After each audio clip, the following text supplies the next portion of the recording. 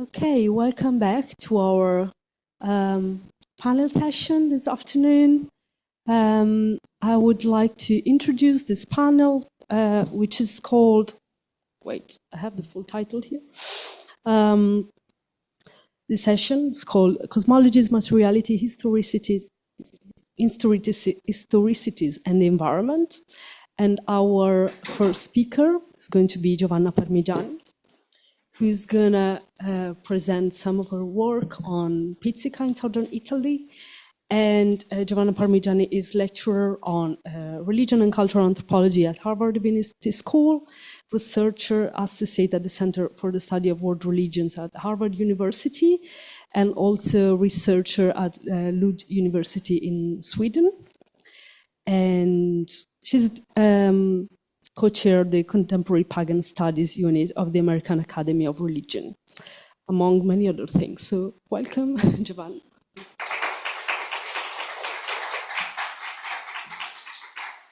Thank you, Giovanna. Thank you all. Thank you online, those of you who joined us. Today I'm going to talk about magic and healing in southern Italy. And it's the first time I do that actually with one of my dearest interlocutors in the room. So I'm so happy to be here with Deborah, who will be joining us and teaching us Pizzica tomorrow. So you'll hear about Pizzica music today and spiritual Pizzica, but those of us that are here have the chance, in person, have the chance to actually try it out tomorrow. So please join us. I walk and sweat. I have been trying to dance Pizzica for a good hour, and I still feel overwhelmed by the sound of tambourines pulsing through my ears, stomach, my legs, and my feet. This is not the Pizzica of stage performances or tourist festivals. It's a practice I'm learning with and through my body. A Pizzica that I listen to with my feet, dance to with my mind, and comprehend in my belly. I feel exposed, emotionally raw. I have never danced before, and now I'm just beginning to grasp the intimacy of dancing, the unexpected vulnerability and communicative power of movement, rhythm, and breath. My mind wanders, floating among memories and worries, my mother's chemotherapy, the eyes of my dying grandmother, my husband and son on the other side of the Atlantic Ocean. As I follow my Pizzica teacher's steady pace through the misty, narrow streets of Otranto, I realize that the only way to navigate this moment is to surrender to it, to stay present, to be here, qui e ora. Months have passed, and I'm walking to the dance school with eyes full of tears. My mother is dying, and I have just come back from caring for her. I ask Viola, my Pizzica teacher, if I can dance to be healed. She nods and embraces me. When the class begins, I lose myself in the rhythm. I cry, I sweat, I move. Images of my mother, of a dream I had of her departure, rise and dissolve with each spin.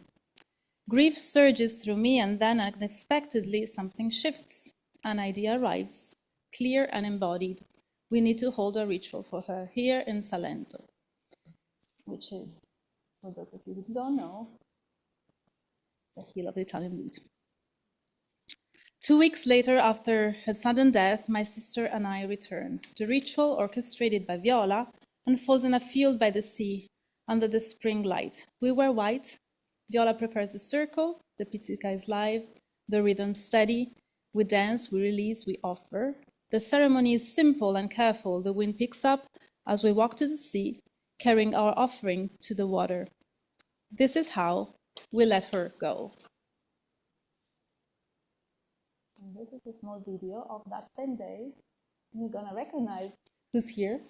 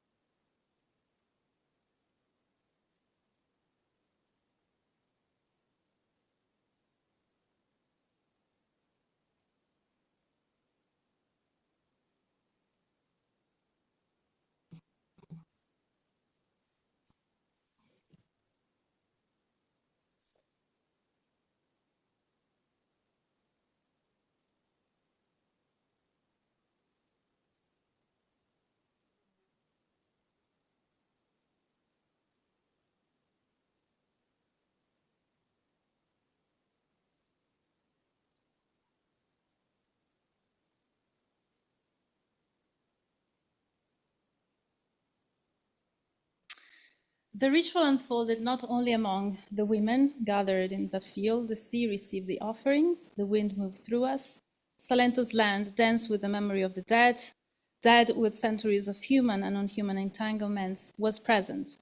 The modern human world was not a backdrop to a mourning, but a participant in it. This, I came to understand over time, is not incidental to healing in this context. It is constitutive of it. Now I will move to Pizzica and Tarantismo. The ritual described here was not an isolated moment of mourning. It emerged within a community of contemporary pagan and alternative holistic spirituality practitioners in Salento. First of all, the sisters of the Cerchio, of the Circle, who approached Pizzica as a spiritual practice. For them, for us, it's not folklore, but a living ritual of healing and presence. Through our movements, teaching, and care, I began to learn how Pizzica could become a way of inhabiting time, emotion, and relation differently. The analysis that follows is grounded in this practice, and the shared rhythms of our dancing. The experience I just described was not merely expressive or symbolic, it was, in the language of my interlocutors, cura, caring, healing. For my interlocutors, dancing Pizzica becomes a form of care and transformation that operates across physical, emotional, spiritual, and temporal dimensions.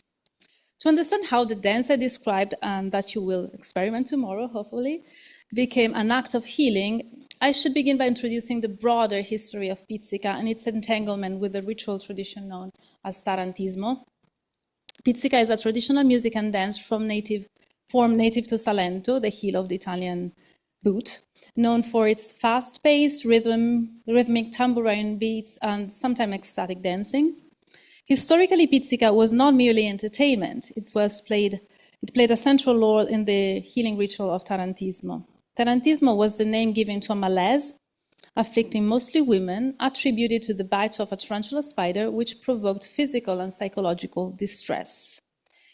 Women and men who became tarantate or tarantati, those believed to be bitten and afflicted by the spider, underwent music-fueled healing rites. Through hours or days of frenzied dancing to Pizzica music, often in domestic settings or at the Chapel of St. Paul in Galatina, the tarantate sought to expel their suffering or achieve a cure.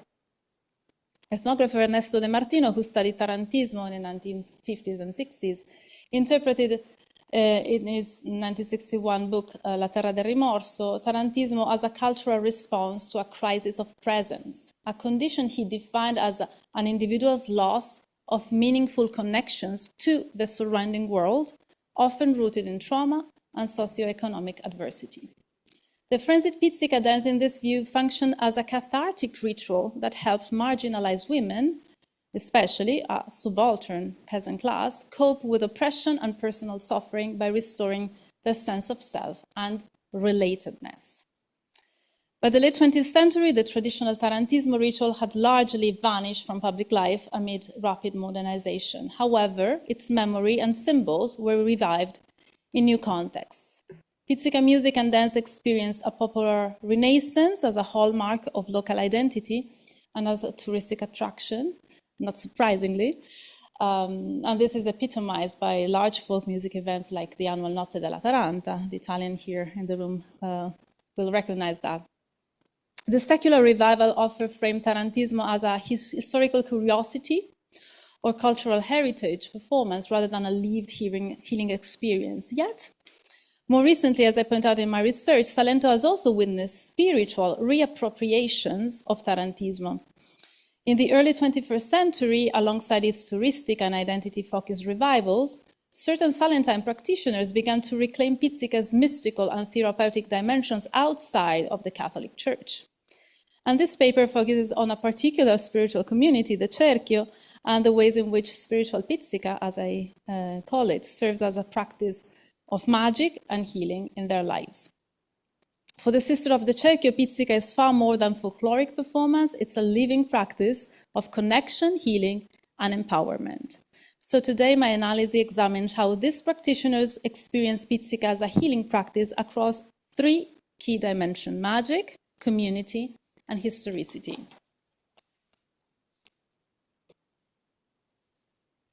The notion of magic remains conceptually and politically fraught within academic discourse. It has long been subjected to epistemological dismissal, often positioned as the irrational counterpart to scientific knowledge, and frequently entangled in the legacy of colonial hierarchies of thought. Despite these connotations, for the women of the Cerchio, magic is neither an illusion nor a residual belief. It constitutes a vital dimension of experience. It's intimately linked to healing, not necessarily in the sense of cure or remedy, but as a way of becoming whole. To conceptualize magic in this context, I draw on anthropologist Susan Greenwood's theory of participatory consciousness that Eileen mentioned this morning. Greenwood approaches magic not as a set of propositions to be proven or disproven, but as a mode of being and knowing grounded in interconnection, intuition, and imaginative perception. Following the lineage of Lucien Levy-Wool's idea of mystical mentality and Stanley Tambaya's work on the performativity of ritual, Greenwood elaborates the notion of magical consciousness as a form of relational, affective, and dialogical experience. This orientation does not rely on symbolic abstraction alone, rather, it is enacted through embodied perceptual and emotional engagement with both human and non-human others.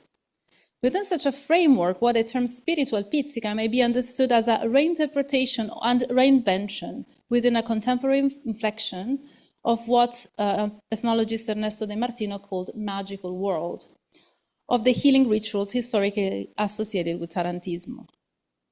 While the institutional structure that once mediated Tarantismo, particularly Catholic liturgical and sacramental frameworks, have largely receded in this context, the dance has been revitalized within contemporary pagan and neo-animist cosmologies, in which magic is accorded epistemic and therapeutic value.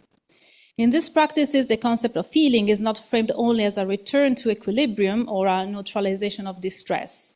It is instead approached as a relational and often protracted process, oriented not particularly toward a solution, but towards presence. The dance facilitates attunement to sensations, memories, and emotional states that cannot easily be verbalized, and work as a way to cultivate and experience the participatory consciousness that Greenwood calls magic. It provides a space in which participants may hold grief, anger, or longing without the imperative to explain or resolve them.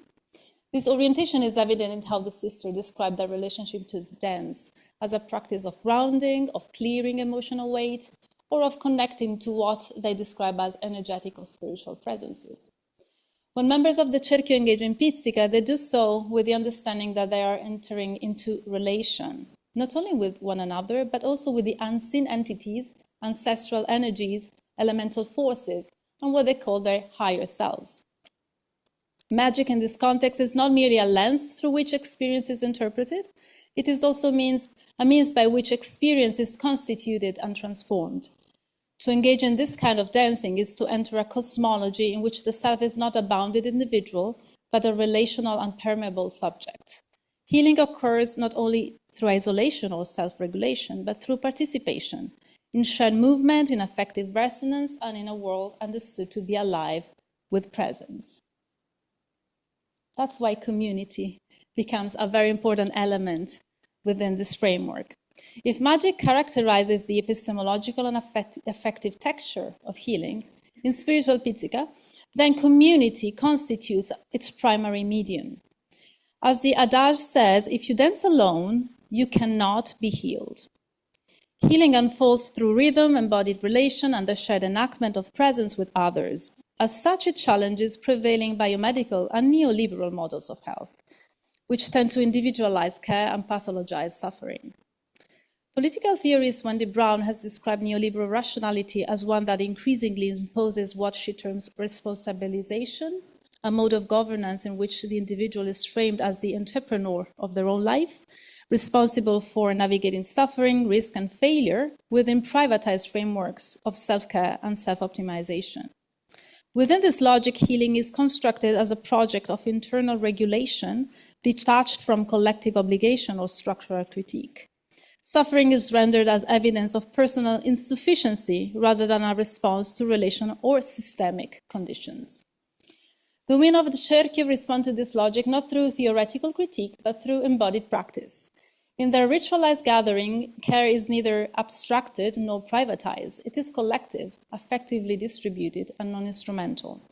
They do not dance in order to fix themselves. Rather, they engage in pizzica as a way of being together in and through emotion, whether grief, joy, confusion, or longing. In doing so, they enact what philosopher Roberto Esposito theorizes as communitas. Communitas, according to Esposito, is not founded on identity or sameness, but on exposure to others. It is constituted practically and etymologically through the munus, a Latin term denoting both duty and gift, a form of shared obligation that binds individuals in reciprocal relations. Communitas, in this sense, entails vulnerability rather than self-sufficiency. It is not a convergence of autonomous subjects, but a condition of co-presence premised on shared incompletion.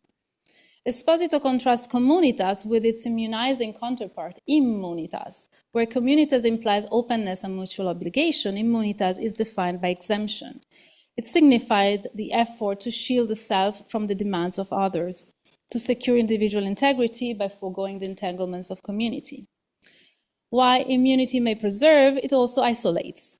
It protects through negation by extracting the individual from the very relation that make communal life possible.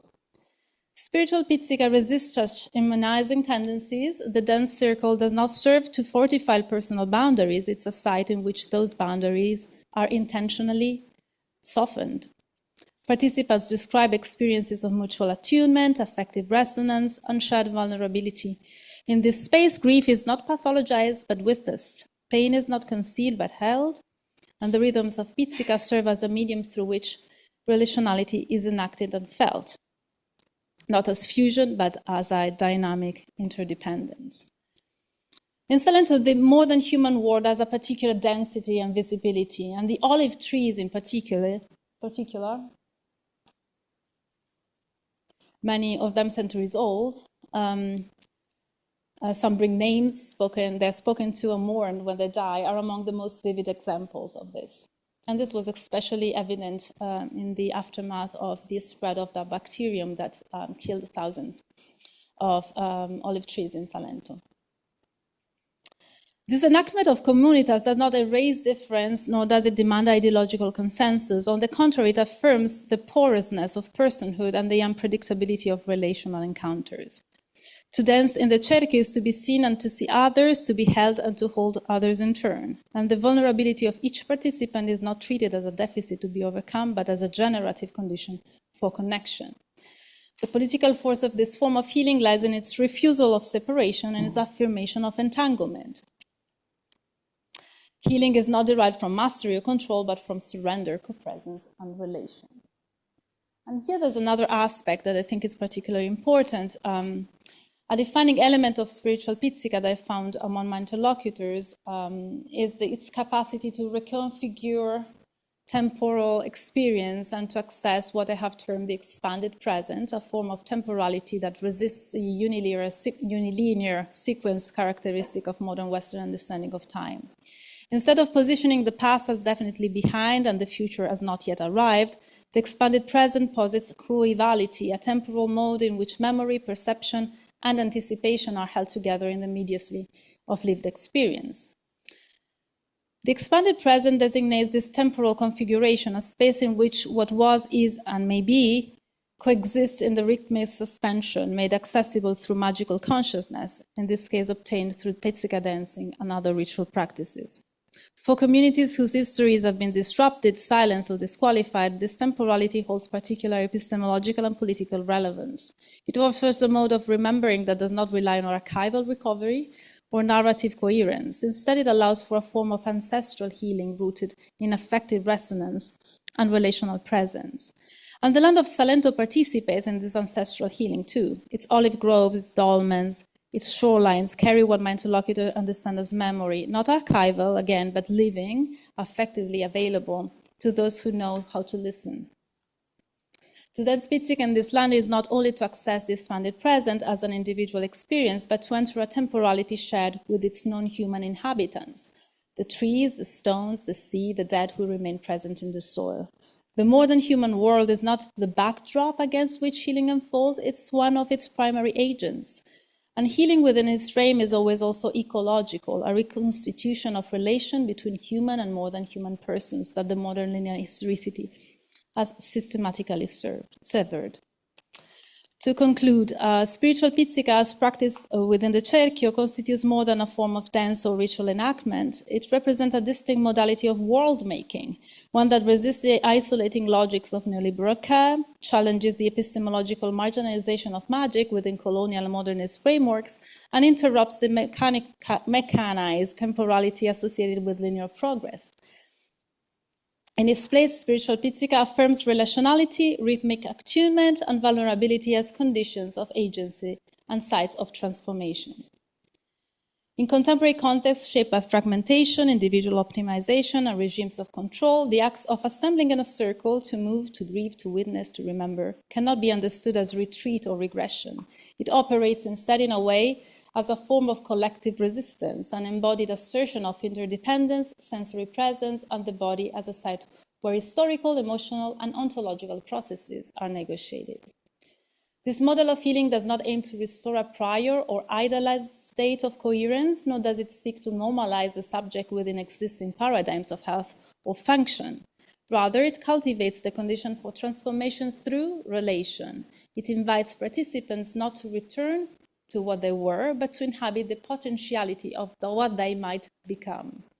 The modern human presences that populate Salento, its ancient olive trees, its seas, its ancestors, are not decorative elements of this healing, but its active conditions. They constitute the relational web within which the expanded present becomes available and within which suffering can be metabolized and transformation becomes possible.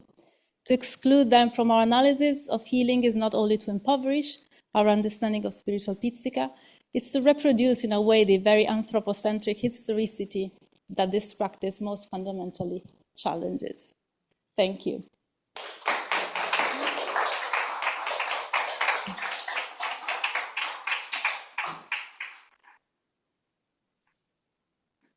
Thank you very much, Giovanna. I suggest, if you all agree, since we are almost quite contained group, that we keep with all the presentations and we leave the discussion and comments and questions at the end. I think it will flow better this way. So I will invite, yeah,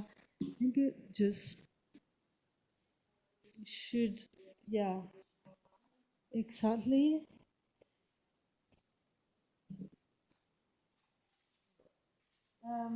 I can invite, yeah, could you help me? Which one is yours, Emily? Oh, Pierini, yes. Trans-historical. So the next presentation will be by Emily Pierini, Professor of Anthropology, Associate Professor of Anthropology at University of Sapienza and co-founder of the Yale Network. And her work is called Transhistorical Selves in Times of Crisis, Spiritual Historicities and Healing in the Vallée d'Aumagne-Sire.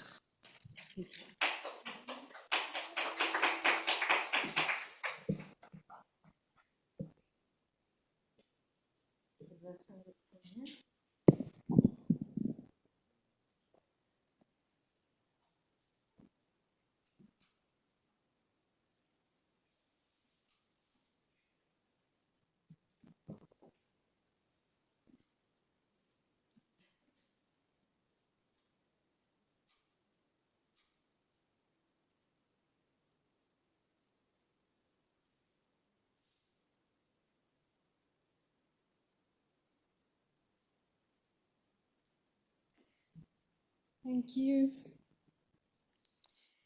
So this paper is based upon my previous Marie Curie project that explore, thank you, therapeutic mediumistic trance in the Brazilian spiritualist Christian order Vale do Amanhecer, that is the Valley of the Dawn.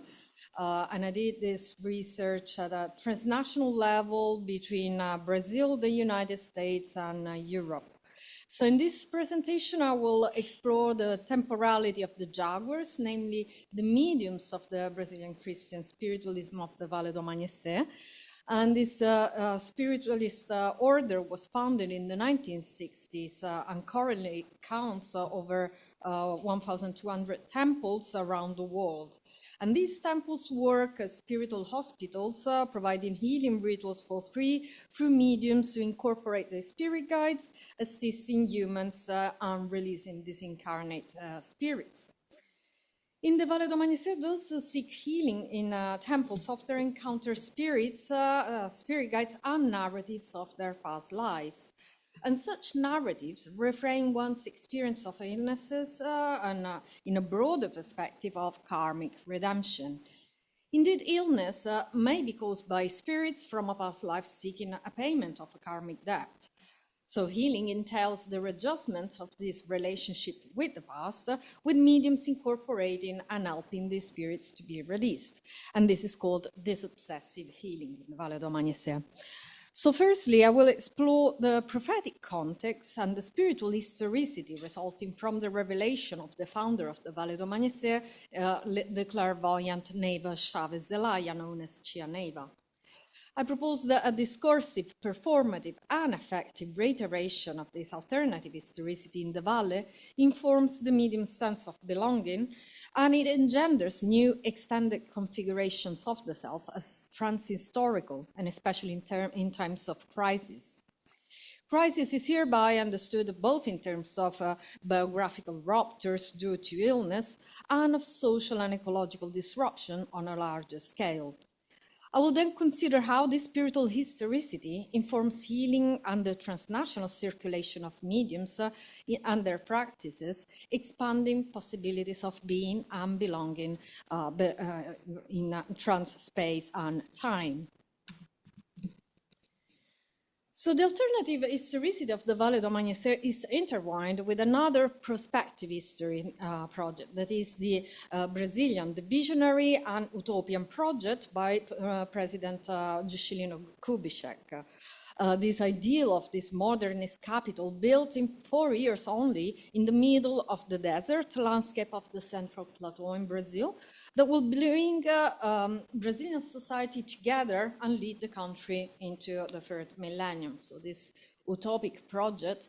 And Brasilia, it's a very peculiar city in terms of arriving there and finding this kind of artificial kind of buildings in the middle of this plateau with this red ground, and the sky is this intense blue with the dense clouds that travel very low on this red ground. So there is this kind of perception, this sense of in-betweenness that then is somehow, I found the same sense of in-betweenness in the Valle d'Omagnese when you enter the temple, and all this sensory input of incense, colors, of voices, and all the people moving around with their garments, and the sense of being on a kind of ship sailing between the walls.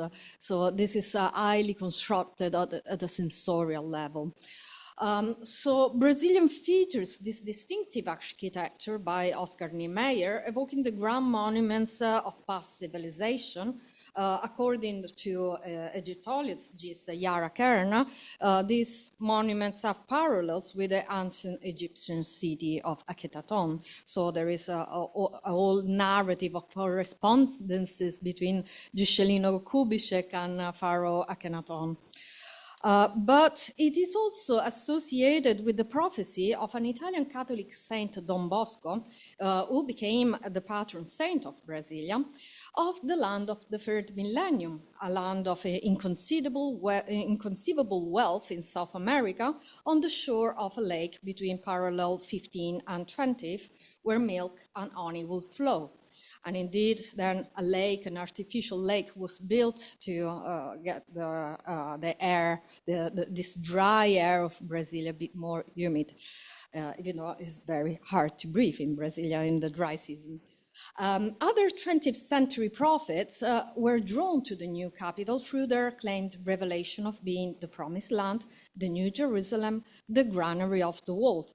And they founded their spiritual communities there. So besides Chia Neva, who founded the Valle d'Omagnese, Also, Mestre Yokanam, who founded the Cidade Eclética, he claimed that he was a pilot in the Brazilian military, and he had a plane crash in the territory of Brazilian, and then he claimed that he saw an angel telling him that the new civilization, the new Jerusalem, would be in that particular site. And year after they built Brasilia, he brought his community, spiritual community, in the outskirts of Brasilia and founded the Cidade Eclética. Or Henri Cristo, who's a very mediatic character in Brazil, who claimed to be the reincarnation of Jesus, and he founded SUSTA, the Suprema Ordem Universal, the Supreme Universal Order in near Brasilia. So these narratives that link the creation of the new capital both to millenarianism and the ancient past resulted in Brasilia having the highest concentration of esotericism in Brazil, according to the national census of 2010. So it became widely known as the capital of esotericism and mysticism. Hence, Brasilia and the Valle do Amanhecer share a parallel development along with millenarian discourses and this idea of all-inclusiveness. Among the many workers who flocked to the Central Plateau at the end of the 1950s to join this massive enterprise of building the new capital in 4 years, there was Neiva Chaves Zelaya, the first woman in Brazil with a truck driver license. And while working in the construction of Brasilia, Neiva spontaneously began to experience phenomena of dialogue exchanges with spirit guides and what she describes as conscious dislocation to the spirit worlds that led her to develop the Valle do Amanhecer, which is now a spiritualist town inhabited mostly by mediums. And this town is situated approximately 40 kilometers away from the center of Brasilia, where the first foundational stone of the new capital was set at the beginning of the 20th century. So through her mediumistic experience, she revealed a thread weaving together the past lives of the mediums of the Valley as a spirit group called the Jaguars. And this thread is best understood in terms of the process of reincarnation and the concept of karma, the cumulative heritage of their previous lives. The spiritual historicity presents some consecutive incarnation of spirit civilization on the planet Earth, and Earth is therefore presented as a school of atonement with spirit incarnate to learn lessons through life challenges in order to reach a stage of moral evolution that will enable them to return to their home. Anon will be planet Capella, from which 32,000 years ago, groups of spirits began to reincarnate on Earth. Firstly, the Equitumans incarnated as people with a sun-centered cosmology who came to shape the natural environment, and whose remains, according to Geneva, are hidden in the depth of Lake Titicaca. Secondly, the Tumushis were scientists with the mission of building megalithic monuments used to attract extraplanetary energy in different geographical points, such as the Eastern Island and Egypt. Then the Jaguars became incarnated to organize the social forces, forming people and nations such as the Syrians, Persians, Phoenicians, Dorians, Egyptians, Greeks, Romans, Aztec, Incas, and Mayans, and Romans in Eastern Europe, and then incarnated during the French Revolution and in colonial Brazil. And throughout their incarnation, they were accumulating karmic debts in their position of leadership in various, political dimension, in the arts and sciences, and so forth. So Geneva's revelatory narrative initially grounds the global thread of the doctrine of the Amanhecer, and then it locates the Valley's roots geographically in Brazil, addressing the rise of Brazilian mediumistic practices in colonial times. As a foundational narrative, it clearly defines the position of both spirits and mediums working in the Valley, whose paths cross intermittently across centuries as members of the same spirit group. So spirit guides in particular stand out as the main characters in a succession of incarnation, such as the Pretos Velhos, the spirit of enslaved Africans in colonial Brazil, who had also been Romans. And the main spirit guide, Paiseta Branca, Father White Arrow, who had incarnated as Tumushi, as Jaguar, as Tutankhamun, as Saint Francis of Assisi, and finally as an Amerindian cacique, a cacique Tumpinamba. Other reference found in the literature mention reincarnation as Tupac Amaru and as Master Kutumi, known in Theosophy as Madame Blavatsky's teacher. And through this emblematic figure of Paiseta Branca, the Amerindian, the Egyptian, the Catholic elements are articulated together by the principle of reincarnation. So in the Valley spiritual historicity, reincarnation is the principle through which different religious elements, as much as individual experiences and the sense of self, appear to be articulated. Indeed, when this narrative becomes part of the collective imagery, it turns into memory, consolidating a sense of both individual and collective identity of the Jaguars, providing them with a sense of self, which is trans-historical, a sense of belonging to a spiritual ethnicity, namely the Jaguars. Mediums in the Valley therefore understand the purpose of their current incarnation as being the redemption of their karmic debt from their past life through the use of mediumship to help others. Theirs is a spiritual mission of assisting humans in releasing discarnate spirits in times of crisis and change. Indeed, Cheneva's prophecy from the 1970s entailed that Brazil will become the granary of the world after a transitional time of crisis, featuring conflicts, unusual climate events involving snow, flooding, geological erosion, scientific discoveries of ancient civilization, flying devices across the sky. Catastrophes are intended at a spiritual level as a process of cleansing, preparing the earth plane for a launch of a new civilization, a time she called the dawn of a new era. The messages of Paiseta Branca of those years are indeed scattered with millenarian warnings and hopes for renewal, with striking parallels with the Tupi-Guarani myth of the Terra Sem Males, the land without evil. Brazil features more than sporadic, isolated, exceptional instances of millenarian communities. Brazilian millenarian discourses and practices are depicted in constantly in flux across movement from the Portuguese legacy throughout colonialism, rural resistance, and folk Catholicism, and thus embedded in the Brazilian history, popular culture, and religiosity, according to Pessa. Considering the character of resistance or rupture with mainstream society that some movements have incarnated, James also depicted the messianic and millenarian religions in the backland of Brazil as violently destroyed by the dominant order after engaging in conflicts and disputes over lands, for instance. However, according to Alston, the Vale do Amanhecer represents an exceptional case, for it hardly calls for political mobilization or resistance. Differently from other millenarian groups, it does not involve form of escapism, sectarianism, or isolation from the rest of society, and its rituals are public and inclusive and accommodate difference through spiritual healing. Alston remarks that also Brazilia's modernist plan is grounded in millenarian ideas.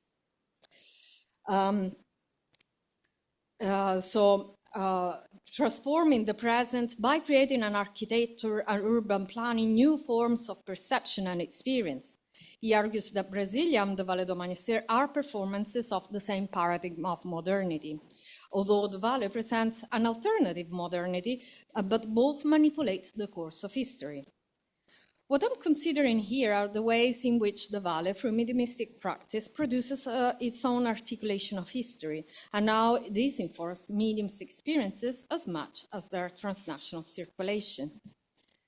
Looking at the individual experiences, the medium's sense of belonging is particularly reinforced when working in healing rituals with a specific group called the phalanx, since each of the 21 phalanges represents the forces from different past incarnations and adds its own narrative, may it be the Greeks, the Mayans, the Franciscans, the Gypsies, the Magis, the Samaritans, among others. As a medium wears the ritual garments of the phalange, he or she is not just representing a specific ritual function, he or she is clothing and embodying the forces from their past lives. A medium may choose to enter into a phalanx by affinity or because they were revealed by spirits of having had an incarnation represented by a phalanx.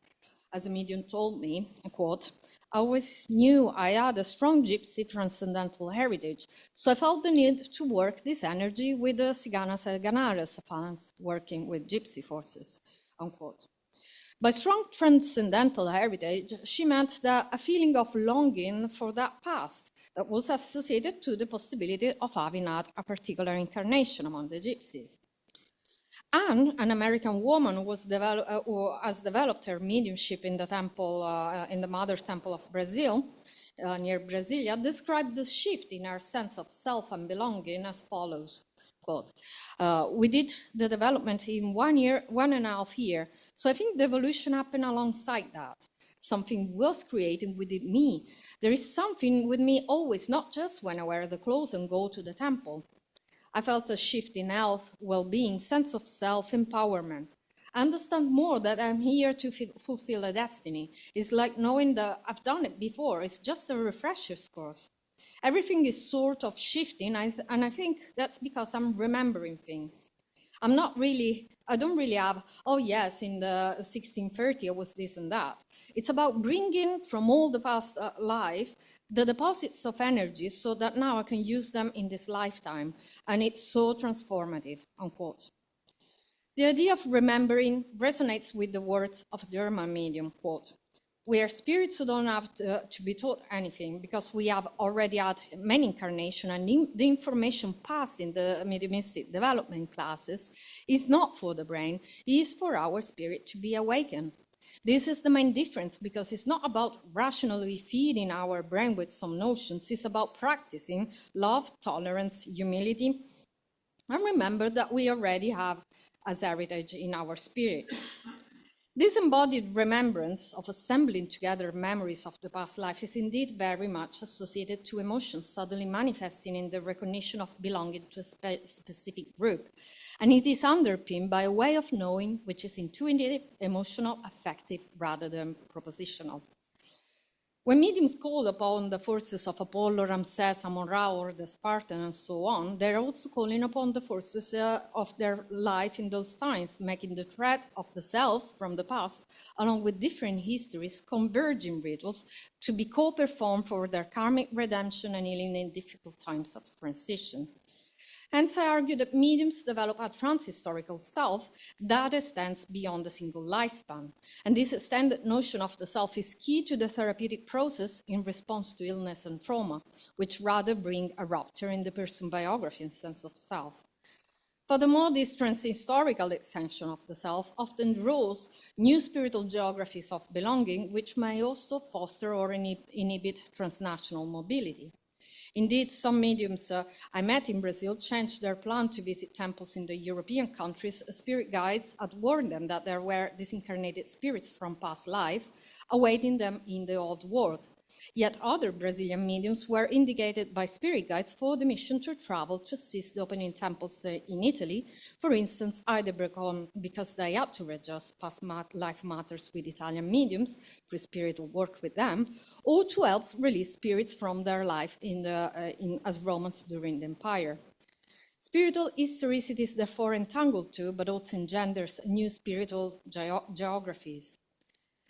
Even here in the United States, the Temple of the Valle do Amanhecer in Newark is a peculiar case, as it was open in a 4-floor building that also hosts an evangelical church and a spiritist center that offers meeting passes and spiritual surgeries.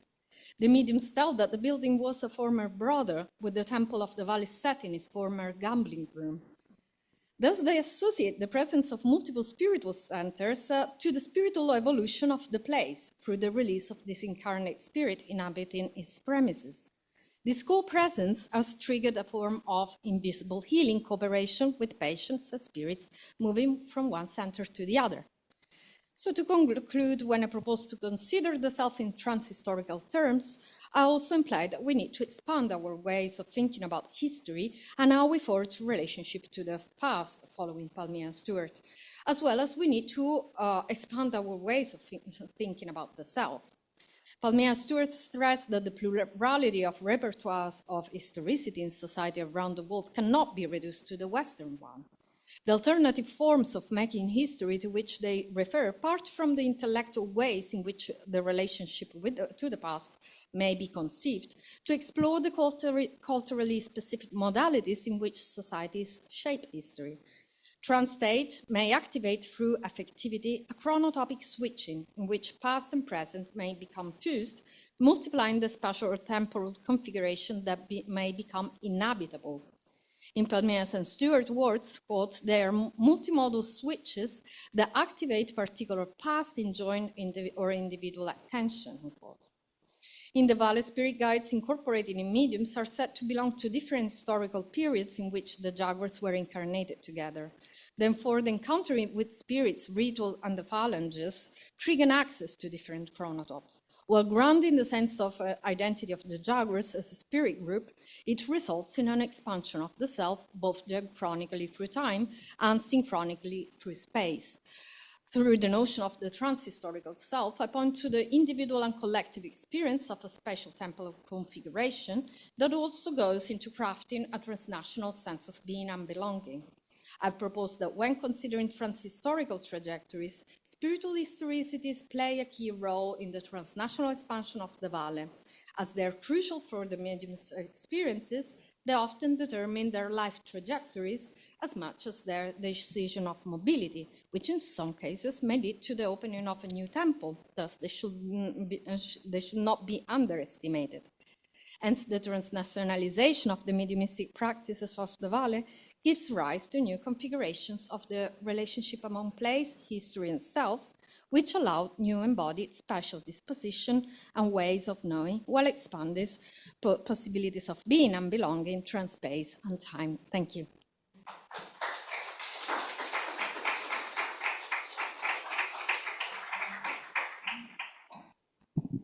Thank you very much, Emily. I would also need some help here with the presentation, with the next presentation. Thank you very much, Abu. So the next presentation will be by Fadeke Castor, who is assistant professor of religion and Africana studies at Northeastern University, and also a Black feminist, ethnographer, and African diaspora studies scholar, and a Yoruba Ifa initiate, among many other things. So welcome, Fadeke. Looking forward to your paper titled Ancestral Temporalities, Spirit and the Healing of Collective Care.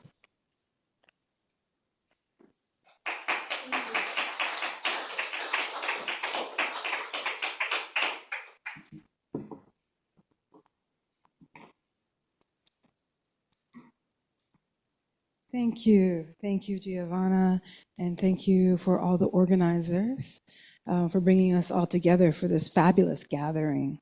I'm so excited to be here, and just to give a quick time check, I have 20 minutes-ish. Oh, let me get the paper. I'm just going to talk off the top of my head, but let me read the paper. So 20 minutes? Aha. All right. So I've changed my title a little, Ancestral Temporalities, Spirit and Collective Care in the Meantime.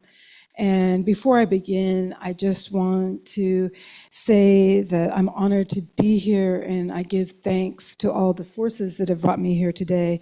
And I give thanks to my ancestors, to my Egbe, and to my elders. And specifically, I give thanks to two elders that I work closely with who have passed. And I want to say Ibashe, to Baba Erin Falami, who you will see later in the talk, and to Iya Shangowumi. And it's because of them that I am able to be here today with you all. What does it mean to reach back and offer healing and solace to those many people who died far from their homes on the African continent and without access to their ancestral rights?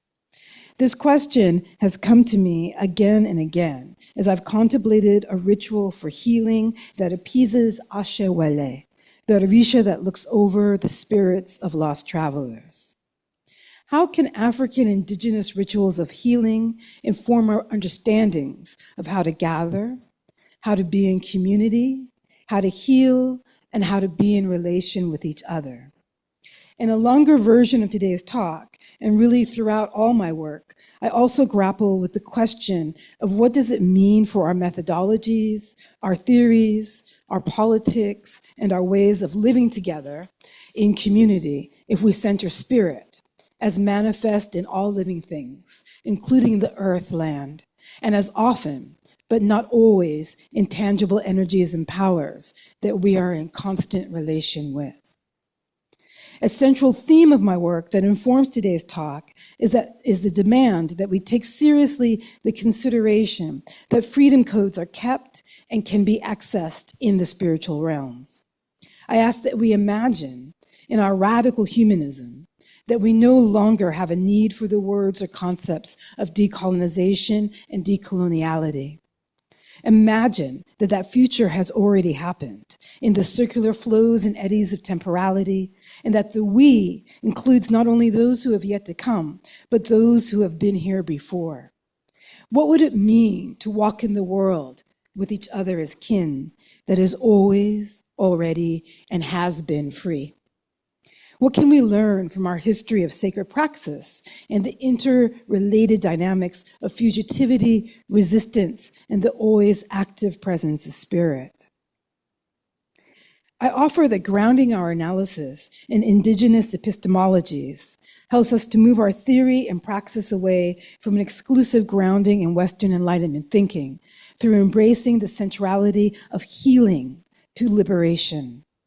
This shift entails an alignment with Black feminist principles, African indigenous and other indigenous ways of beings or ontologies, recognizing that there are multiplicities and not a singular way, and how we organize our world into categories of knowledge or epistemologies.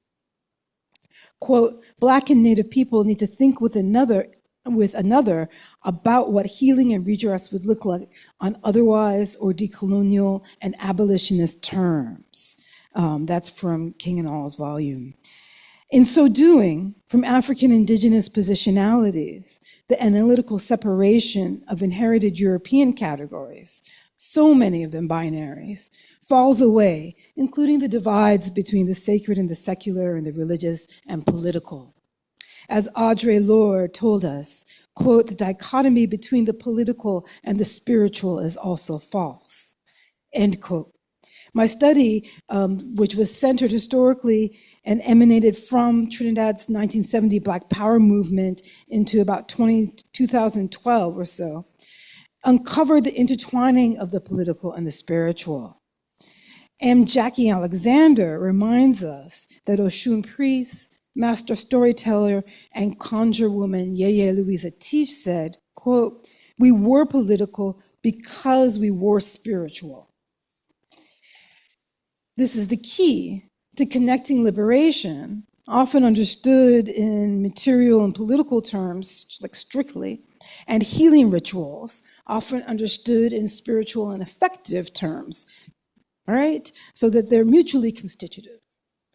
My contention is that engaging in healing rituals that connect those who have gone before with those who are yet to come, while in relation with the land, is a political act of spiritual praxis that moves us towards liberation.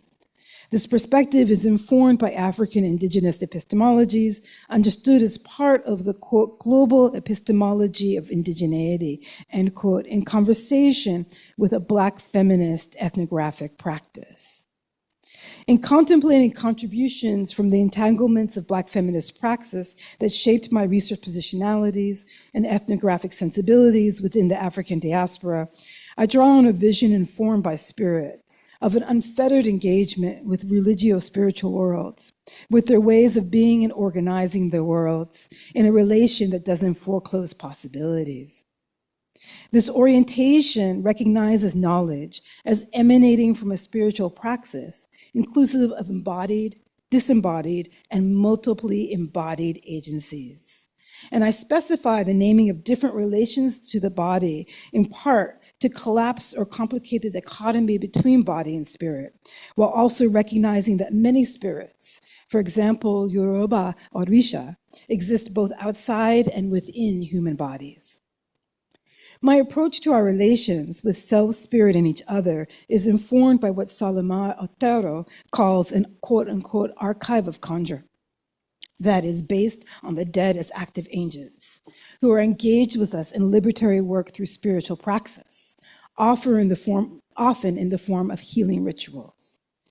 We are reminded at this turn by the ancestral spirit Kitsimba in M. Jackie Alexander's Pedagogies of Crossing that, quote, healing work is the antidote to oppression, end quote.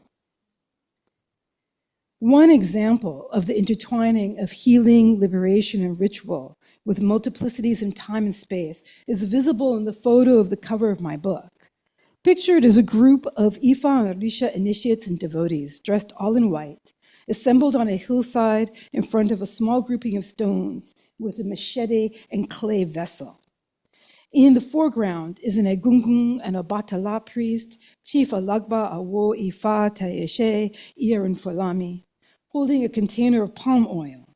And with many thanks to scholars and feminist organizers Diana Fox and Pingyang Ado, I want to give them thanks for calling my attention to palm oil as an important global commodity whose history is deeply imbricated in the very extractive forces of capitalist ecological destruction, reminding us that, as Ado remarked, libertary practices cannot be disentangled from oppressive means of the state and global capitalism. Right? I'm happy to talk about that more in the discussion that follows. I took this photo in 2015 at an Ifa conference and ritual at Ileko Shango Oshun Ati Malosha, up in the hills of Santa Cruz Valley, off of Trinidad's busy urban east-west corridor. There, in a wooded sacred grove of winding paths, outside shrines, scriptures, sculptures, and roofed gathering spaces. On a brief visit, I was able to witness and participate in the establishment of Trinidad's second Ashewele shrine. Keep that in mind as we're going to talk about the establishment of the first for most of this talk, but we'll come back to this at the end.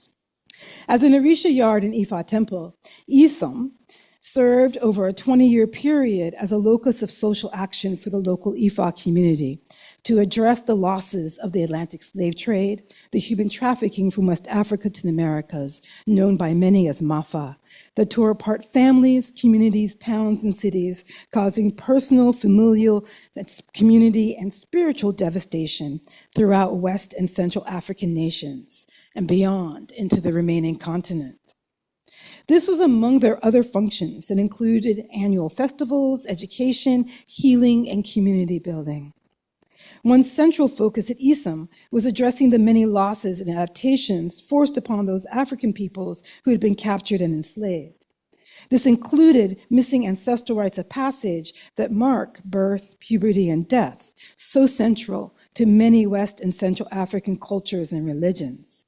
Considering, quote, that the 20 million people who died during the enslavement period, end quote, my spiritual elder in Ifa, Oloye Solagbade Popola, wrote in a Nigerian Ifa magazine, with the rights not done for them, how could anyone expect peace and progress in its real sense on both sides of the Atlantic? The Ashewele shrines established in Trinidad are one answer to address this great need for healing and elevation in spirits. In 2010, Isom established their first Ashewele shrine in Trinidad to answer this great need for the healing and elevation of spirits.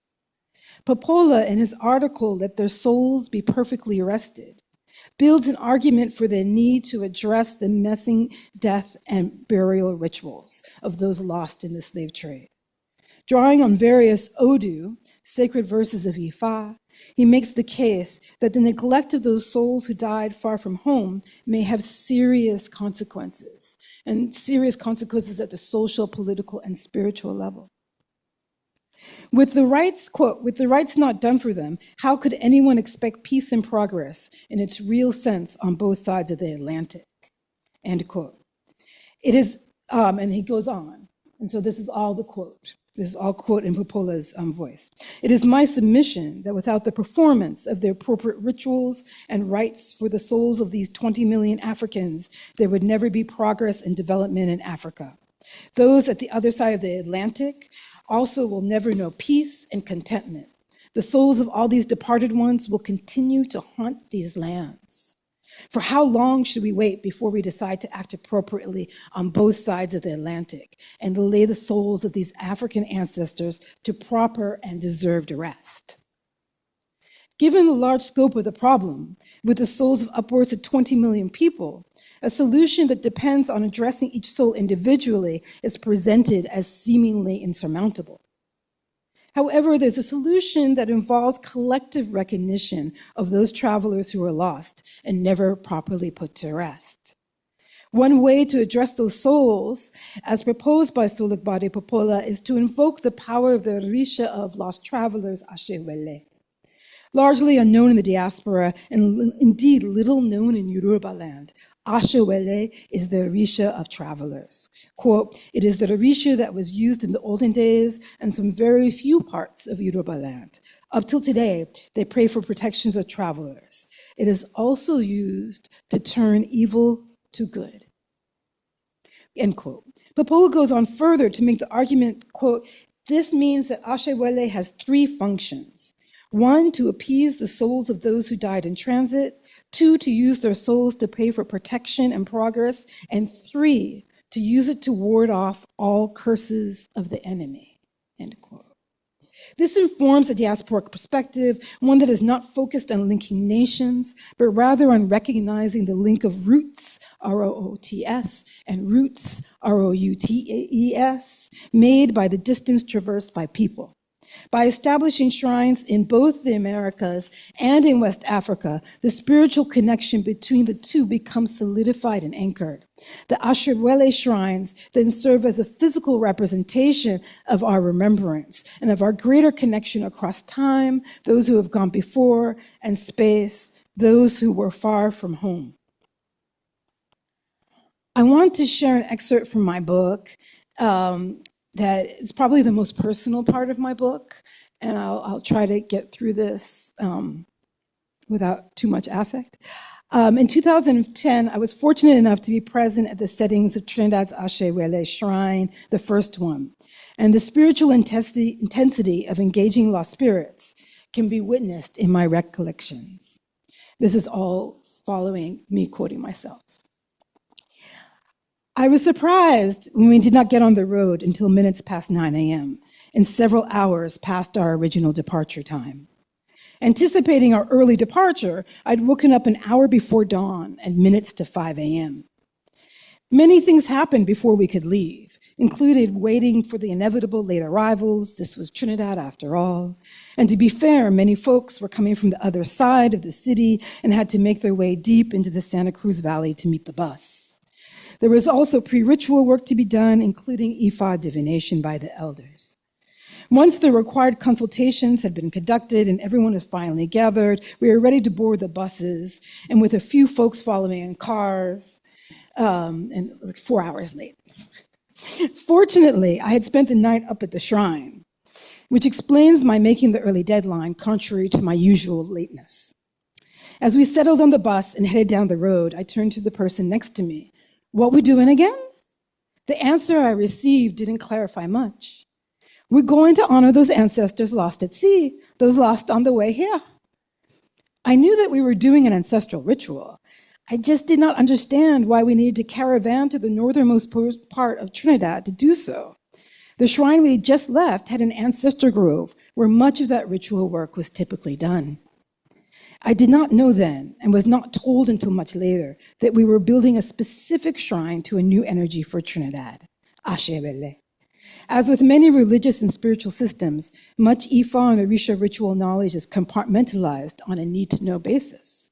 As I was then not an elder and responsible for conducting or directly supporting the ritual, there was little need for me to know. And I should add, despite my access as a researcher, that was not taken into consideration. Also, to be fair and provide a fuller picture, my subsequent initiation to Ifa was imminent. The start moment was up in the air at that moment and could have been the next hour or the next week. Again, that was a need to know, and apparently I did not need to know. As such, my own status was liminal, putting me even further out of the loop. This liminality also obscured my status as a researcher, which the people I had known for several years would routinely overlook.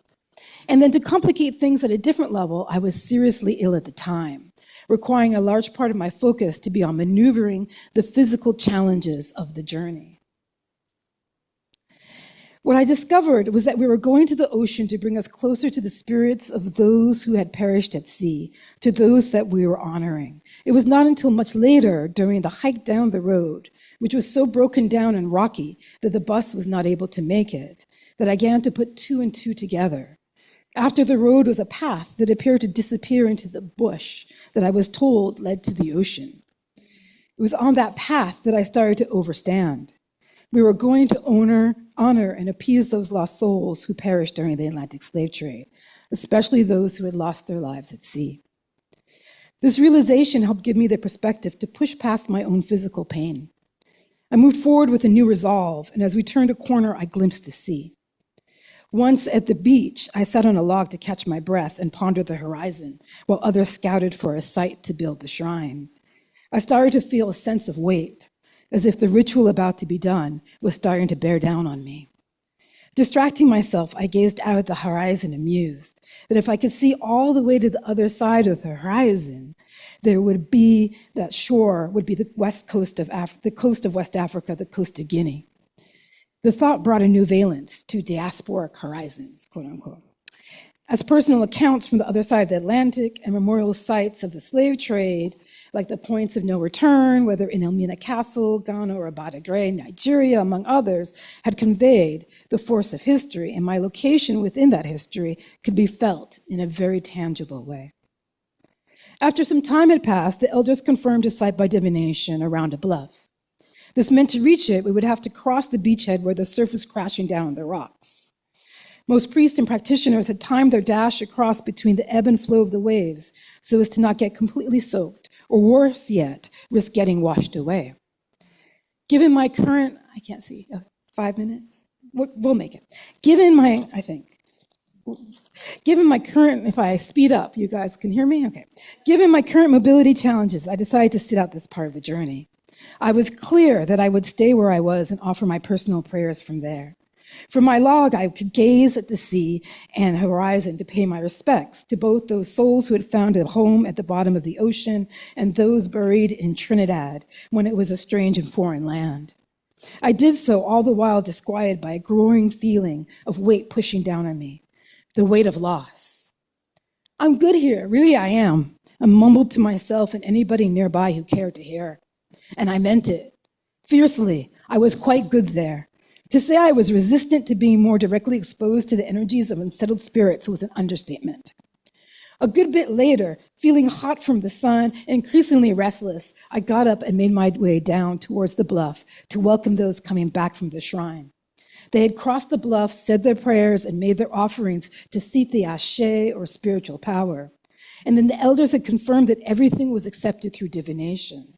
All of this had been done during the time I had waited there, sitting on the log. I felt good on my side and was happy to stand with the few others who hadn't made the journey.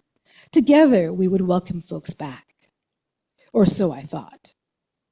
I began to feel the weight intensify into a physical pressure pushing down on me, moving me. I had to go across the beachhead, past the waves, crashing on the boulders to I don't know where. I found myself making my way across the beach in rocks where I had said that I wouldn't go, pushed to overcome my fear of getting wet or worse, slipping on the rocks.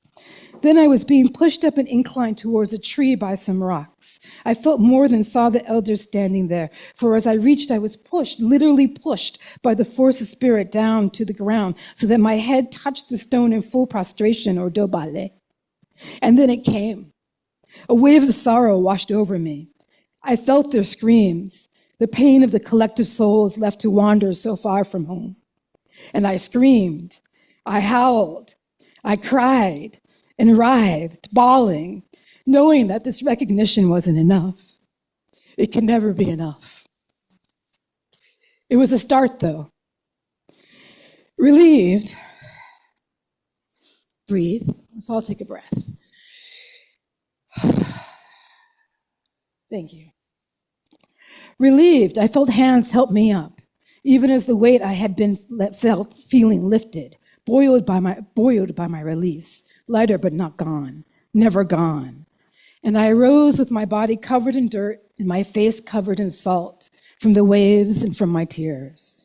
I knew then that we had made an important step in honoring those spirits who had felt forgotten and whose souls had never been put to rest.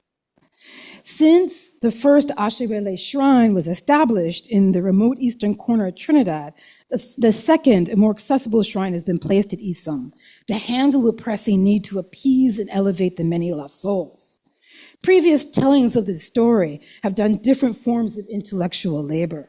In my book, the stories serve to illustrate the responsibility of spiritual citizenship that spans generations and temporalities, both forward and back, and inclusive of collectivities, including human, more than human, and other than human, as an exemplar of spiritual citizenship.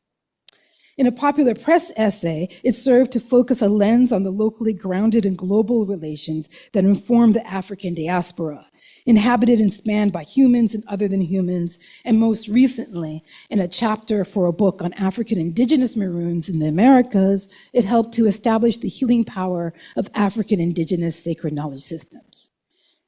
And today, here, in conclusion, in this moment, I offer this story as a glimpse into the power of ancestral temporalities and their connection to collective care and healing.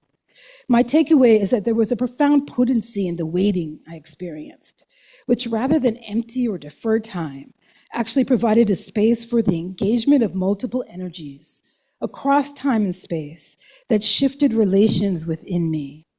That is, shifted my sense of self and its relationship to my body, both kind of in quotes, to make possible my movement across not only the space of the beachhead, but across the time of, quote, here and now, to there and then. I have more questions than answers, more musings than conclusions. I've written elsewhere about multiple subjectivities, discussed in a wonderful conversation with the amazing Giovanna Parmigiani, and this encounter was another experience, another instance that exemplified this. My Ori, or divine inner head, together with my Egbe Orun, spiritual comrades from the celestial realms that I had yet to know about or be aware of at that time, I believe were pivotal in the shift that enabled me to not only physically move in ways that I thought were beyond me, but spiritually move in a way that we encountered the collective of lost travelers, supported by the collective and elders and devotees whose offerings and energies uplifted us all. My thinking has been informed in the undercurrents that are only starting to emerge with various concepts, including, quote, in the meantime, end quote, as formulated by Mascalier and Durham, where, quote, waiting is not just a gap, but also a critical path to the unfolding of possible futures, end quote. Here tarried with, quote, in the wake, as formulated by Sharp, whose critically important intervention explores the different dimensions of being Black while living in, quote, the wake of the unfinished project of emancipation, end quote. Among the many registers of meaning that Sharp offers, centrally relevant here is, quote, wake, grief, celebration, memory, and those among the living who through ritual mourn their passing and celebrate their life, in particular, the watching of relatives and friends besides the body of the dead person from death to burial, and the drinking, feasting, and other observations incidental to this, end quote. Together with the world of many worlds, in theories of the pluriverse, guided by the intelligence of sacred African indigenous knowledge systems, my time waiting on the log, staring at the Atlantic horizon and a far distant, imagined Guinea, a portal was conjured through which I fell, only to emerge then and now, over and over, more than. Thank you.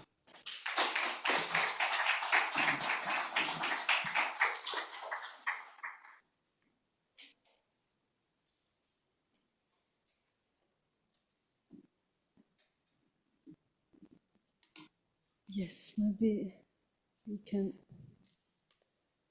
Thank you.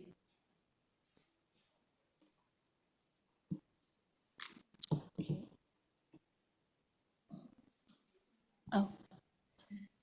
Thank you very much, Fadeke.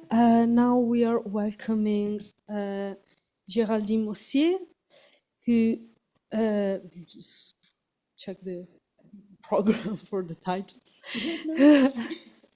It's the title.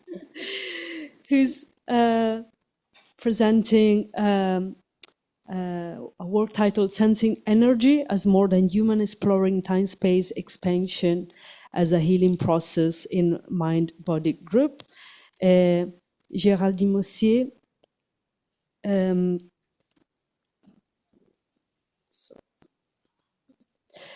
is an anthropologist and full professor at the Institute of Religious Studies and the Department of Anthropology at the University of Montreal.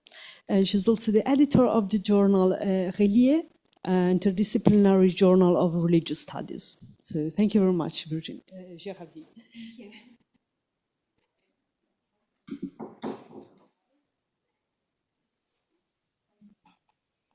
So, thank you very much. What a challenge and a privilege to present my modest communication after those 3 wonderful papers. I would like first to thank the Hill Network team for organizing this wonderful symposium, as well as the Yale Institute for Sacred Music for hosting so generously this event. So, the pandemic accelerated the digitalization of religious practice, compelling many groups to relocate their rituals to online spaces and thereby reshaping their engagements with space and time. In the holistic spiritual field where I have conducted ethnographic fieldwork over the past 5 years, practitioners often describe this shift as largely inconsequential to their routines. Many were already conducting their practices online, all the while contesting dominant conceptions of linear time and bounded space.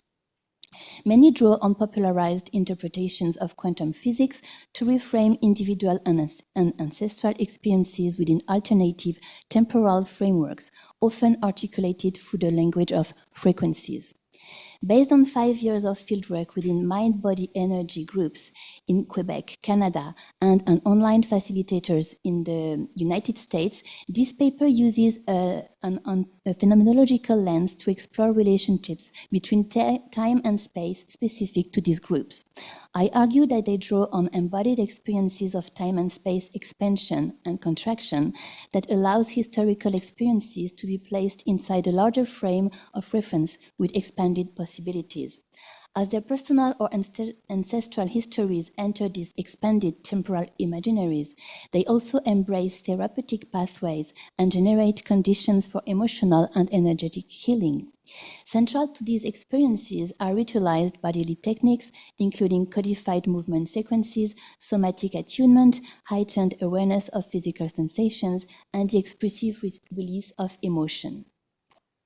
I have conducted fieldwork in Montreal, Quebec, within 2 distinct communities whom I have extensively observed since 2021.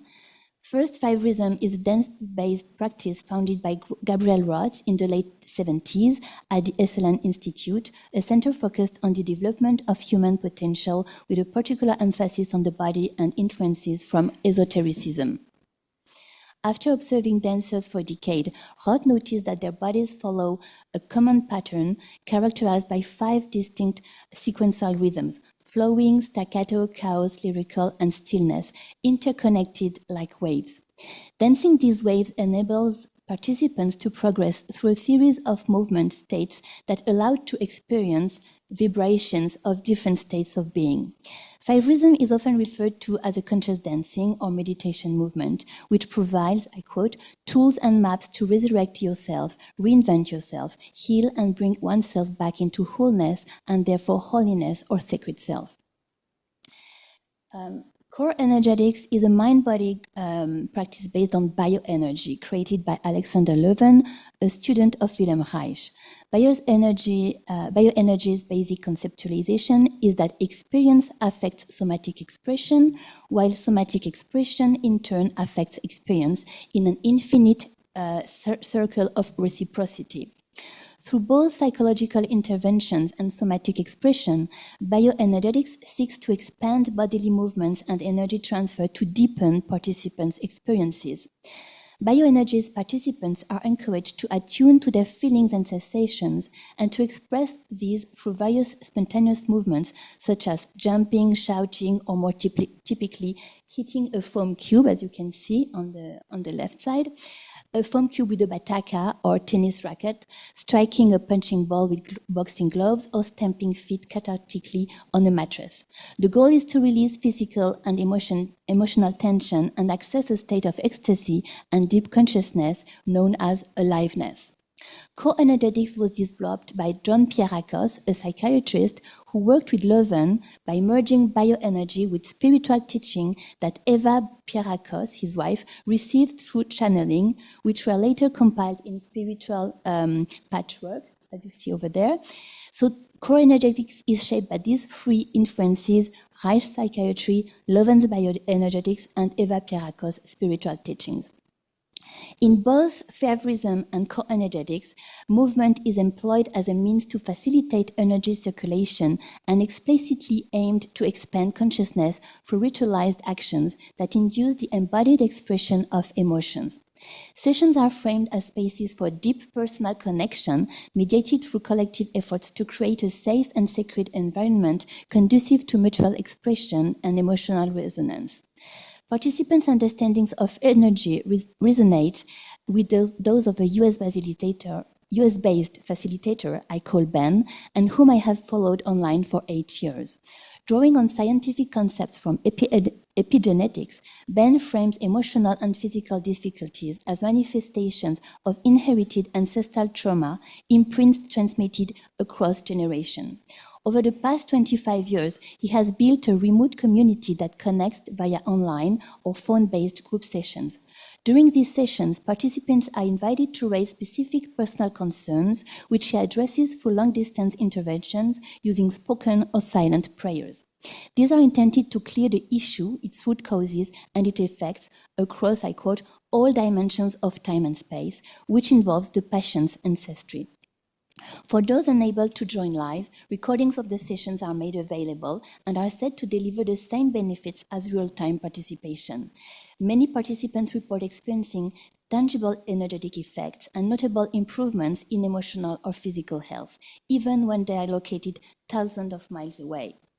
So in this paper, I want to draw on the concept of space-time framework that I borrow from Gale and Moon. So British anthropologist Alfred Gale offers a useful framework that conceptualizes the notion of time-space that informs humans' way of acting within the world. Gale emphasizes that to navigate temporality, humans generate symbolic time maps, which, although not only partially aligned with the passage of real time, mediate and structure individual experiences.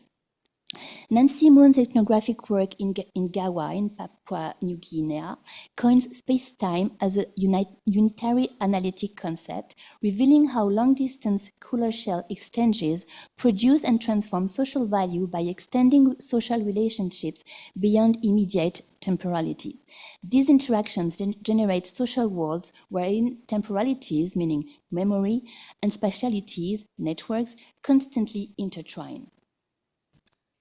So, notes from fieldwork. August 2024. Around 20 persons are gathered in this 5 Rhythms retreat that is taking place in the countryside 100 kilometers away from the city of Montreal. For 5 days, they will be taken, fed, housed, and taken care of in this large and cozy building located at the top of a hill from where they could see the whole Green Valley leaned against a hardwood forest where they could hear the coyotes at night and wander to communicate with the old trees, some of which are given names. Like most residential retreats, this one is designed as a living, safe space, extracted from the ordinary life and built around a consensual sense of time, like some participants confide once in a while. Time is flying, or I feel one day of this workshop is as one whole week. Today is the last day. Sitting in a circle as they like to commune after each wave of dance, people share and prepare to go back in their everyday life. One of them declares, I would adore to pursue right away with another workshop. To which the facilitator answers with a knowing smile, let's build a portal and jump into it so that we already are in the next workshop. So ritual spaces of core energetics and 5 rhythm are configured to facilitate embodied experiences of temporal expansion and contraction. The arrangement and decoration of 5 rhythm and core energetic spaces are designed to map participants' activities and immerse them in various time zones and with specific objects that supposedly canalize and increase energy, like orchids. Special stones may be located in the 4 corners of the room in order to raise the frequency. At 5 rhythm retreats, part of the dance floor is settled with an energetic station. So you can see energetic station here with mirrors or references to nature, flowers, stones, shells, branch, water, each of them being related to one of the 5 rhythms. Dancers sometimes go there for inspiration. They may leave an object with intentions or to raise their vibration. The facilitator also says she centers on this station to conduct the session. Some spaces are deemed to have more power than others, as was the case in a retreat that took place over a natural crystal source. Denise, who conducts core energetics activities, also used a large room in her basement with cushions, indirect lights, many different objects to process emotions. She pays very good attention to clean energies of the room with herbal essences. One day, when I entered the room to conduct observation, I started to feel my body tingle and my belly gurgle. As I mentioned this to Denise, she replied, "It's the walls. There are 19 years of practice in this room. It certainly creates an egregore." The word egregore is borrowed from esotericism. It refers to a group spirit that emerged from the aggregate of desires and intentions of different people bound together in pursuit of a shared goal. Egregores supposedly have the power to reverberate and extend intentions into actions. These spaces typically allow to go back to previous life events and address them, sometimes with the active presence of non-humans who co-constitute time-space reference. The same can be said about Ben, who works online with no material space. He very often asks his scholar to visualize their life as a timeline with a special point for present time. They are then invited to jump from one location of time to another, to explore their past, or to sow seeds into the future. Yet, for most of the facilitators, past and future do not exist, meaning that only present time is real. In 5 rhythm practice, each map wave choreographically mirrors the sequential unfolding of human experiences as a cyclical flow of life. This structured progression of rhythms guides practitioners through embodied expressions of diverse life stages and affective states, allowing them to manifest these experiences through movement as they transition across a series of rhythms. These linear conceptions of time can also combine with quantic loops.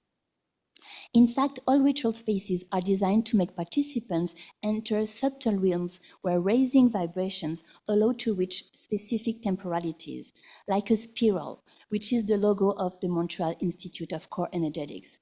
Participants connect to past and present experiences and debunk them. slowly removing layers to get back to what is referred to as the original state of pure consciousness. In this view, navigating through time-space involves meeting different versions of the self and gradually transcending the fragmented self, eventually reaching back to the center of the existential experience and the space of what is called a unitary consciousness. In his thoughts over human beings' activities and the landscape, the anthropologist Tim Ingold builds on Heidegger's notion of dwelling to argue that people do not act upon the landscape from outside, they actually live and move within it, shaping and being shaped by it. In short, human beings are immersed into an environment that is also constituting itself.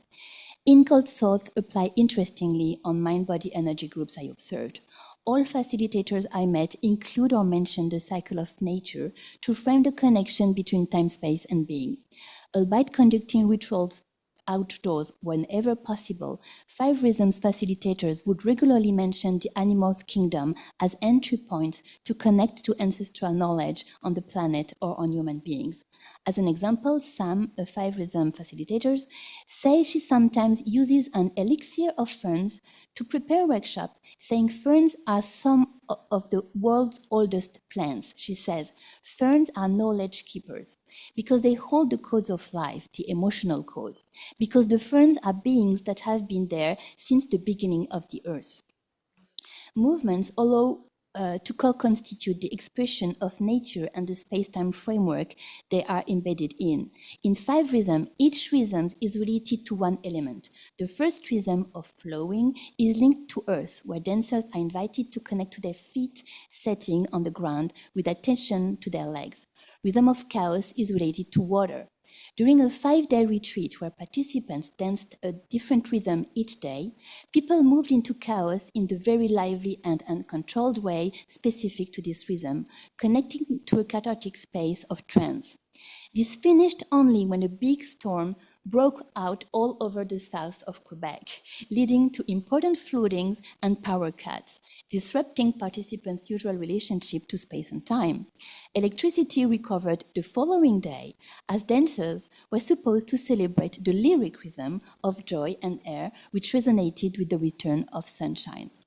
The circulation between different temporalities is one of the focal points of Five Rhythm dance, as illustrated by the themes proposed for each workshop I observed. Dimensions, transitions, portals, passage. In these settings, bodies enjoy a specific role as spaces that can map time, all the while bodily movements allow to encompass and inhabit the space. For example, the workshop in Portals articulated each specific part of the body as an entry point to one rhythm and its temporality. For example, the feet and the ability to ground the self are portal to enter the first rhythm of fluidity. The desire to transcend historical and political heritage is clearly reflected in the common affirmation by many facilitators that space and especially time do not exist. For example, in a message Denise sent to the core energetic groups she leads every 2 weeks on 2025, she says, "In the dimension of pure consciousness, time does not exist. Our essence lies beyond time and space. I wish for us to live increasingly free within this dimension where we are unified and in harmony with reality. By returning to the space of love within our hearts, we access it easily. The new meditation, loosening control, is another gateway into this dimension." End quote. The pursuit of experiencing no time is framed as a central goal for participants of core energetics and Five Rhythm. Mind-body energy practices often relate this experience to the objective of establishing deep communion with others. For example, Denise introduced the concept from quantum studies where focusing on one's heart allows for communication with other hearts, sending love and healing. She cites scientific research, I quote, "The average person's chest area emits only 20 photons of light per second. Someone meditating on their heart center and sending love and light to others send 100,000 photons per second. Numerous studies have also shown that when these photons are infused with loving, healing intention, their frequency and vibration increase to the point where they can literally change matter, heal disease, and transform negative events, something we experienced this morning with the tree. From this perspective, the socially constructed consensual definition of time, which divides individuals into categories such as male, female, old, young, rich, poor, is seen as a source of longing and suffering. This image over there reflects this concept of human unity, and Denise sent this image. It comes from the fieldwork.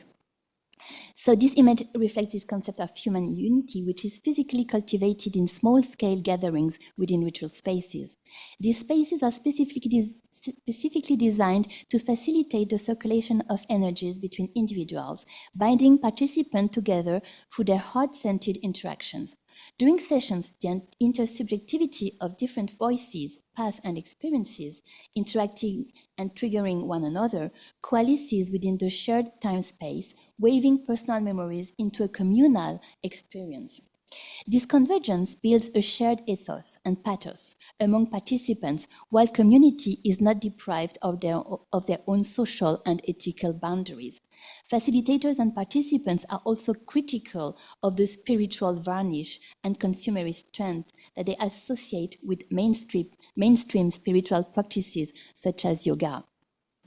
Although these criticisms are seldom explicitly articulated, they are widely assumed and inform many unofficial rules governing these spaces. One such rule involves participants being highly attentive to the words they use and the ideas they express, out of concern for their potential to manifest within these egregoric spaces and beyond. Most participants employ nonviolent communication, and those who gossip or use negative language are often gently corrected or silenced through the group's clear disapproval. In the group I observed for 1.5 years, Melanie was the most regular member. She arrives at each session after visiting her old sister, who suffers from Parkinson's disease, and having supper with her, despite her limited recognition of Melanie.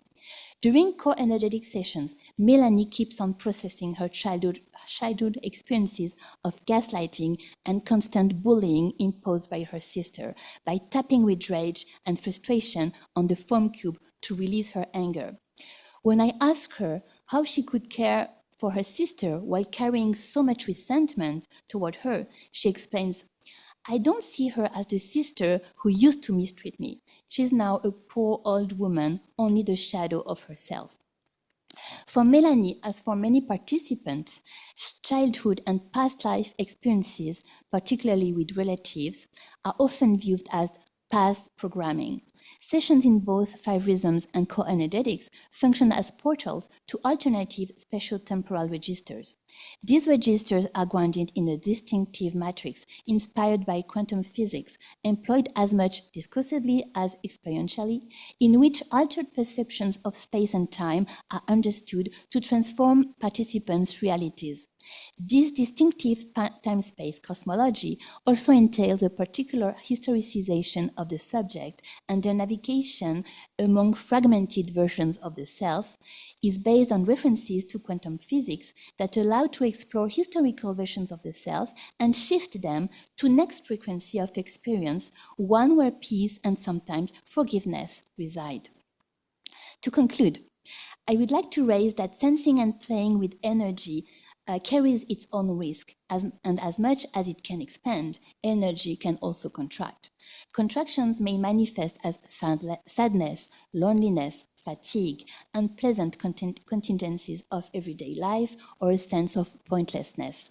These experiences that usually follow retreats or moments of epiphany are usually feared by participants. As one co-energetics facilitator explained to me, yes, this is how it works. As soon as you experience a moment of deep awareness, he says, the universe waits for you with a baseball bat just to push you to your next step. Thank you.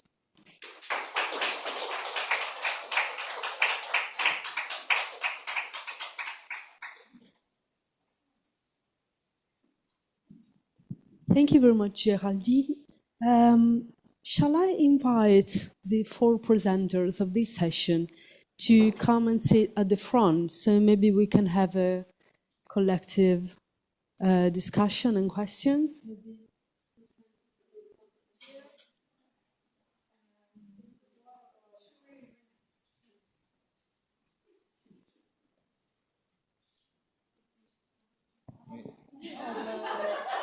Yes, you go ahead. So maybe they can pass this. Thank you. So here's the mic. Who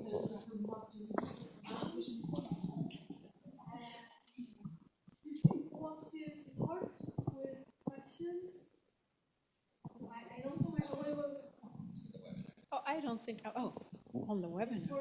Okay, that's fine, that's fine. It's not so much a question, but a comment, and it's a comment. I've been sitting here and I have the presence of a teacher of mine, Francisca Colipe Curin, who wrote Thunder Shaman, Making History with Spirits in Chile and Patagonia with me. And she passed away in 1999, but her spirit came back in December of 2025. And she's been sitting on my head and waiting impatiently during all this time, wanting to participate in the conversation. So I would like to share her comment with you if that's okay. All right? Can I just say hello to her first? It should be it. Okay. Mari papai que me caimia e que me wena e que come le dungu que me ashe. So her way of what she wanted to say and what she explained to me also when she was with me is that for her, the past is always in front. So the past is who we are, and she wants your comments about it, because this is the way she understands life and temporality, and she wants to talk to you about this with you. She sees the past in front of her, and the past informs and structures who she is. And what gives her all of her knowledge and power. The present for her sits beside her and sometimes bothers and demands things of her and so on. And she is able to deal with that present in making those things and healing people with the earth and so on in the present. And the future is behind her, but since she is a shaman, she has a lake in front of her that reflects the future so that she can also tell the future from it. And so I just wanted to know what your comments are about that. And she's also showing me this, that she's a bit annoyed at her grandson who's taken on her spirit now because she thinks the way in which he is dealing with the present is not as good as the way she dealt with it in the past. So she also says that the past can come back and edit the present as well. So it's not just that it gives you knowledge, but you can edit both ways, right? So that's her comment, and I just wanted to know what you thought of that, because what she was thinking when she heard your papers. Thank you. Thank you. Wow, I love that comment that came from other words. Yeah. That's amazing. Thank you. Anyone else? Maybe we can collect a few comments. I have many comments, but I'll limit myself. First of all, thank you all for, as a kind of elder, it gives me great pleasure to hear these papers, very much. Giovanna, one of the things you mentioned that's really important and understated is the notion of communitas. Yeah, it's a really very important concept. And usually it's silent, right? It's embodied. It's not articulated, it's just felt. And I think, and dance is a certain way to get to it. There are other ways to get to it, but it's really kind of a mysterious, wonderful thing in the human experience. And I'm so happy that you mentioned it in your paper.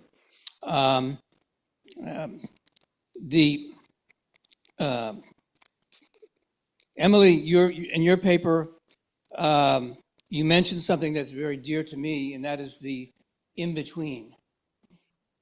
And the notion of the in-between comes from the Sufis, right? The medieval Sufis. Ibn Arabiya was the main person.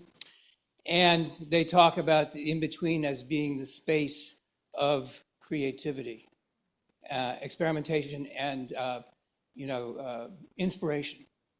And it's in any kind of spirit possession, that's the between writ very, very large. So thank you for bringing that up.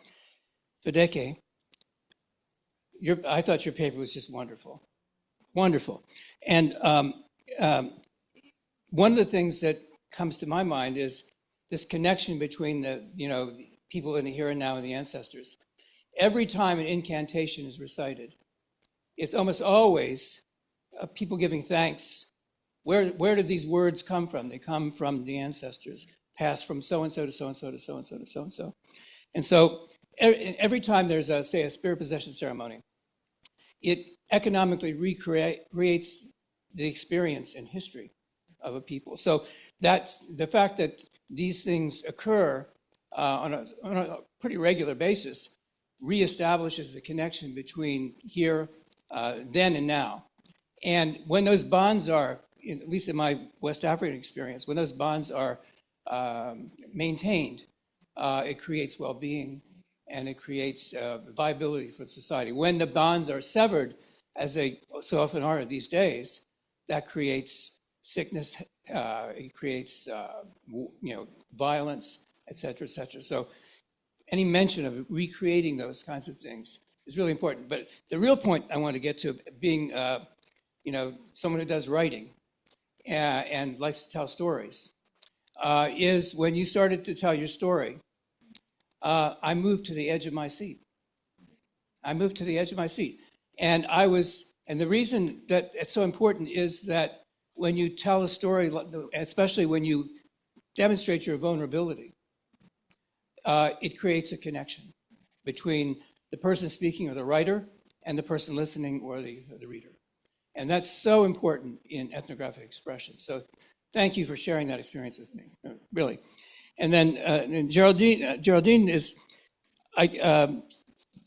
this stuff is just mind-blowing to me. Mind-blowing. I can't say that I need to read more about it. Let's put it that way. But it's just the notion of energy and the concept of no time is something I have to think about. It's an interesting concept, and and how that relates to the healing process. So, at any rate, I've taken up enough time. Thank you again. It just gives me great pleasure and hope for the future of the discipline that you guys are producing stuff. Thank you. Thank you. Any last comments? Well, we have quite a few.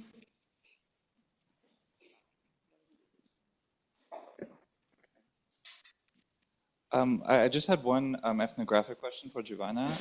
I'm just curious if you could say a little bit more about the olive trees and how exactly people create forms of kinship with them. How do they understand their relationship to the trees, and are they directly engaged in the ritual process?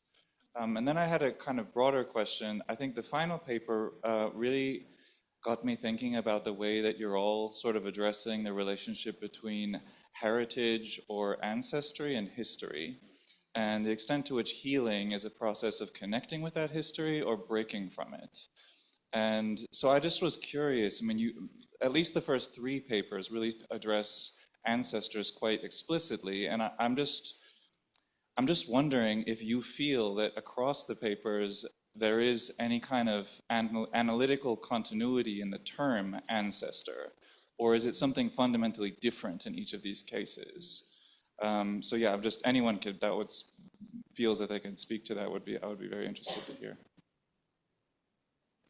Should I? Well, thanks all for some wonderful papers. I do have a question for everybody, but just riffing off initially of what Clayton was sharing, I think that's a really great question. I was thinking about healing, which often happens through the space of forgetting, rather than through the space of remembrance. And there are many communities that have dealt with layers and layers, centuries of violence perhaps, by choosing to not remember something. And I wonder what kinds of questions that might throw up for a process of reconstitution of those communities with regard even to some extent to ancestral connections.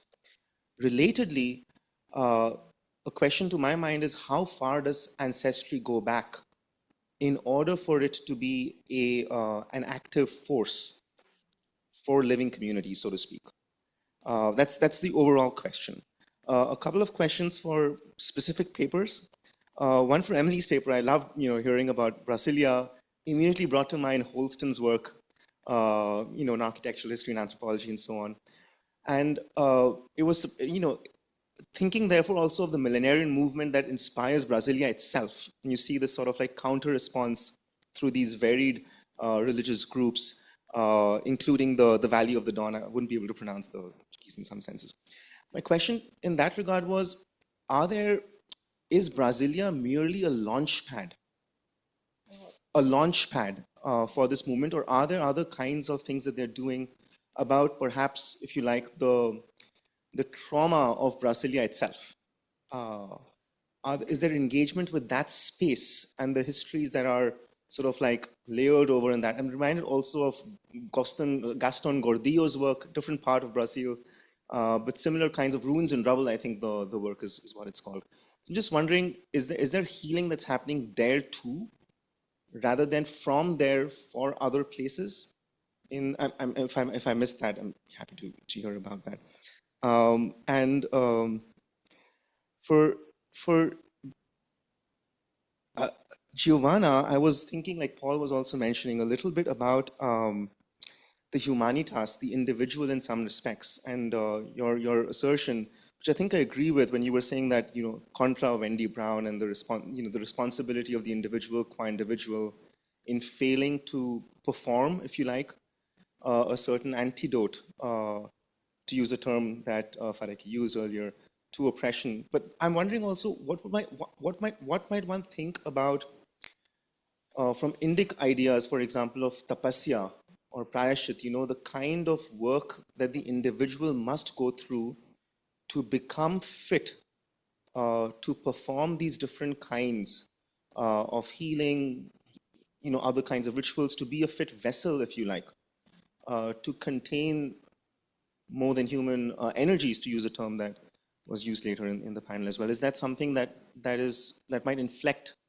the humanitas, communitas kind of conversation? Where does that go? Or is that not possible? Is this just a completely different ethic, so to speak, that you're provoking me to think about as well?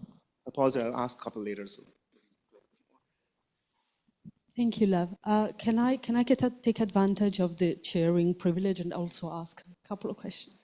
So I have one for Giovanna, who's about. So you mentioned the olive tree as a more than human and engagement, but there's a more than human that's always named but is never there, which is the spider.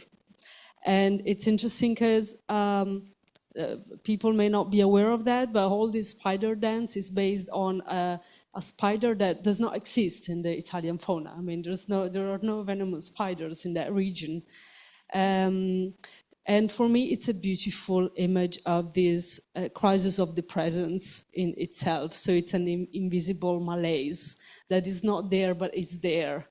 And I wanted to know, in this revival of the spiritual pizzica, how is the spider named ever? Does it become something else? What kind of more than human is this? And then I had a question for Fadike. It was really, it had a really strong impact on me to listen to your paper and to your presentation. Since this morning we were reading the news, and I had just read that the United Nations passed a resolution that declared officially the Atlantic slave trade, the gravest crime against humanity. And it was proposed by Ghana and the president of Ghana.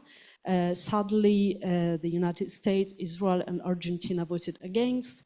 Even more sadly, from my personal perspective, the UK and all the member states of the European Union abstained from this vote. And I think it made me think, like, listen to your paper, to this urgence for reparation. And since we know that the orishas are these energies and deities and spiritual forces that are subjected to time and to history, and some of them emerge and are reaffirmed with more strength, let's say, based on the current events. I wanted to ask you what kind of, because I never heard of this orisha, and what kind of event prompted your interlocutors to have this urgency to build a shrine and do a ritual for Ashewele in that particular context? What was this emergence and urgency for reparation? Why in that particular moment? Maybe we can start. Thank you all for the question. Thank you very much. So let's start with the question that you mediated for us. Yes, Francisca's question.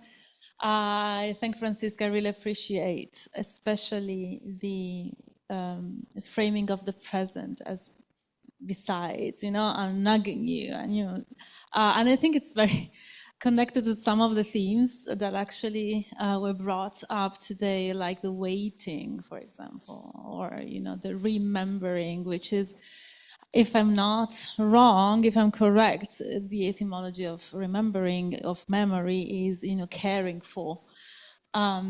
So I really appreciate that, and I will quote Francisca in the future.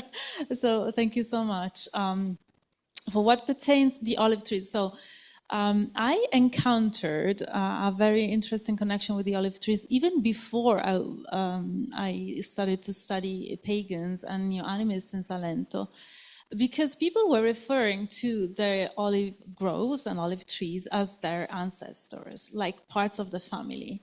And they were showing me maybe, their trees, and often they had names. They were naming, and I was working with feminists at the time, and I wasn't into spirituality also, but I sort of held this memory with me. And when the Xylella fastidiosa bacterium spread, there were lots of protesters that were protesting against the resolution that asked for the felling of olive trees within a radius, because of the spread of the bacterium. Also, healthy trees there was a mandate to cut them. And so lots of people from Salento, especially those of the Popolo degli Ulivi, people of the olive trees, started to protest against this. And they did in different fashions, but one of them was really showing that they had personal connection with the olive trees.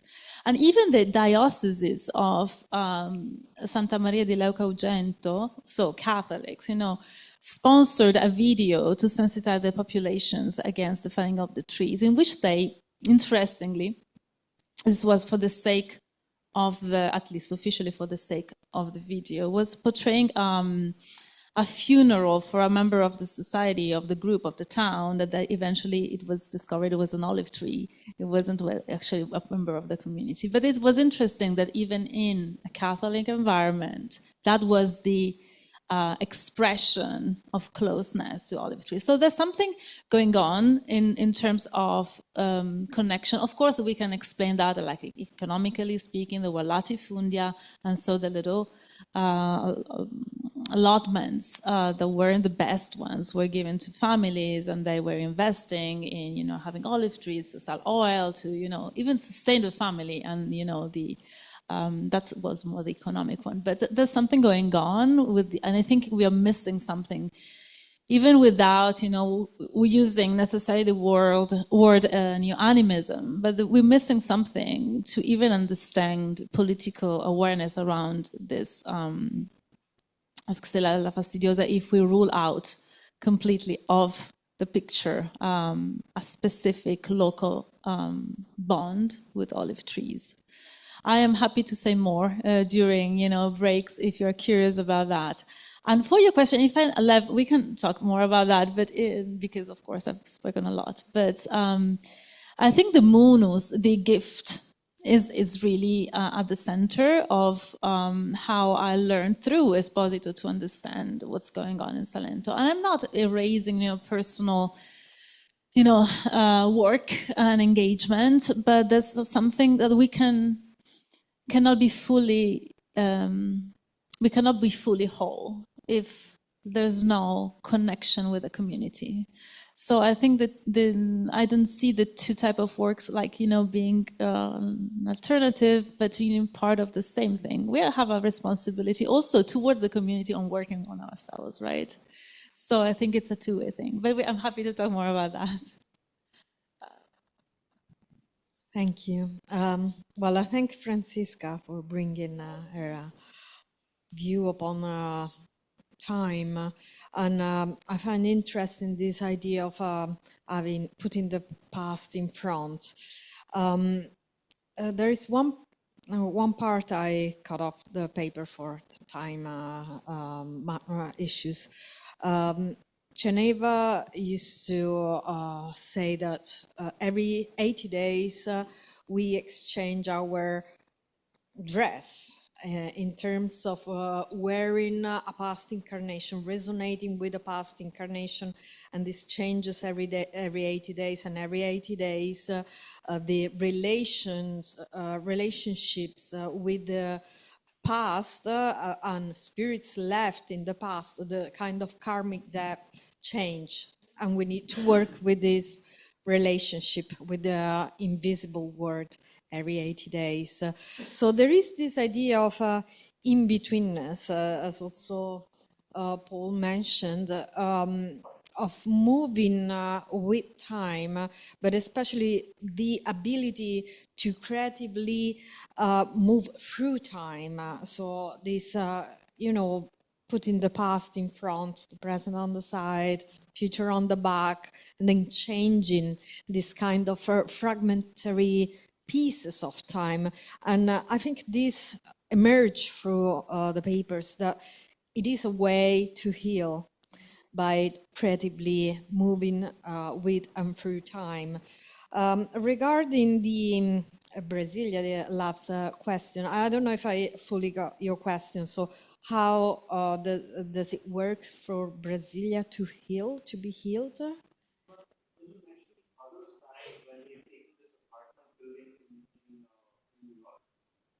Oh, yeah. Mm-hmm.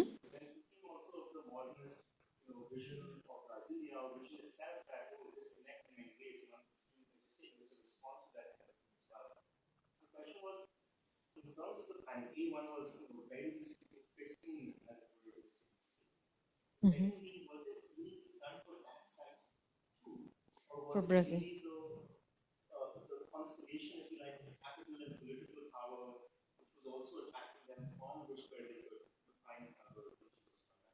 Mm-hmm.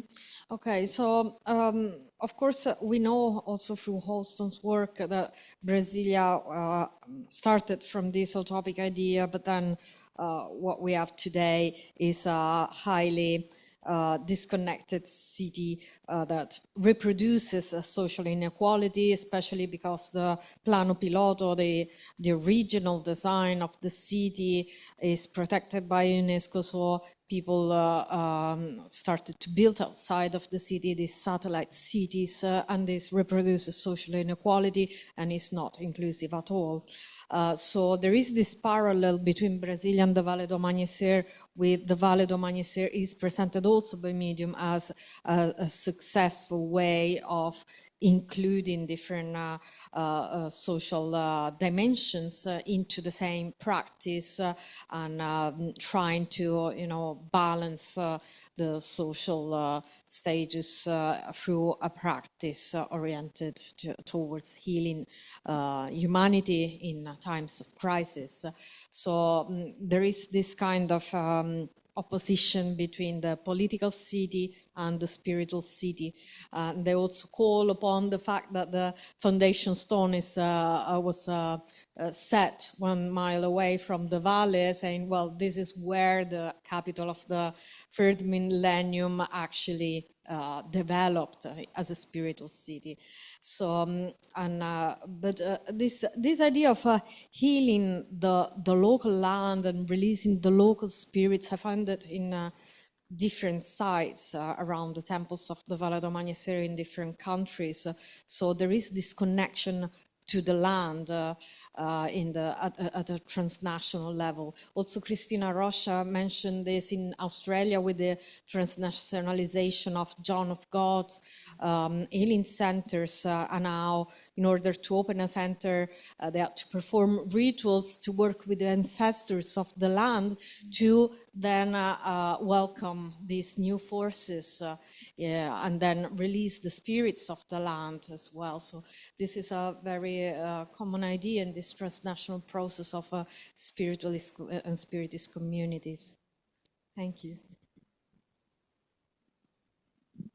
Thank you, everybody, for your fabulous comments and questions. I want to welcome and recognize Francesca and thank her for her comments. And in a sense, I would love something that I thought about starting my paper talking about paradise. Is anybody watching this show on Hulu? Right? It's very well done. It's very interesting. And I'm going to give a spoiler. So spoiler, sorry. Yeah, so we're in beginning of season 2, and it's become apparent that the ghost in the machine is an AI that is sending messages to the past to change the present and the future. All right. Yes. So I would love, it's very creepy, but it's literally a ghost in the machine. We didn't know about this in season 1, and the thread was really good, kind of like a Lost, right? But then it shows up in the middle of season 2. It's just being revealed, right? And so we don't know yet the full picture of what that looks like. But I would love to know what Francesca, if Francesca was watching Paradise, what Francesca would think, right, of this play in temporalities where the unfolding of the past is in the front of the show, right? And then in that sense, the future is behind. So I think that's very interesting. I have questions. I'm more than answers, I have questions. I have questions about the lake, but we could talk about that after. Yeah. Yeah, yes. Yes. Yes. Yes, and I keep thinking about Todd Ramon Ocha's work on Kalanga, right? If people are familiar with that, just as a similar site for this play of temporalities and the ancestors and the dead, right? With there being a distinction between the ancestors and the dead. But somebody interested, can we talk about that over a break? And thank you so much for your comments on my writing. I will take that with me, and it really means a lot. So, Eshe Pupo Gani Giri Giri Gan. Thank you. And then our notions of the ancestors connected. So at the AAA, I was a respondent on a panel, and the refrain for my response to the 2 papers, and one of them was by Adeline Mescalier, was my ancestors are not your ancestors, right? Or are my ancestors your ancestors? Is my spirit your spirit? Is your spirit my spirit? And I find that we're sloppy and lazy linguistically with these terminologies, where we take them cross-comparatively without being cognizant of the distinctive cosmological realities that the term is embedded in, as if they then can have no history, have no culture, have a meaning that is all of a sudden free of time and space and historical specificity. And I find that we do that with terms like spirit, with terms like ancestors, with terms even like ritual, right? And I think it's really important to be particularly located, even as we're talking beyond specific temporalities and localities.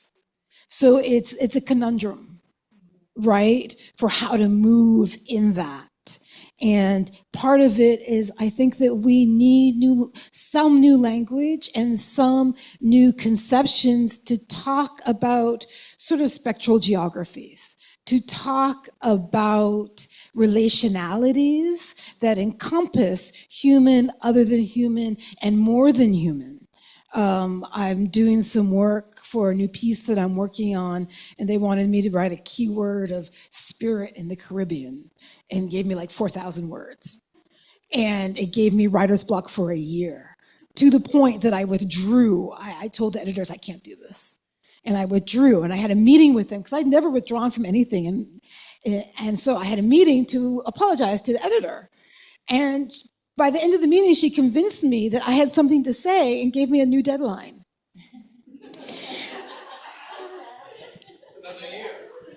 Right.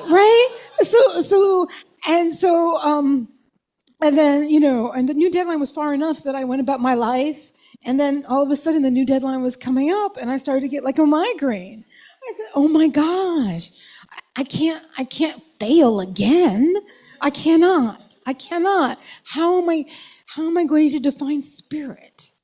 Who defines spirit? Nobody. We don't define spirit because it is spirit, right? And it set me down this many rabbit holes, which we don't have time to talk about here.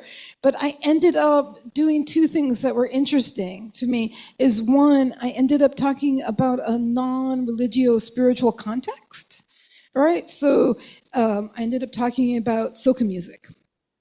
And there's a rhythm in soca. Soca is Trinidad's carnival music that comes out of calypso, right? It's more than, but it's often thought of as a party music. But and they named the rhythms, much like Jamaican dancehall and reggae, right? And there was a rhythm named the Spirit of Carnival. And there were 4 songs on the rhythm. So I did an analysis of these 4 songs as reflective of different elements of spirit, and talked about spirit in this context. But undergirding this was my conclusion, which in 4,000 words, I don't think I was able to convey, that spirit is relationality. That spirit is actually a signifier for relationality. It's not a signifier for a signified thing. I'm not saying that there aren't things that we call spirits. Yemaya is Yemaya, Oshun is Oshun, but they have names. But when we talk about spirit, sui generis, we're really talking about a relationality. And in that sense, it's important to name the elements in that relationality. So yes, my ancestors may not be the same as your ancestors, right? And in fact, even within African diasporic religions, there are different conceptions of ancestors, right? And of what makes the ancestors. So one of the questions is, going back, grounded in my talk, is the work that Ashe Wele is doing is with the dead. They're not doing that work with the ancestors, because in Yoruba cosmology, to become an ancestor, you must have lived a good life and had a good death. To be an ancestor is an elevated aspect. So those who died without the proper rituals are denied the possibility of becoming ancestors, which weakens our world. So that's why the imperative of that healing work, which allows me to segue to the question of why Ashewele and where did the imperative come from? The very short answer is Ifa, which is a very long answer. Right? So Trinidad is currently in a state of emergency. The murder rate is, there's gang warfare, there's blood in the streets. And 15 years ago, at the time of Ashewele, there was murder and blood in the streets. There's gang warfares. I think at that time there was a lot of kidnapping. People were being beheaded. Heads were being found in fields. I mean, just a grotesque amount of violence for a nation the size of Maryland, or the size of Delaware, actually, the size of Delaware, with a population then of 1.3 million people, right? And so the Isam Shrine at the time, so we're talking about circa 2010, was working on healing social ills, was working on social healing, was working on addressing the crime in very real terms, and turning to Ifa, turning to divination, turning to Dafa, to say, what can we do? And the elder they were working with in Nigeria, Solugbade Popola, is interpreting. They're casting Odu, and then they're calling Nigeria and saying, what is this Odu meaning, right? So the Ashe, I can tell you, and so remember that I was not an elder at the time, so I was not in the loop of how this came to be, right? They didn't tell me, and I was also ill. So I am 90% positive that ritual came out of Odu. That was basically marked Abo, right? Where when Popola was interpreting the Odu, he then offered, this is the medicine that you need to do, right? Is to do the Ashewele. Now, something that I didn't, for the sake of time, I didn't go into is in the very beginning, I recognized the elders who have transitioned. Well, yeah, they were the leaders of that shrine. The shrine has fallen into disrepair.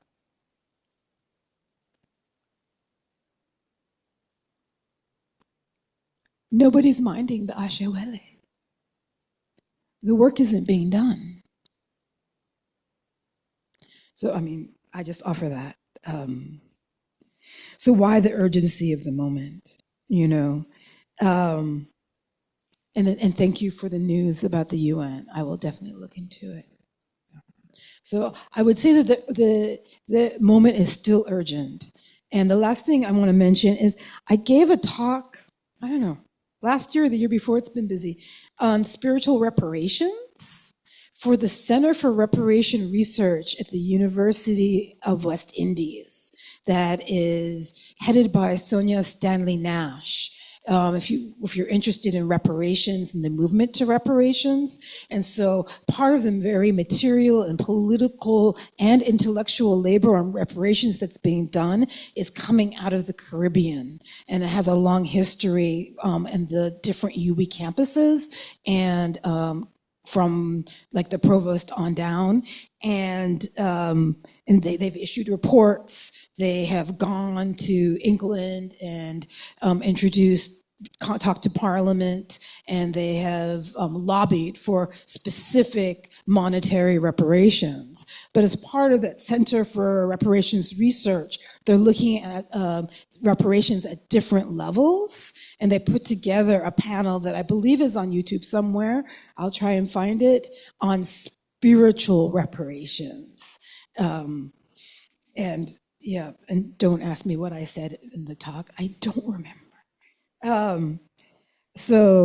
But that's something to come back to, right? And thank you, everybody, again, for your engagements. Thank you very much. It's always difficult to talk after you. So thank you for reminding me that ancestors are part of the discussion. I didn't talk too much about it because in the groups that I have observed, personhood is really centered on individuality. But there is a cosmology related to ancestors. It's quite complex because more or less, I just thought about it while you asked the question, you have two kinds of ancestors. You have the ones who have transitioned peacefully and who are in peace with their death and who know they are dead and they have another role now. So those ones can be mentioned and invoked to accompany. For example, I attended a 5-rhythm dance where we had to dance with our ancestors and they were there to help us, to accompany us. But you also have the ancestors who had their own trauma, and sometimes the trauma were embodied in the nervous system, so they are said to have transmitted their trauma to you. So you have to clear that. So it's especially Ben who does that. He doesn't talk about healing, he talks about clearing, which is really interesting, this word clearing, because it means that you have to release, you have to clear from the programs, the past programmings, which are not necessarily yours. Some people would say, this does not belong to me, it belongs to my grandma. I want to clear her from that because I want to clear myself from that. So there is a sensitivity to ancestorship, but it's still limited because of the focus on individuality, and I am my own container. So, regarding this issue of no time, yeah, it is really a shocking idea. Actually, it's the ideal. It's the ideal, and it's also the purpose. It's really esoteric because it's an utopia in one sense, but it's the leading thread for those people, the leading thread for the healing path. And I would say that the healing path is, how can I say, it draws on the navigation between the various time-space references. And so they have to navigate between different time-space references, and those different time-space references are discontinuous. And the last time-space references would be no time. But before that, you have to navigate. And there is a very nice metaphor that Ben likes to talk about. He talks about the metaphor of the radio station. When you are on one frequency of the radio station, you have a past, you have a future. But if you clear yourself, if you heal yourself, you can change the frequency of the radio station. So it's not continuous. But if you change the frequency, you can change your past and you can change your future because you're on another frequency. So those time-space references are totally in discontinuity. And the idea is that you evolve and you increase your frequency, and at the end of the path, if there is one end, you reach these states of there's no frequency, well, there's no time, there's no space, there's just the higher frequency, which is higher self, which is, I don't know. Yeah, it sounds like that. But it's utopic. Of course, it's something very esoteric. But I think this idea of no time is related to discontinuity of time-space. Yeah, thank you very much.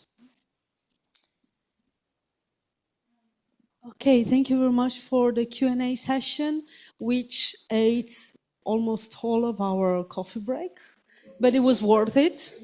So if maybe we can agree to have a shorter or much shorter coffee break before Paul Stoller's workshop, which we're all very much looking forward to. So shall we be back in the room in 15 minutes? Yes? Okay. Yeah, okay. Oh, yeah. Tomorrow we're going to have another webinar, but in the mornings. So the morning session will be dedicated to papers and presentations again, and it will be streamed online as it was this afternoon. That's it. Okay, thank you very much.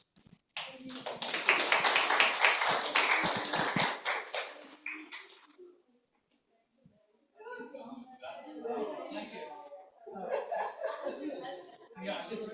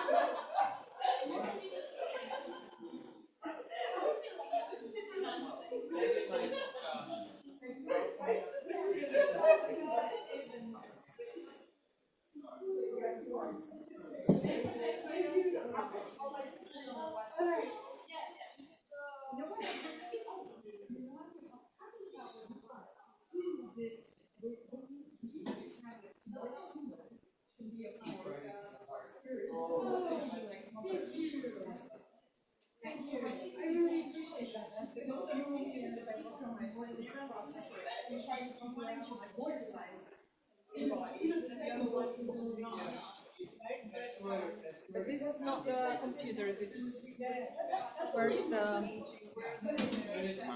mouse. There's the opening story about my book starts with 4 words. Same person, she's not. And it starts a story about how I get this. Well, I confess I've not read your book, but I'm going to. But read the opening story, you don't have to read the book. I'm going to read the whole book. Read the opening story. The rest of the book is kind of short. The opening story and the closing story of were my like These are your beats? Yes. And so, and then I'll yeah. Today, everybody's talking more about. So, therefore, different teachers with different energy. Right? Those are, that's your energy. Dongo Shango. Yeah. And grounds you, right? Absolutely. I don't go anywhere with that. And protects you. Absolutely. Yeah. Oh, you're welcome. I should I'm going to see if I can get my. What? It doesn't fit this one. Oh, no, it's it's a micro. That'll work? Yeah. What sensory needs? Really? I'm going to probably need some. So it's going to come up as what? It will be under, keep scrolling down.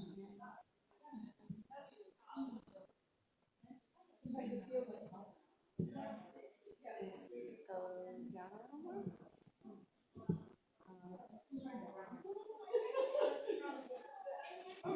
There we go.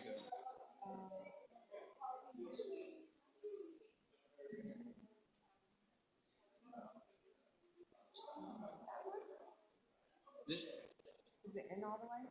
Maybe not. Just try clicking.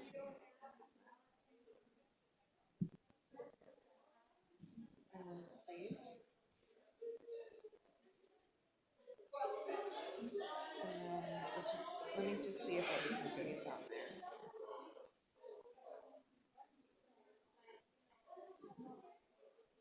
Yeah. Is that it? That's it. Okay. Fantastic.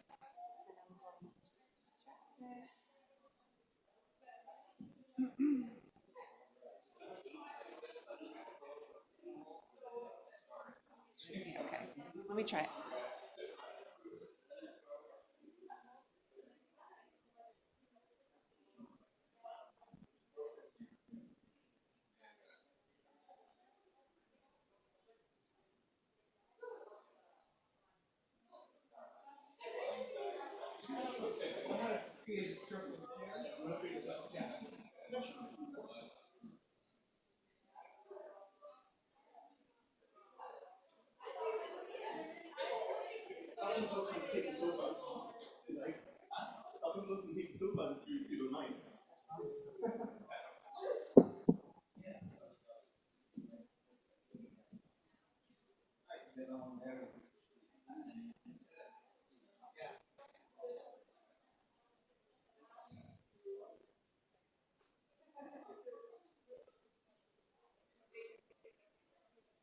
This hour of the day will be.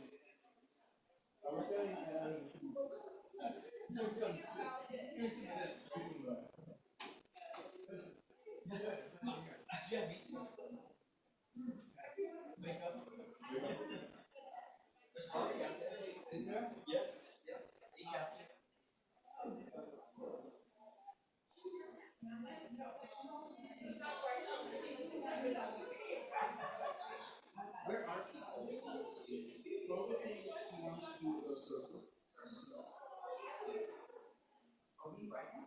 to be writing.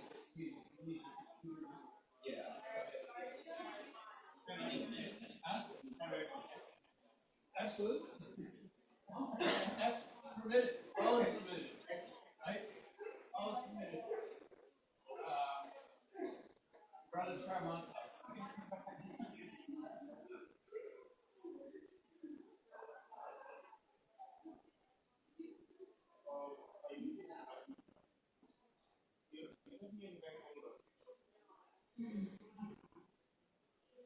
The Macintosh HD.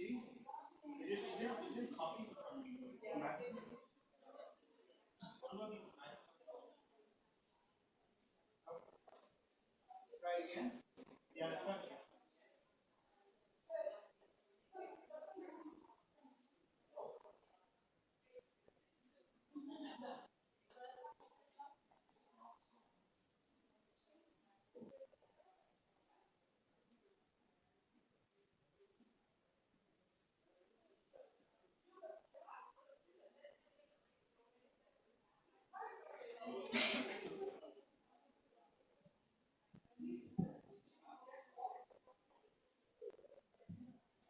Try it again.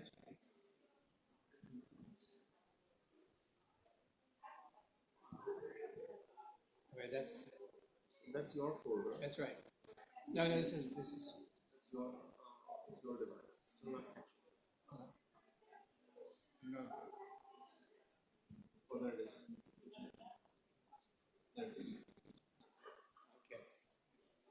So when I'm going down, then you just open the folder again. This here.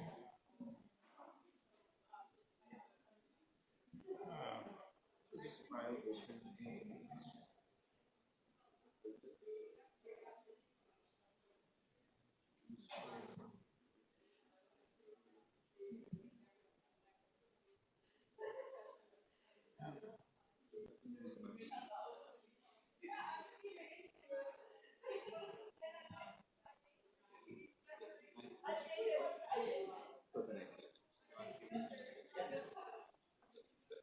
Good?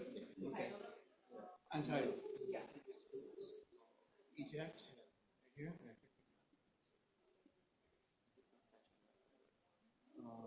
Could you make the file open again?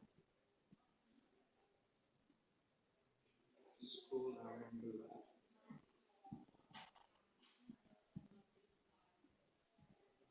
Go down and take that down.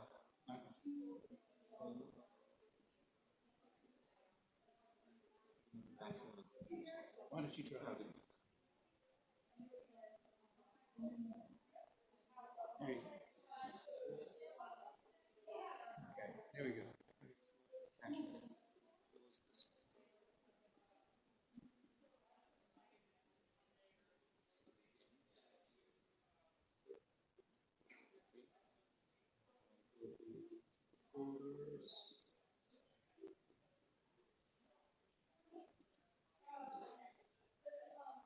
Good? Yeah. Okay, good. Great. Thank you so much.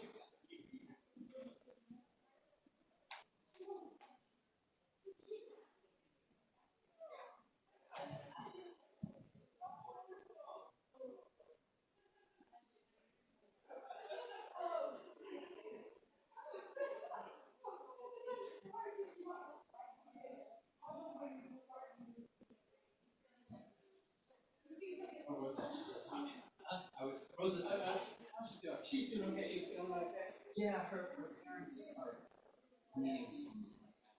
Oh, so she's been. Yeah, she's also trying to teach. Oh, yeah? She's still at Florida? Yes.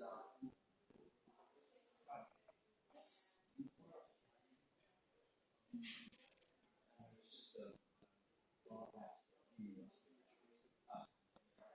Yeah, 60%.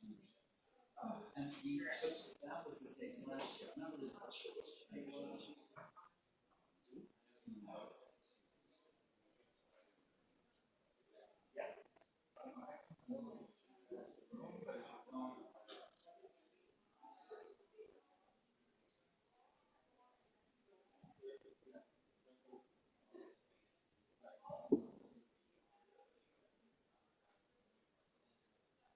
Right, yeah.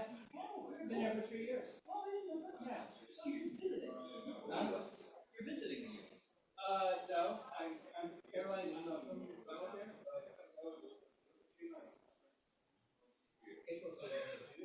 But I'm changing now because my granddaughter is 4-year-old. Which is, I guess, in May. Yeah. So we're doing 6 weeks.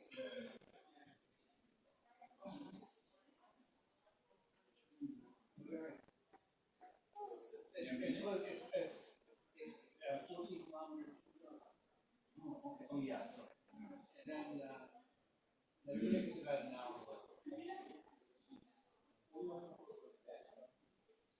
Here. So when are you there? I'm going to be there in April. We don't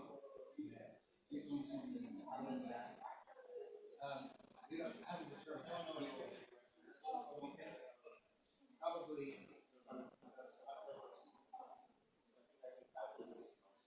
Did you see the nice I did. Yeah. Yeah, I have to go. No pressure. Like that far is going to each year. I can't go to each year. They won't get Molly and Burkina. But Senegal is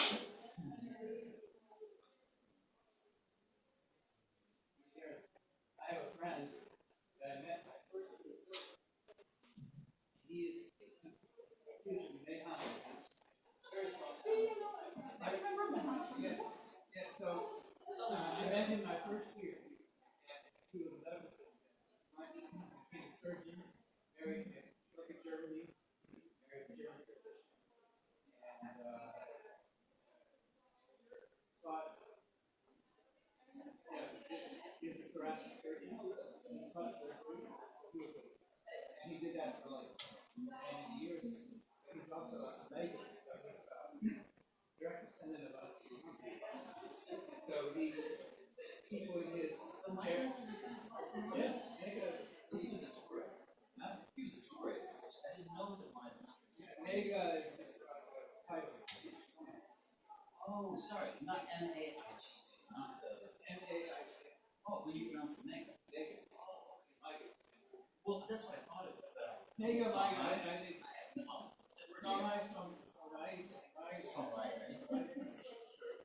No. So he is campaigning his family wanted to ship cocoa. Out of the way place, but very short.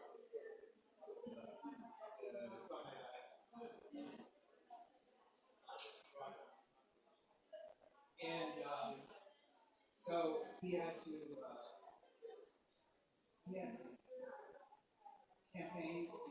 He had to do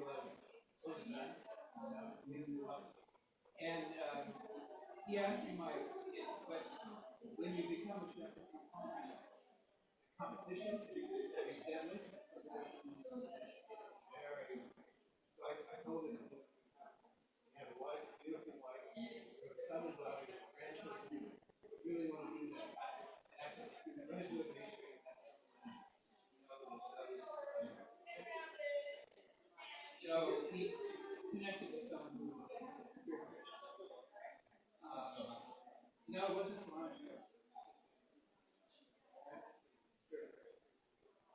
I recommended him and so he in February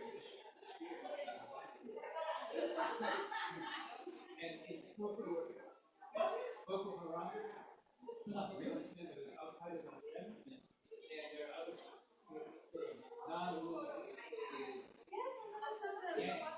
gangs kidnapping people. So if you're a you go one guy used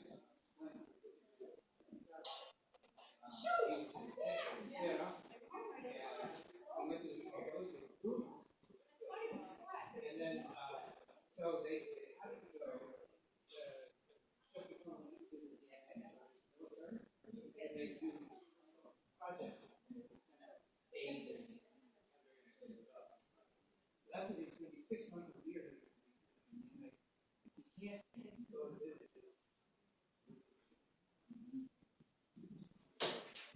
And his wife is she didn't want to go and stay here. So she's living in yeah, she's living in Germany. And his daughter in Houston. His wife lives in so I mean that's the thing. I know solution.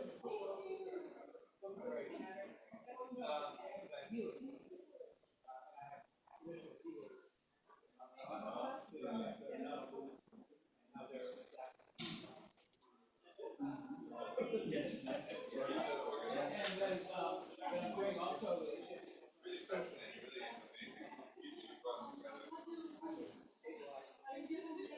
yes. I don't know. I mean,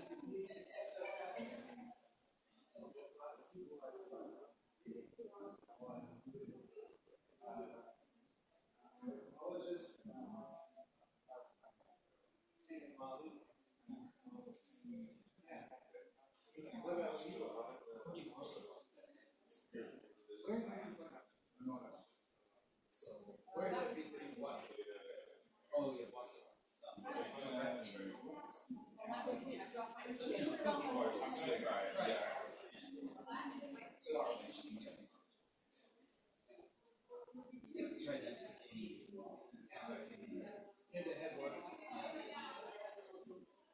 Well, I mean, Guinea. That's no fun. Yes. So that's yeah. Don't get a chance to Really? oh, not as much.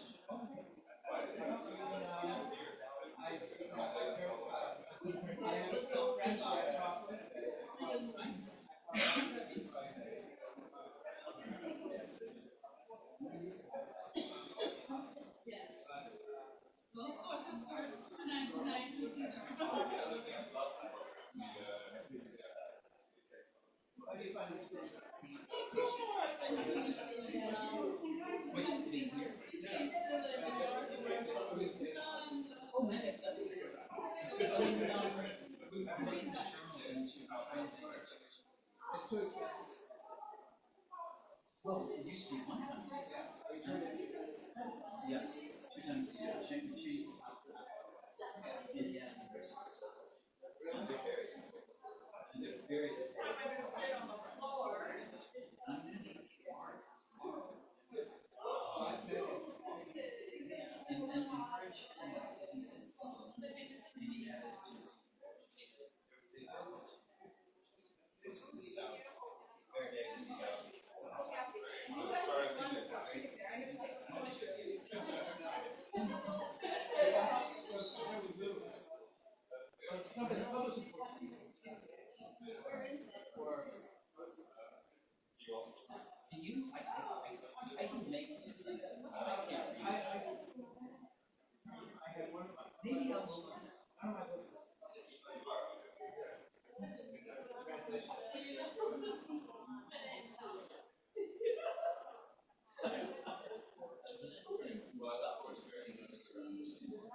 Not that I understand a lot.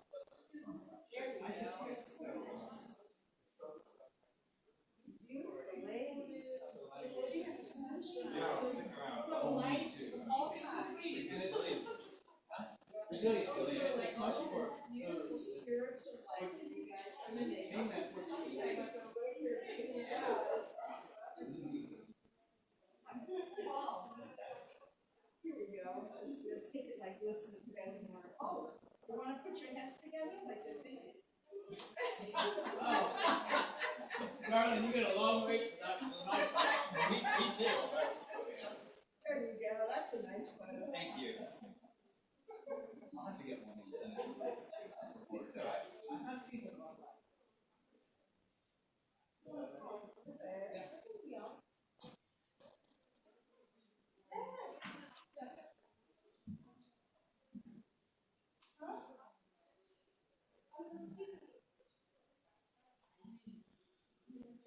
Come up and join our group.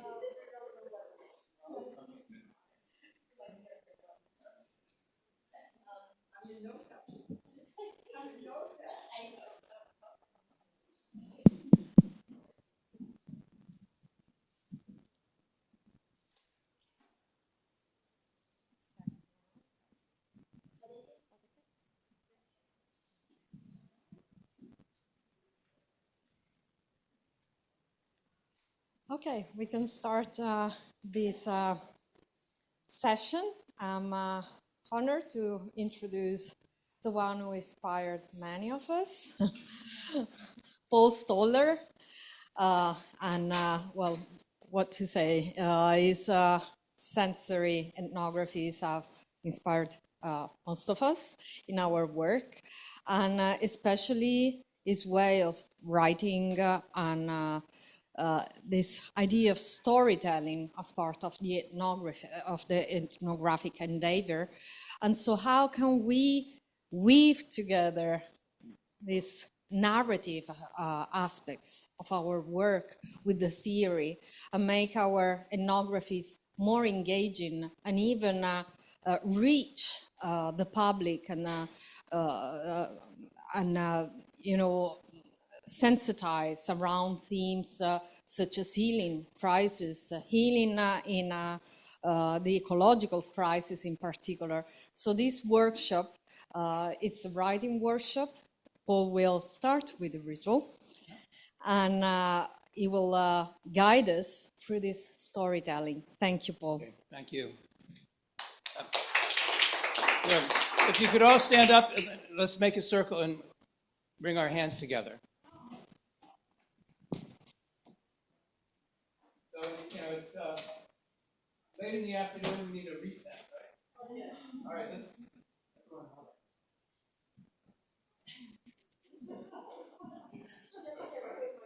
Don't worry. Okay. I'm going to start with an incantation.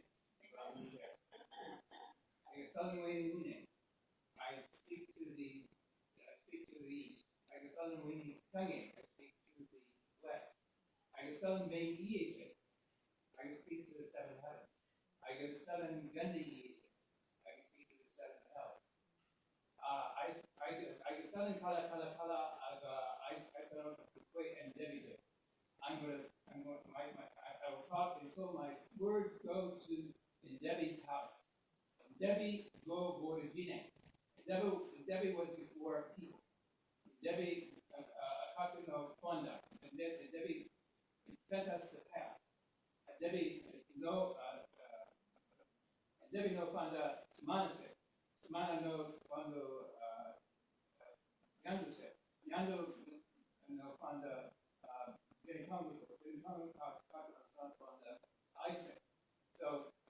Debbie gave the path to Yandu and Sani to Jenny Tongo, and Jenny Tongo gave it to me.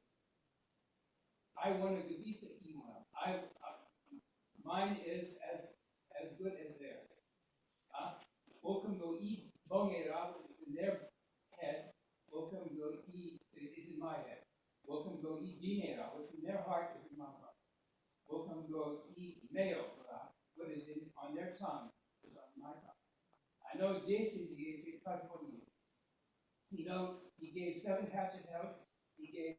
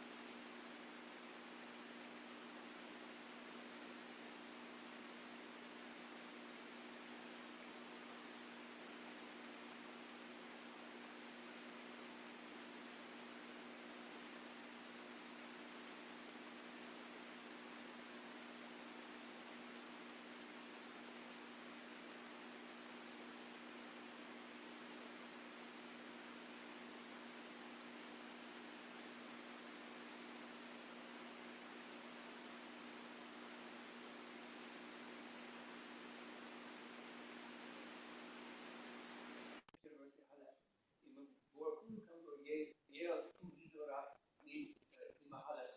So this one is a text for the goddess of the Niger River, and she gave birth to she gave birth to this people. These are trees that grow under the Niger River. So under the Niger River, they forgive you. Now we're mother of the poor, father of the poor. You must protect everyone in this room. In this room at Yale University. Aminwa. So amen, and may it be so. Now we're ready to begin.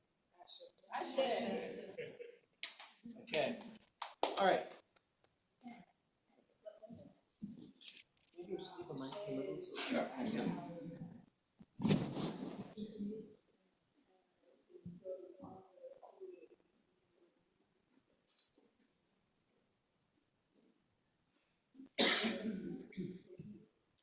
Okay, so we're going to talk about writing and the distinctiveness of ethnographic writing. How it, what does it contribute? How can it reach a larger audience, et cetera, et cetera.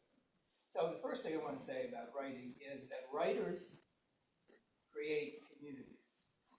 And so there are a lot of writers, there are a lot of writer retreats. People participate in writing groups, and they're very constructive.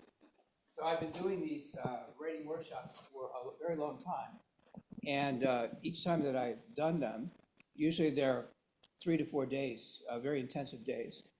And I've done them, each time I do it, I come away inspired by what people produce.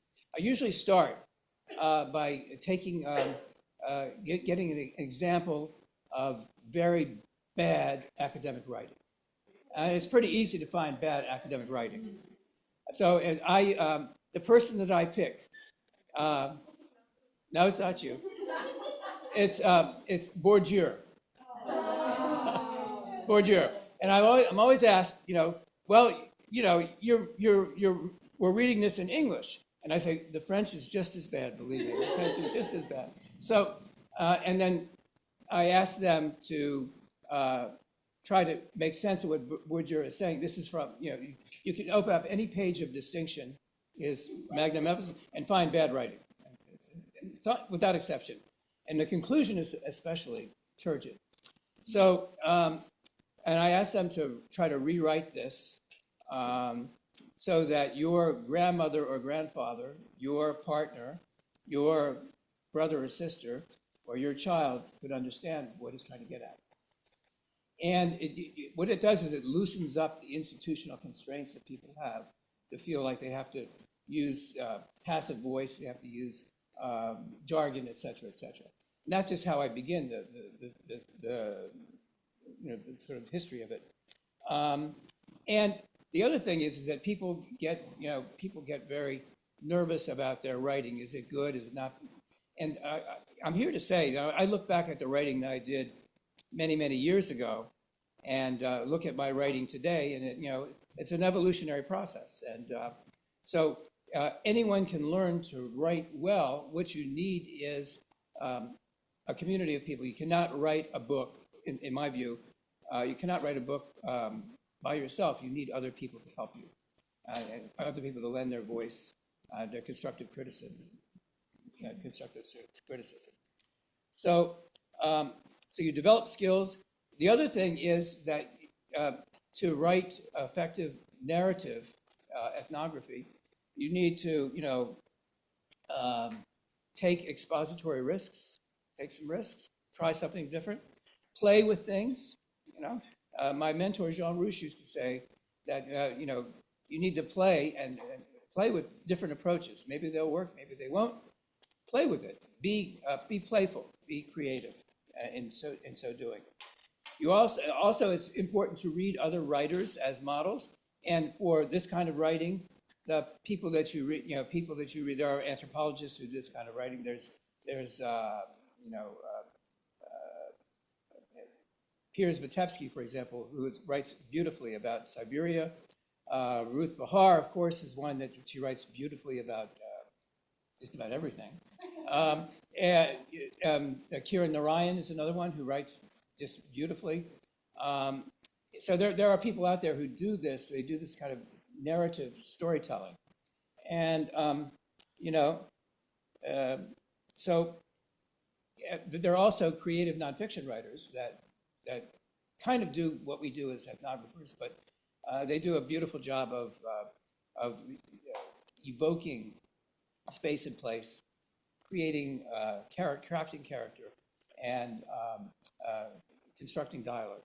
So these are three areas that that I do in my. So we don't have time to do the Bourdieu as much as I would like to, and the dialogue, and so what we can focus on today is the evocation of space and place, right? Evocation of space and place. And the way I consider space is that space is alive with meaning. So, stones, we've been focusing on stones, and I wanted to pass this around. This is my thunderstone. I want you to feel it. Just be with it for several, like 30 seconds or something like that. Just and rub your thumb over the flat of it, and just see if you feel anything. So space and place is alive. So a building, a wall, this window, this room has witnessed lots of talk, lots of debates. My favorite example is I had the chance to go to University of Ghana in Legon to do one of these writing workshops. And right outside the window, there's this huge baobab tree. And, the Institute of African Studies at the University of Legon was founded by Kwame Nkrumah in 1960. And it was the locus of lots of intellectual and political debates in Ghana. I mean, very important place. So my question, I kept on staring at this baobab tree, and I wondered, what has it witnessed, right? I think trees are, I think we got the sense of that this morning. Trees are witnesses to events, right? They are witnesses to the event. And if you think that an object, a stream, a street, a building, a wall, a table, is a witness to it, it unleashes your imagination. And so space can create a scenario in which you can imagine, you can create in your text something that's not just a dry passage, something that connects to memory, emotion, well-being, love, and loss. All of those things. Spaces, have this kind of capacity to do that, right? So, these are some things. I just want to, before we get into it, I wanted to read you, if I can find it. Yeah. One example of a contemporary anthropological writer who's writing about, it's by Lucas Basire, and it's called In Search of Water on the High Plains. So it's about ecology, right?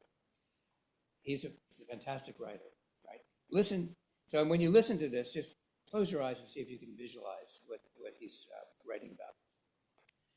After 15 years, the land in western Kansas matched my memories of it. I recalled precisely the vault of space, the circled sky, the most dominant feature, and the sun and the physical weight. Grids of stubble that rotate every half mile from corn to wheat to sorghum to corn, each field a parable about boys who became men by learning how to plow every inch, by knowing what not to know, by never learning or by never coming back. Next paragraph. The road dead ends at the break of the now dry Cimarron River, where the tablelands fall abruptly to a ribbon of short grass nestled in the riverbed, with sage and sandhills rising to the south. Here stands a little rock house, named after a century-old concrete walls and corrals. It was once my great-grandfather's cattle camp. It is where I spent most of my adolescent summers, and is where my father returned to live out his years after, amid broken flints and buried bison bones. That's his opening, right? And then there are many, many more passages. So he links the land to his memory and to his own, and he weaves in his own kind of personal implication in that. So there are many, many examples of this. Is just one that I picked because of sort of the environmental theme. So what I would like to do now is do our first exercise.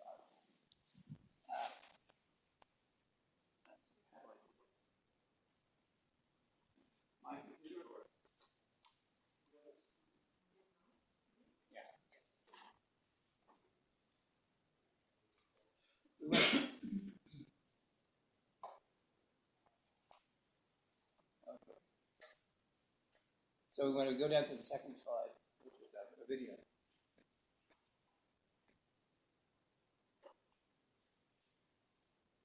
No, keep on going. Okay, let's play the video. All right, so this, I want you to focus on the sensuousness. So a lot of the evocation of space has to do with sensuous writing. Highlighting sound, texture, vision, smell, these kinds of things. All right, so watch this very short clip.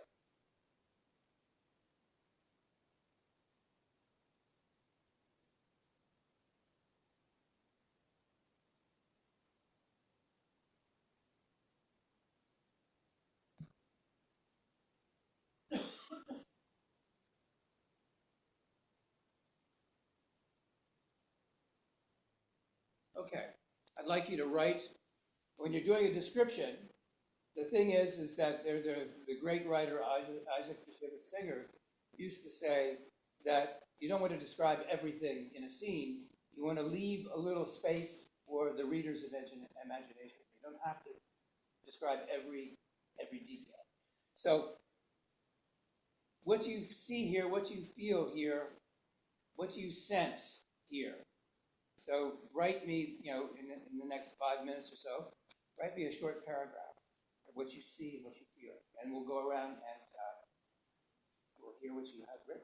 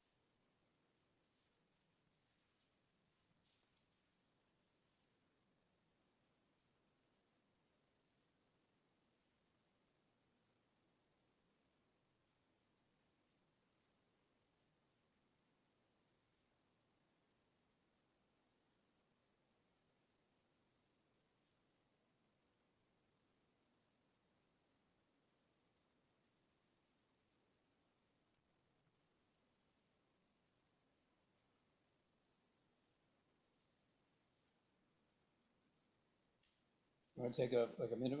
How are you guys doing? Okay. Before we start going around, I have a couple things to say that I didn't say in my sort of introduction. One is, and some of you alluded to this in your papers this afternoon, is the absolute importance of storytelling. And storytelling is, there are two constructions of reality that people have talked about. Jerome Bruner, for one, wrote a fantastic paper. He was a cognitive psychologist. He wrote a fantastic paper called the narrative construction of reality, in which he argues that people tend to remember stories as opposed to scientific discourse. Scientific discourse is important, but and it makes contributions, but people remember stories. And I think I was telling some folks earlier today that in my time as an anthropologist, I've been to many anthropology meetings, and I only remember one or two lectures that I heard. I've heard hundreds of them, only one or two. One was Margaret Mead, who told stories and was funny. She was really funny, right? And then the second one was Paul Farmer, who also told stories and made people laugh, right? And for some reason, if you can write something or say something that make people laugh, that's about the hardest thing that you can do. It's really difficult to do it. But that kind of performance where there's humor, there's stories, what it does is it connects people. And the greatest challenge for the writer is to be able to write something that connects what the writer is producing to the reader, right? That human connection. And as I mentioned before to some of you, that is a technique that convinces people to turn the page, right? And there's so many distractions today with social media, etc. People don't read very much anymore, right? So how do you do that? Well, one way of doing it is writing sensuous descriptions, sensuous narratives that which convince the reader to turn the page. So how do you do that? Well, one way is by evoking space and place. Right? That's one way to do it. But speaking of this, I mean, this whole notion of writing evocatively and telling stories, it does not negate the importance of theory, and even you can tell stories and connect that to theories in a very convincing way. But what is our obligation as scholars? And the sense of obligation was sort of drilled into me by my teacher, Adewale Tongo, when I was his apprentice for a period of 17 years. And he said, you have to live your obligation, right? And for me, that my obligation as a scholar is to convey the wisdom of the people who conveyed the wisdom to me by telling stories, and doing it in a way that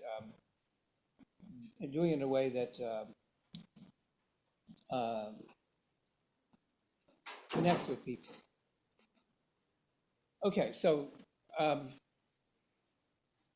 said enough. Why don't we go around? Should we wait for those folks to come back? Are they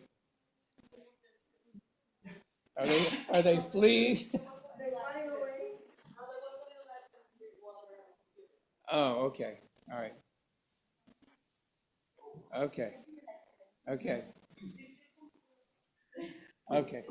All right. So the first round of writing your drafts, we're going to start with Joseph, and we'll go around this way. And then our second exercise, we're going to go the opposite way. So Joseph. Moisture gathered from distant shores rushed to the sand, tripping over itself, dividing, burbling foam before it. Ever splitting its intentions, the cascades succeeded in soaking the beach, singing sharply as they did, in jagged polyphony, pausing, retreating, only to try again.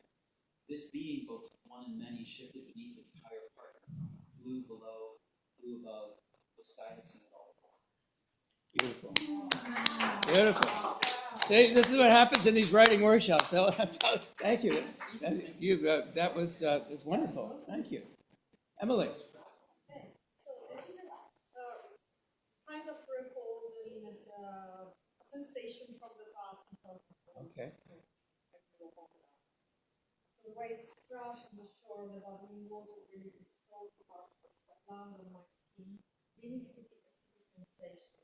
The smell of particles, the sound of waves excavating within my belly, releasing what was knowingly stuck within me. My eyes wander searching for our answer, but curiosity for this wide horizon that is all in space, not in speed. Therefore, in this world, that sound I'm ready to face me. A new beginning for your tests. Thank you so much. Great. Giovanna. There is sand and sea and waves like curious fingers caressing the quiet smoothness of the beach. A constant, everlasting love making, one that polishes and shapes and sometimes burns. All right. Wow, we got a group of writers here. That's fantastic.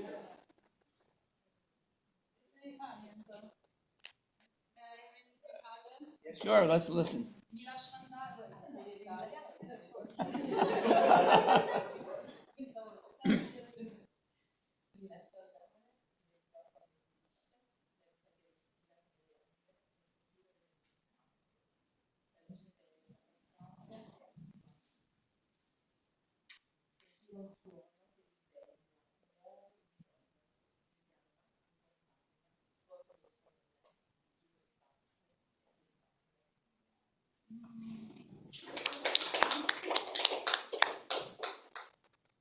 Okay.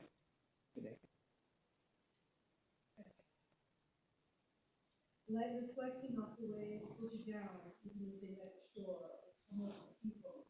Again, again, again, the soothing sound of water rushing, breaking and retreating and being called forth. Whose ocean, I wonder? What shore? Are these seas connected to my seas? Is this a shore where I can find myself? Wow. Beautiful. That's lovely. Wow. Water flowing in, drops falling in and over each other, meandering in curves and curves before merging with great unknown. Sound soothes my spine with a tickle of salt in my tongue. Sea, very vibrant, but embraced by sky, always connected. What secrets lie in? Oh, that one should be filmed because you're moving with your text. The words were compelling you to move. That's fantastic. Yeah, yeah, fantastic. Thank you so much. The waves break continuously onto the left on the beach, hiding away the human truths with each new Very nice. Mariella. The dark sands kissed by crystal waves, upon me back to the place on the floor. Of the salty water caressed my ankles, the patterns of foamy bridges in water stood the same as those of the summer of the year. Yet the next wave erased those traces and reminded me that the past had never been. Oh, beautiful.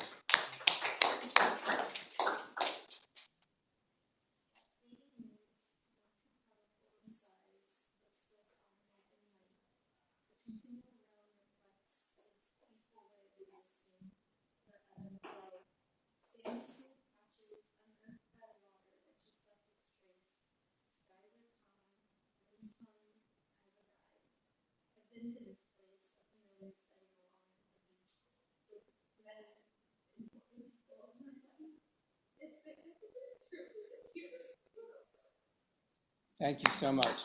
Thank you. Thank you. Thank you. Wonderful. Geraldine? Actually, I wrote in French, Okay. and I translated the deep blue color of the ocean contrasts with the blue of the sky stretching in the spirit fences seem to meet at the open. Gentle waves disturb the stillness as they rise and then drop into the reddish sand. The current of the waves direction or shore starts to soak sand, and the lazy the footprints of transparent flag, while the music sound of the surf sets the rhythm of the silence. My gaze is drawn to the repetitive embroidery of the white foam on the waves, which brings this landscape to life. Thank you. Beautiful. Mark? I see rituals and striations, marble pathways that emerge at the horizon, as well as terrestrial marginal zones that lie modestly and temporarily on the surface. The undulation of the waves is both beauty and sonic. The bright white foam dances silently on the surface, creating a striking counterpoint to the sad schemes of the colors. The shore, like the horizon, continues on without rest, each in its respective direction and journey. Nobody knows what lies at the bottom of the sea, but if you are able to glimpse the immensity and profundity of the inevitable journey and the secrets that are unfolded. Beautiful. I'm glad you're talking to people who didn't write in English, write in Hindi. So, if you don't mind, I can read the Hindi Please. line and then offer a sort of a translation on the Please do. flavor of the sound. Please do. ठंडी रेत पर खड़ा ठंडी लहरों के ऊपर से बहती हुई ठंडी हवा से मैं मुस्कुराया. Standing on the cool sand, I shivered as the cool air blowing over the cold waves touched me. सागर शांत था, उसकी धुन शांत थी, पर इससे मुझ में शांति नहीं निकली. The ocean was peaceful, its musicality was peaceful, but from this there was no birth of peace in me. ये कैसी शांति है जो इतनी ठंडी है? What is this peace that is so cold? ये कैसी रेत जो डूबी हो? What is the sand that is so wet? संभवतः ये मेरी आंखों का गीलापन था जो मेरी भीतर की रेत को उपजाऊ समझकर हो रहा था. Perhaps this was the wetness of my eyes, which presumed the sand inside of me to be fertile, and so was wet. उसकी आकांक्षा जगाना, or maybe it was trying to awaken that desire. पर रेत में क्या उगेगा? But what will grow inside? इस पानी के आने जाने में क्या आएगा और क्या जाएगा? This coming and going of the waters, what will come and what will go? इतने में केकड़े के पंजे का कहीं मुझे अनुभव हुआ. This suddenly I became aware of the cause of a crab. क्या पकड़ना चाहता था? What was it seeking first? Beautiful. Very poetic.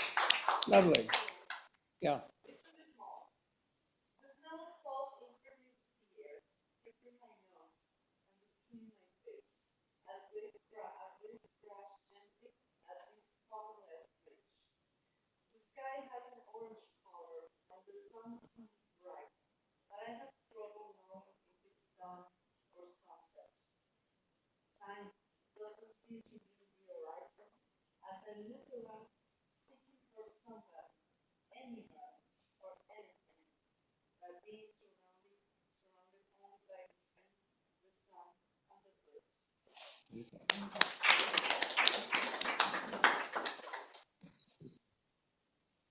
Shock of recognition. We know this place, this low curve of land, this tilt of beach, the softness of their embrace, the soft flesh of Earth's inner arm, soft, small surf urban.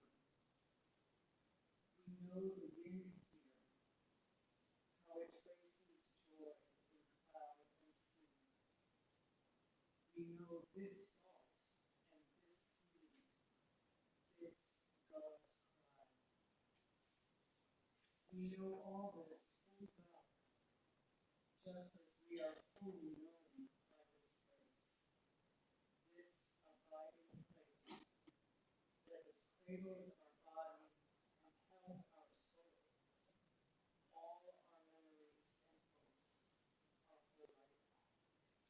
Wow, beautiful. So lovely. Thank you.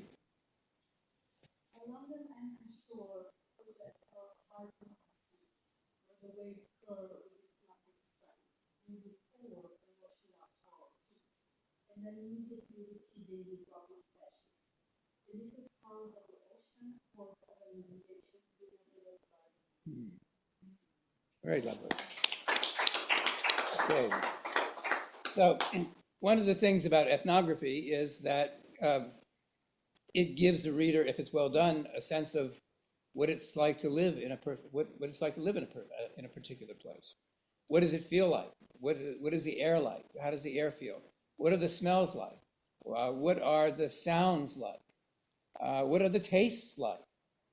And so evoking a place like that gives the reader a sense of what it's like to live in that particular place. And so that's, I think that's one of the great gifts of ethnography to the world. Is it gives the reader a sense of localities that most readers have never visited and probably never will, but they get a sense of this space and place and why it's, and how people deal with it, how they interact with it. So it's really, really a tremendously important ingredient of any sort of ethnographic product, any ethnography. So the second exercise is I'd like you to pick a place from your own research, or pick a place that has particular meaning for you. It may be from your research. It may be your house. It may be some other place that speaks to your heart, speaks to your soul, and write a relatively short paragraph. Since we don't have much time, write a short paragraph describing the sensuousness of that particular place. And we'll take about again. How much time do we have left? Emily, how much time do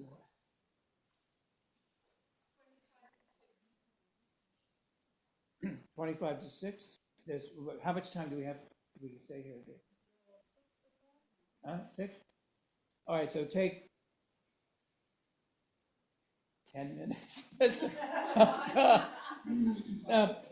Well, because I'd like to have maybe you can read a couple of lines from it.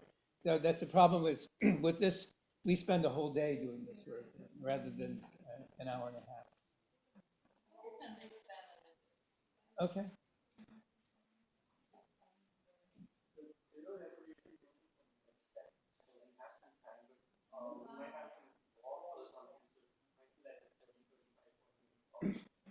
Okay.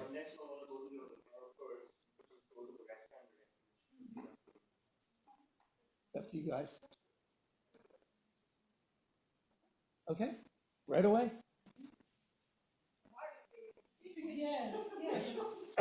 Well.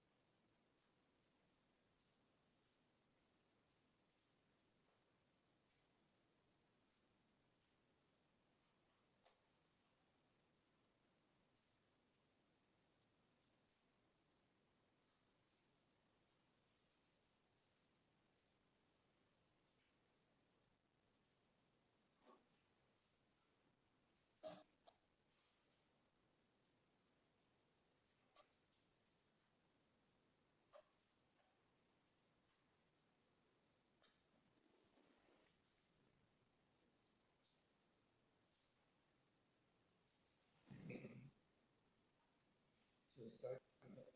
6 o'clock? 5 minutes?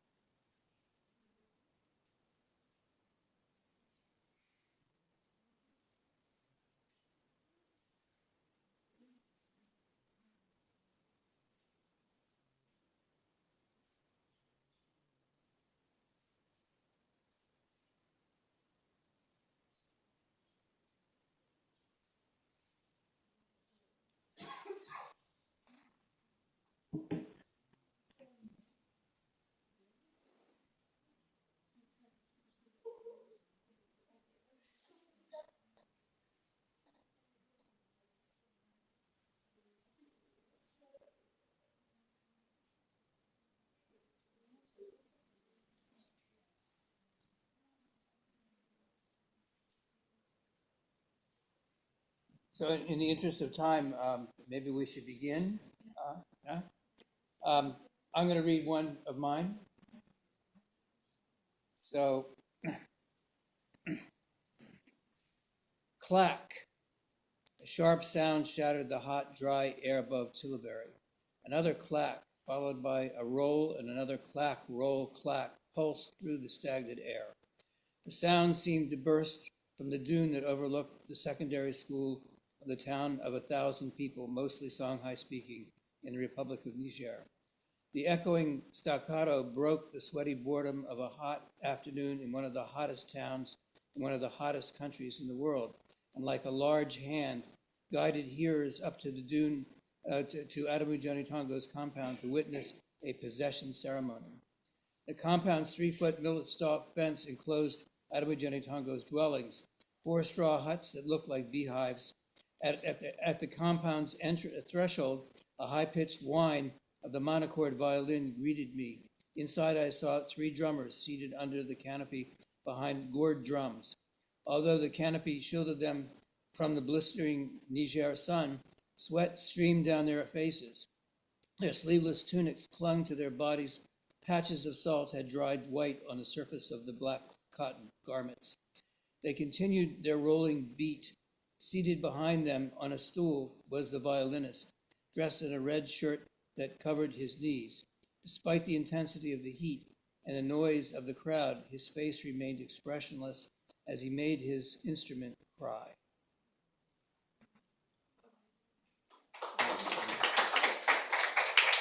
Okay, we're going to start with Jana.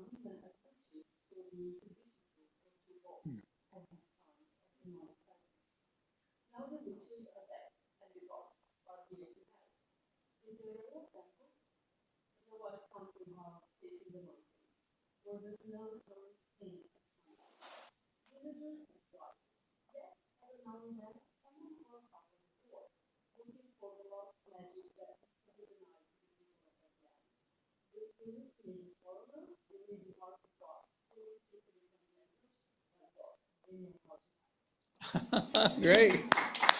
Wonderful. Wonderful. I picked up one thing.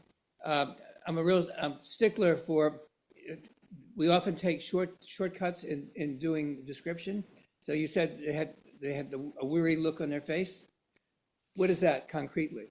How does the face look when it's weary? So, all that kind of description, try to be, for everyone, try to be as concrete as possible, because, we had a sad expression. What is that? How does that look? So be aware of those kinds of things. Yes, ma'am. It was a racist, ugly house, a flimsy, sad box on the place. The hill was gouged out to make a flat foundation for its bare concrete floors. Still, it sheltered our life. Yes, a life of searing, frozen pain, but there was singing too, and bread our own hands made. And when we had to leave, I fell down and wept and whispered, Wow, beautiful. Wow, very poetic. Beautiful. Thank you.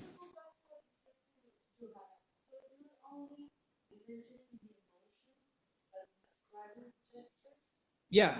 When people emote, there's a physical reaction, right?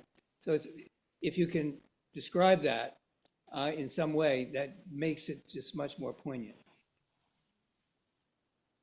Yeah.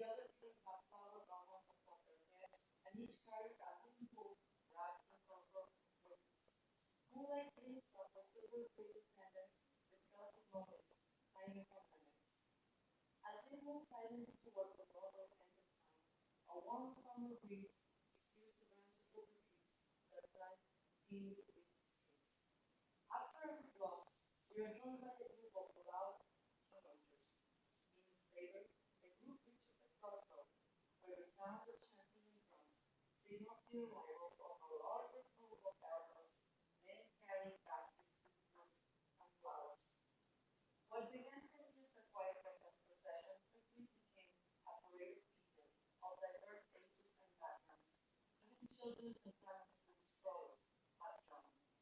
Once we arrived to reach the edge of town, the cortege encounters a livestock field dotted with sleeping sheep, who remain undisturbed by the cacophony of our footsteps and muffled voices.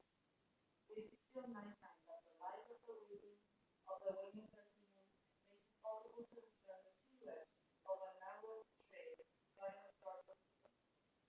Our procession resumes, moving to the west through sheep field, where four large projectors are casting blue lights on what appears from afar to be a tiny circle made of standing stones. In the kilometers that separates us from this structure, the group dissolves, and we join a mass of hundreds of people, all marching to the same destination. As I move forward with this crowd, the stone circle gradually starts displacing its specters, its crevices, and its shape. Inside and around it, thousands of people have kept vigil through the night. When we finally reach the gates, the stone circle reveals itself in all its majesty. It's now 4 o'clock in the morning, we stop as our solstice is about to begin. Beautiful. Very nice.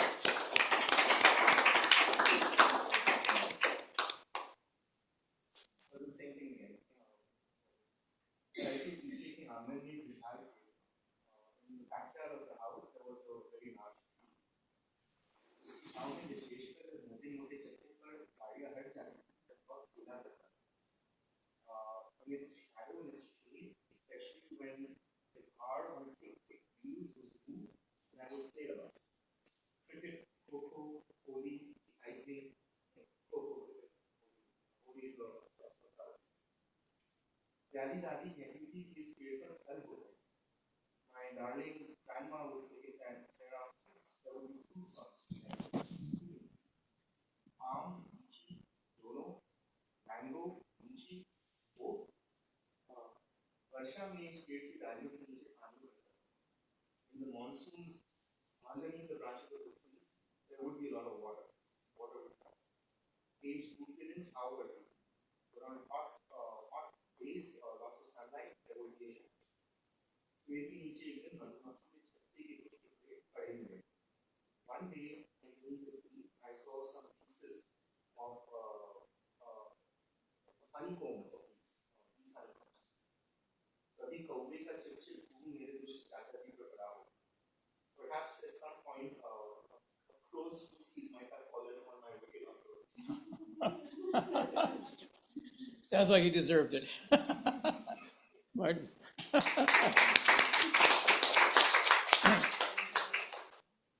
This is from a semi-ethnographic, semi-personal linear Cuba comes from research and also spending time with my little father. We are approaching the Rio Boquima, a small confluence of river and sea in the outskirts of Havana, made semi-famous by Hemingway and his Cuban residence there. There's a small group of us, led by Domino, my godfather, who arranged to do the originating in Borneo, the king of water, in this place of nature where the river meets the sea, and the site of this mythical underwater kingdom of the Hawaii. Domino knows everyone and starts to chat with all the crew we encounter, including the fishermen who had disembarked with a basket of glistening, vibrant red scatters and another person who left us. We invited them all on the spot to feed the label of the religious family tonight. We walked single file to the local edge where the Boquima meets the sea, the red earth giving way slightly underfoot, its softness resulting from the brief daily showers. The mosquitoes buzz menacingly in my ear. On high alert, I scan my body, trying to detect whether they have begun to be sting. I try to concentrate on the ritual ahead, using the giant banana leaf I'm carrying like a parasol to agitate the air around me. We reach a clearing, scan the ground, and find a spot to place the leaf, where the many offerings of specially prepared foods will be arranged and offered to the deities of this fortunate domain. We carefully unwrap each offering while the queen explains their significance, Akara, Olele, Eteluago, Eco, as well as the fruit and tortillas de San Rafael, small corn cakes and syrup that we make that Thank you. Hey, Geraldine. written on a memory, and I can't read it because it's a memory of a fish farm.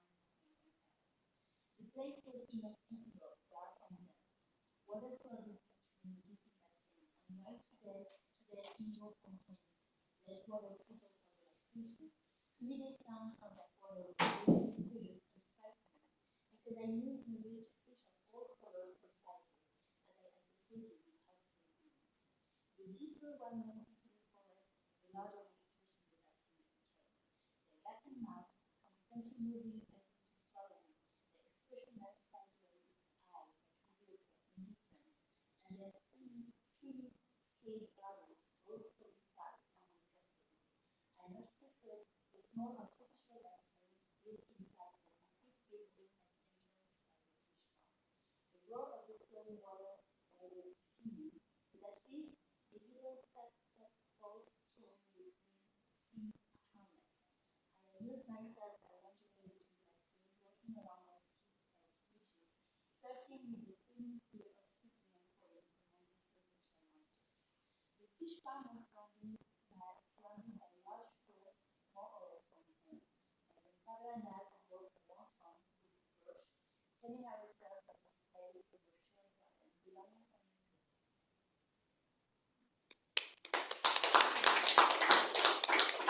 Wonderful. Thank you so much. Yes, ma'am. It's really short, often it's interpreted as a driveway, but there are about 10 small houses standing side by side next to one another. The approach to mine happens to be a narrow lane, and on a sunny day, depending on the time of year, this narrow lane is canopied by luscious green with later after vibrant colors of leaves. Driving home, I can feel a sigh of release outside of worry and release as I cross a barrier from chaos of the outer world to home, a sense of calm, peace. There's a deep patch of trees near a deep patch of trees. Their necks stick tall up into the sky. I admire them and fan the brush that grows at their feet. As I walk by these trees, I can sense their deep moisture, almost the microcosm of cool, moist air that surrounds me. I take in a deep breath of this fresh, clean air. It tingles and cools my lungs. Even though I hear the roar of the engines from the highway nearby, I know that these trees are supplying us protection. And I promise to do so for them in return. The stature of those trees are also home to birds of many different songs, sometimes taking turns with call and response to one another. These birds are sometimes seen traveling flight up above in one directional pattern overhead. I wonder where they're headed. The grass in front of my house lays itself out like a welcome mat, just like the one we have placed in front of our door. I can see the horizon beyond my house, and I'm reminded what a gift it is to be present here, zooming in and out from this place to the horizon. Lovely. Thank you. Mariana. The vast dry desert of golden sands and jagged black rocks off the last waves of life. 100 desert plants release their sweet or pungent odors as the blistering heat died down. Hairy tarantulas fall cautiously out of their burrows, scanning for absent-minded crickets. A blast of songs from the white-winged gray bird calling for their mates. They calling for their mates before the darkness enveloped us. Unashamed. Beautiful. Yeah, very sensuous. Yeah. But before we go on, these consider this like a technique, a tool that you could use in future work. Put it in your back pocket, and when the opportunity arises, you can utilize this kind of writing in your academic work, or if you want to do creative work inside it. So it's a tool that you can use. Sir. My landlady, Abla, bangs on the door with ancient strength, and I'm immediately awake. Yalla, ruh, ishtari hummus. We're going to visit my mother. Go buy the hummus. I rise, bleary-eyed, and head for the shul. the iron door, I enter the limestone courtyard, already bleached from the sun. My neighbor, a Greek nun called Historicities, is already on her perch in the corner, watching as I cross to leave the Posh compound. I feel her judgment. Aware of how I must look, I move quickly through the alleyways, past the evangelical church and the Ethiopian convent, onto the Via Dolorosa, the central artery of Jerusalem's Christian. Awushukri's door is only half open, but already there are 3 men in pajamas standing outside with plates. One by one, their plates are taken and filled with hummus, musabaha, and spice. Then they return home. On my way back, I stop at the oven, underground and infernally hot, with a poster of the clock and the words, "The time is near," above it, the slogan of the local Southern mosque. The baker uses a peel the size of a rowing oar to pull 4 loaves of ovular sesame bread called kai from the fire at a time, while holding a cigarette and a coffee cup in his free hand. I take my bread, still steaming, back to Abba. She is waiting at the threshold when I return. We turn and head towards the cemetery to eat breakfast with the dead.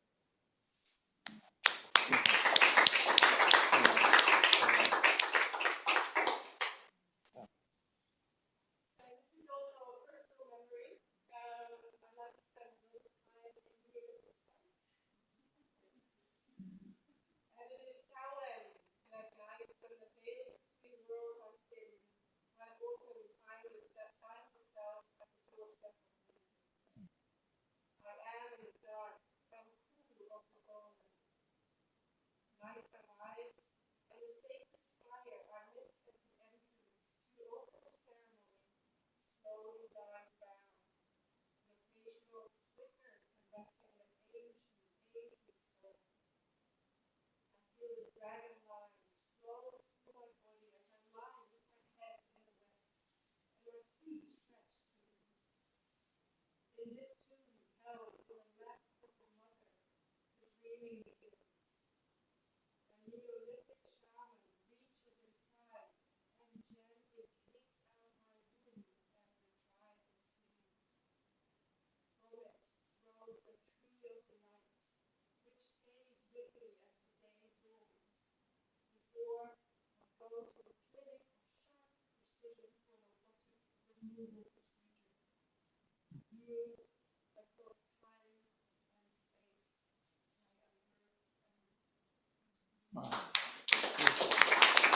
am hurt. Thank you so much. Beautiful. I'll tell you what it is.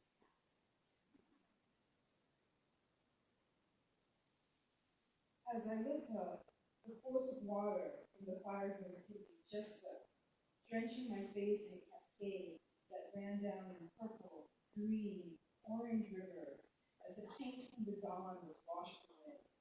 All of this happened in passing as I pulsated to the bass rhythms pushing me back into the warming rays of rising sun. Here I met myself, one of many. We, a disparate and newly gathering of strangers, had become a we, a wet we, a colorful we, a whining, pulsating we, as together, in anticipation of the coming Juve, we released, found, caught, and remade ourselves. They say the street is made for walking on Carnival Day, and that day was came, and we were making the way, readying the road, offering ourselves and playing ourselves, only to be swept up again and again in the exhortations to jump, to wave, to be, to become, to come, here, now, undone by the now for now. I had arrived early for the carnival and found myself fully there at last.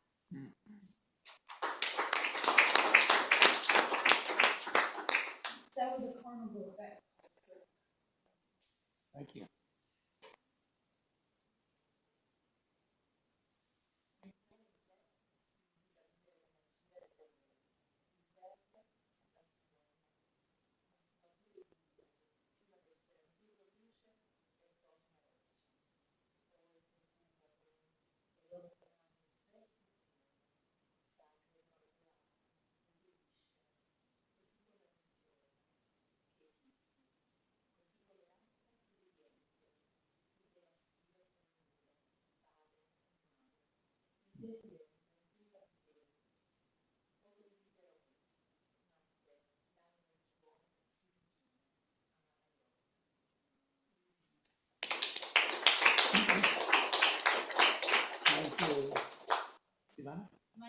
dolmen, and that's very short because I try not to give any visual cue. So listen. My feet follow the scent of mint, tickled by dry grass, and my heart bursts into uncontainable laughter. I play with the wind and with the fifty stones like grandmothers wait for me, they call my name, in a stillness that the stones arrive and shelter. The smell of sunshine, of kin, of a maternal embrace. I tell them my secrets, and they tell me their stories until night gathers.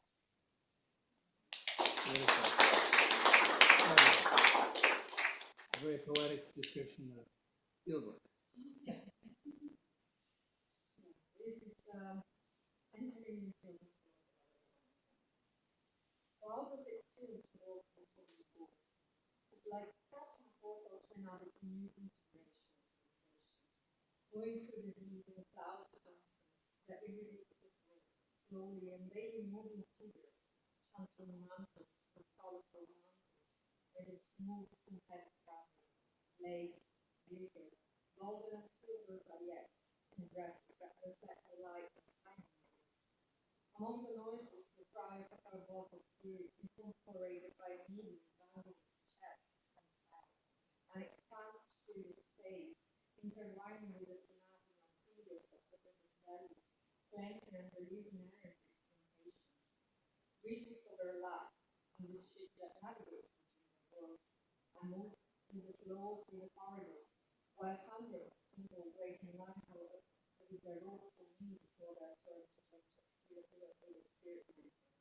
Reflection on all tiredness and other emotions filled their faces. I find the corner to see what initially felt as overwhelming sensation is now settling down in space to sense of calmness. Joseph, you have the last word. In daylight, the dust is brown for walking, overlooked for other preoccupations, young mounds to raise, lunch food carried to the fields, bearing water on the way. And on the return, wood splitting for the cooking fire and native farmers, bucket baths before the evening's rice and sauce. Then, the first bubbly twangs of calabash harps and singers' voices announced the change, turned the dirt into a dance ground, as the musicians walked into the evening after dinner through the door of the chief hunter's home, on the same paths others walked before. Fires burn there now, women, young men, and children gather glowing like a halo, waiting for the circle to fill in the flaming light, opening a way as the singers enter to a shrill call of night jars from the other side. There the crowd broke with a single line of hunters entered, dancing slowly together, advancing with each step, as if traversing the forest. The singers shouted them, voicing their praises, carrying their fame for them, to which the dust gave way. A singer told me later that he sang so hunters would see the animals they killed that night. The village was now forced. Thank you. So, you see, sort of the whole experience sort of opened up a whole set of possibilities. From what I heard anyway, and use these techniques in your future works. It will enrich your life by underscoring the emotions, the sensibility, the sensuousness of your experience, and it will expand the readership of what you write. And so, thank you all. It was fantastic. I really enjoyed it. Thank you.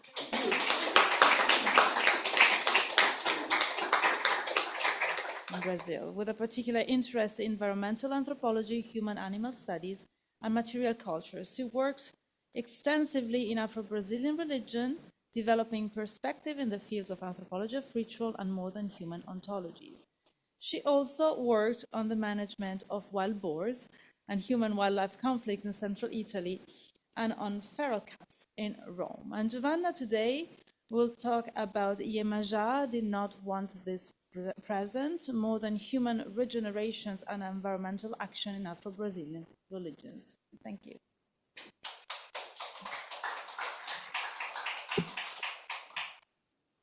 Oh yeah, should share. Okay. Thank you very much, everyone. Just starting the presentation. Thank you very much for the introduction. Okay.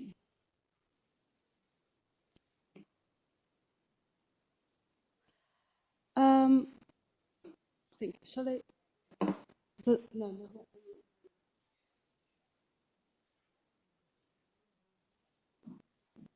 So the work I'm going to present today is something I've been working on for the past 4 or 5 years. I've been working on Afro-Brazilian religions for many years now. And some data are quite fresh, so I'm happy to have your feedback on that. A slight introduction, a little introduction for those of you who know nothing about this particular context. I've been working on, and I work currently on Afro-diasporic religions in Brazil, which are those religions that were came to be in the diaspora, but originated from West and Central Africa during the Middle Passage. There were widespread, so Candomblé, I've been working especially on Candomblé and Umbanda, but mostly Candomblé. And Candomblé is sort of in the same cluster, in the same family of Asian Voodoo, of Cuban Santeria, of Ifa in different parts of the Caribbean and Latin America, etc., just to give you a sense. So what are these religions about? They are especially Candomblé is the worship of the orishas, literally meaning guardians of the head. So each human being has a specific orisha. And these are deities connected to natural elements, but also human temperaments and places. And it deals and manipulates during the rituals the ashe, which is the force and ritual energy and life force that can be transmitted between bodies and objects. The core practices of this set of religions are ritual offerings, mostly food offerings, but also with other objects we're going to show you, animal sacrifice, and transpossession. In the recent years, common ritual practices like delivering offerings and especially delivering baskets with perfumes and bracelets into the sea as part of the festival dedicated to Yemanja, the goddess of the ocean, which also include bottled or alcohol and clay dishes and food offerings and ribbons, and they're very rich, began to raise questions of ethics and sustainability. This shift in attention toward what is considered more ecologically sustainable, biodegradable, compatible with the natural landscape is part of the wider incorporation of contemporary ideas on the environment, conservation, and pollution. So these topics gained relevance actually in the Brazilian social debate over the last few decades after a series of natural disasters like a dam collapse, a famous dam collapse some years ago, oil spillages in the northeast of Brazil, and the intensifying fires in the Amazon forest, especially under the government of Bolsonaro. Following these events, and amid growing attention to environmental conservation, but also being pressured by their political opponents, new Pentecostal churches who accused Afro-religious people to pollute the environment with their offerings. Afro-Brazilian practitioners, Afro-religious practitioners began to re-examine some of their most common and widespread practices. So re-examine and re-evaluate and reassess the nature of their practice. And because of these concerns, sometimes ritual gifts are unwrapped to take out excessive material, and I will show you a bit about that. So that's how an offering to Yemanja may look. Normally it's put on a boat-shaped basket, or sometimes it's a fiber basket with images, and there are sometimes symbols of femininity in it. So small mirrors or combs or perfume and flowers and food offerings. as part of the process of, I would say, commodification of these religions, some of these offerings and some shops, dedicated shops for religious article, started selling already made kits for gifting and giving presents to the orishas that are sold in dedicated shops. And these are the objects that started being contested. So, so as you can see, it's a very Baroque aesthetics. You have mirrors, ribbons, shiny clothes, wraps, fine laces, and this responds to also to the aesthetics of how a present should look like. A present should be rich, so it should be something beautiful to look at. And it started raises this sort of question. So here it's a cartoon I found online in one of these online pages that sort of rediscussed these practices among practitioners, in which the deity Yemanja, the deity of the ocean, goes like, "Are these offerings?" And she responds, "Oh no, it's actually just lack of education or awareness." So as part of it, our religious practitioners started to suggest new ways of performing the rituals, renegotiating materialities, for example, so suggesting new ways and new materials that were more compatible with the ocean.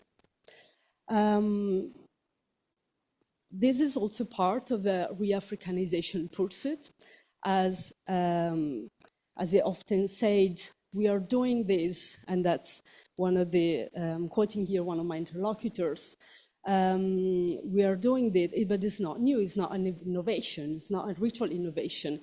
We're just claiming back a knowledge that capitalism took away while trying to sell us already made. So there's a rise in these artisanal practices to try to make offerings and baskets and other things from scratch, and also recycling. One of my interlocutors at the moment, like the most important one, to which I'm very grateful, and was also a research partner of our new project, is Babazinho Rodrigo, a young candomblé priest based in the neighborhood of Sepetiba in Rio de Janeiro, who transformed his candomblé temple into an NGO, a social project for environmental education.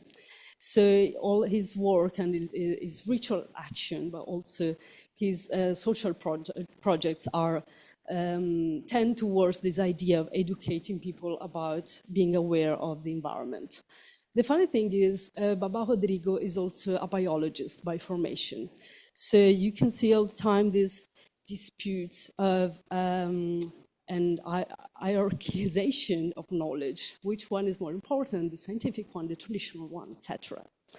As part of his activities, for example, he teaches local communities to make, to weave baskets with palm tree leaves, and which takes a lot of time and a lot of skills, and tries to find new creative ways of making also decorations or these boat-shaped plate that's made out of the residue of the sugar cane, and the image of Yemanja that is made out of corn leaves, etc. So very creative way to reinvent not only the materiality, but as you can see, also the aesthetics of rituals, which is also very contested.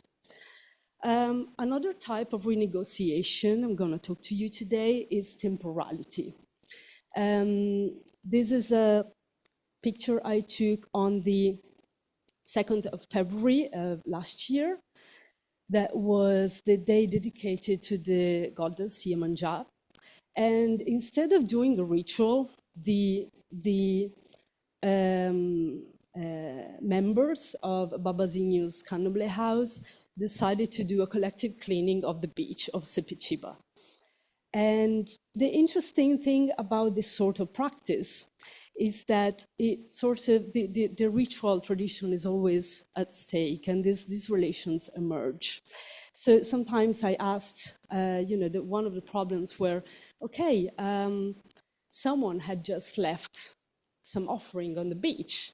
Should we just clean it? And they were like, no, maybe just wait a little bit more because it has been just put there. So, and that's the question that has been haunting me all these years. When does an object stop being an offering and starts being waste that can be collected? Where's the line? Where do we draw the line?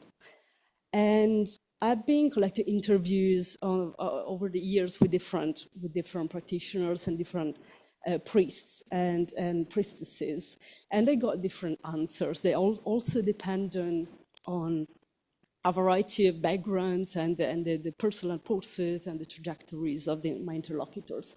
So some of them said it should be collected when mold is formed on top. So it means it's been eaten. Babazinho has a theory as a biologist that microbes are actually the physical agents of the eguns, of the spirits of the dead, who consume matter and organic matter. So you see this overlapping ontologies, we can say, this, in the spiritual world and in the physical realm. And up to rituals, I have seen, especially collective rituals paired with social projects, in which offerings, completely biodegradable offerings, were made with fruits, but then the fruits were not put into the ocean or the river, but they were donated to people in need. So that's also another question about temporality. When does when will we draw the line in which we stop dealing with materiality? This sort of puts at stake everything we know about sacred matter, that matter absorbs energy and should be treated in a certain way. But if engaging with this sort of environmental justice and social justice thinking somehow make these rituals a bit more rational, but also maybe, that's my interpretation, a bit more acceptable for certain stratifications of Brazilian society, or more prone to accuse these religions of being backwards. You were not backward, we're just giving food to the poor and stuff like that. We're doing charity. In many ways, although I realized there must be, so for some people it's also a matter of time, it should be overnight, it should be after 3 days, after 7 days. But in any case, be it time, animals, microbes, or some other agent should act upon matter before it being retired, spiritual or physical. Another form of renegotiation, indeed, is with these more than humans agents. And here, I'm going to tell you a bit more about the history of Sepetiba. That's the neighborhood, the coastal neighborhood in the west area of Rio de Janeiro, where I'm doing fieldwork. Sepetiba it lies on the bay of Sepetiba, a big area that used to be in the 60s vacation site, vacation beach for the elite. But in the 90s, end of 80s, beginning of the 90s, it started going industrialization process. And it's right now one of these most industrialized area of the state, at least of Rio de Janeiro, and I would say of the whole southeast of Brazil.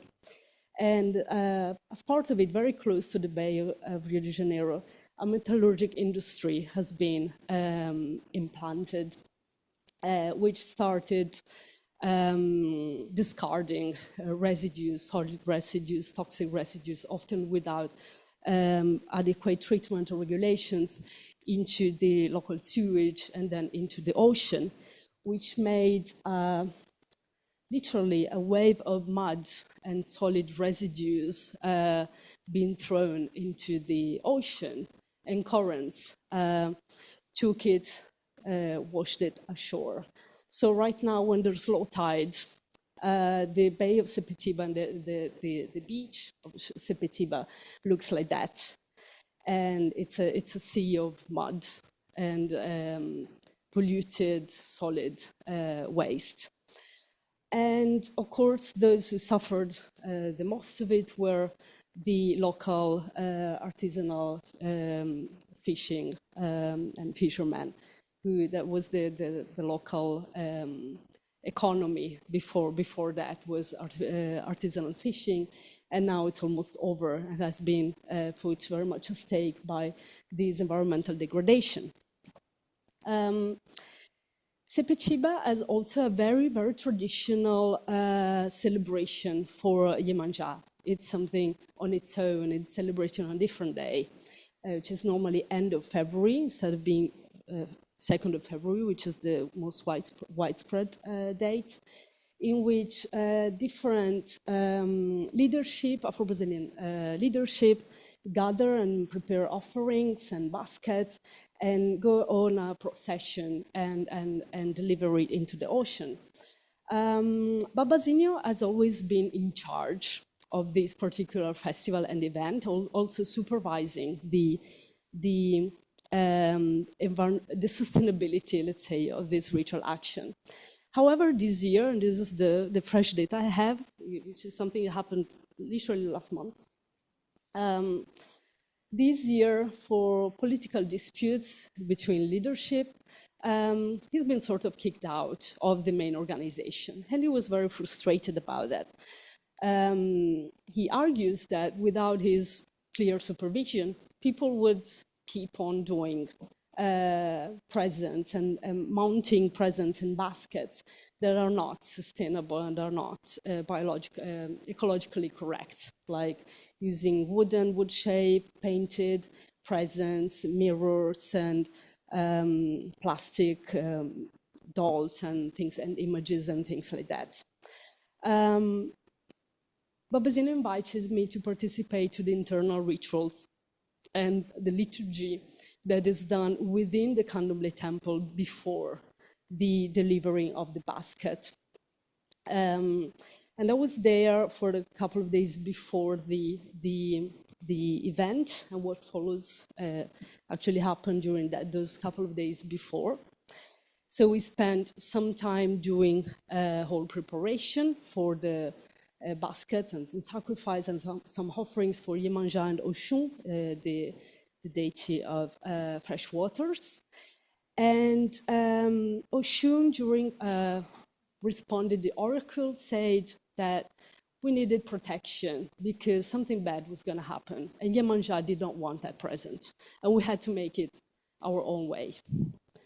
After this revelation, Babazinho starts to feed everyone's head and everyone's orisha and to do specific rituals for preparation. And after that, as he normally does, he performs ritual for one of his Umbanda entity, because he also practices Umbanda. That's a different type of Afro-Brazilian religion that deals with spirits and spirits of the dead. And that's the story of the spirit of a Silverman that incorporated, possessed the body of Babazinho for an entire night and kept us awake. So we prepared all the offerings for the Sailorman, and he arrived possessing the body of Babazinho. And he started, as those kind of spiritual entities do, thanking us for the offering and delivering messages and talking to us. But then things started, and normally this type of entities, the sailormen, the mariners, they're really chatty and fun. At the same time, this time, it was a bit too much. He was like talking and talking and talking and talking about nothing. And some of them were spiritual messages, but some of them were just chit-chatting. And then he took a bottle of cachaça and made us all drink. And we were there like drinking and chatting and eating with the sailorman spirit, but we were also very tired. It was past midnight and we had to wake up at 5 next morning to participate to the big celebration, to the big procession, to the event. And slowly, each one of those started, one by one, we started like sitting on the ground. Some people took their head into their heads, the heads into their hands, and almost falling asleep. And the mariner was, the sailorman was like keeping us awake all time. And it was like, it was as if he was hiding us something. It wasn't clear why he was taking so much time. When eventually he decided to go, he warned us that we should take all the offerings and go to the beach and deliver them to the ocean. And when we asked, okay, so we'll do it tomorrow together with the big celebration, he said, no, you're doing it tonight. So we got the message. The sailorman left the body of Babazinho after it was like 2:40 in the morning, and in that moment, one Babazinho's sister, who was also there, looked at the tide table chart and realized that was exactly the time in which the tide was rising. And when we went to the beach, it was like 3 o'clock in the morning, and we got there, and actually there was water, so we could deliver the offerings to the ocean. Because when it's low tide, Sepetiba like this, it's impossible to do rituals. So in a sense, the spirit took us towards the good timing of the tides. And the day afterwards, in fact, it was a disaster. Everything happened. It started raining, the tides changed, so the ritual had to be interrupted and people had to rush to the ocean, otherwise low tide would put that at stake. The small boat at some point started, the engine started burning. Everything happened, literally, and which was a sign that actually Iemanjá did not want us present. So to conclude, I'm going to just say a few words, like taking into account another interlocutor who had, as you can see, these renegotiations are also intergenerational. So one of my interlocutors had a problem with her priestess because she wanted her to do offering to the sea that contained candies. And she goes like, I refuse to throw sweets in the ocean because fish do not eat candies. I'm going to put flowers, fruit, perfume, but I'm just pouring the liquid on top. But my priestess does not understand. She says, what bad can some candies do? The ocean is so big. So from this dialogue, it may seem that the two women are pointing at different ontological stances. One is defending her position through ecological knowledge, while the priestess is defending traditional ritual knowledge at the expenses of environmental sustainability. However, I would argue that both are renegotiating from the same perspective. On the one hand, one is addressing the nurturing and welcoming characteristic of the ocean and its ability to absorb and transform matter, the purifying power of nature, as we would say, while the other would say, would feel responsible for the living extension of that ecosystem, so the fishes that do not eat sweets. So it could be stated that they are negotiating different responsibilities toward the same ecological entity they are engaging with. So the ocean and Iemanjá at the same time. We're kept with this question, are Iemanjá and the ocean actually at the same time, depending on which perspective? So as the stories tell us how different ways of accessing, knowing, and producing the work can converge entities making rituals coincide with timing and responding to the emergence of an ecological collapse, humans rediscussing material affordances of the rituals, animals and microbes being living agents of spiritual beings. So, yeah, that was all for me. Thank you very much.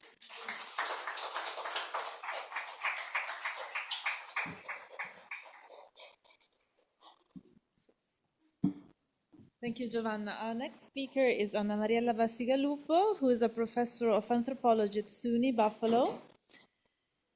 She's the author of Thunder Shaman, Making History with Mapuche Spirits in Patagonia, Shamans of the FR3, Gender, Power and Healing Among the Chilean Mapuche, The Voice of Drum and Modernity, Tradition and Change in the Practice of 7 Mapuche Shamans, and Hybrided in Mapuche Traditional Healing Methods, the Practice of Contemporary Mapuche Shamans. She's also published over 60 peer-reviewed article and books chapters. So Anna Mariella will talk about when landscapes speak, multi-species ethics in northern Peru. Thank you, Mariella. Thank you very much, and thank you all of you for inviting us here to this beautiful space, to the organizers, to the Center here for Sacred Music, and to all of you for sharing this beautiful energy of learning and togetherness of these days.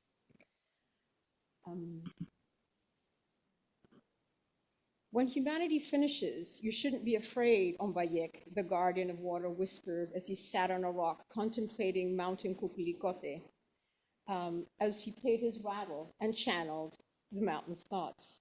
The air was heavy and dense between us.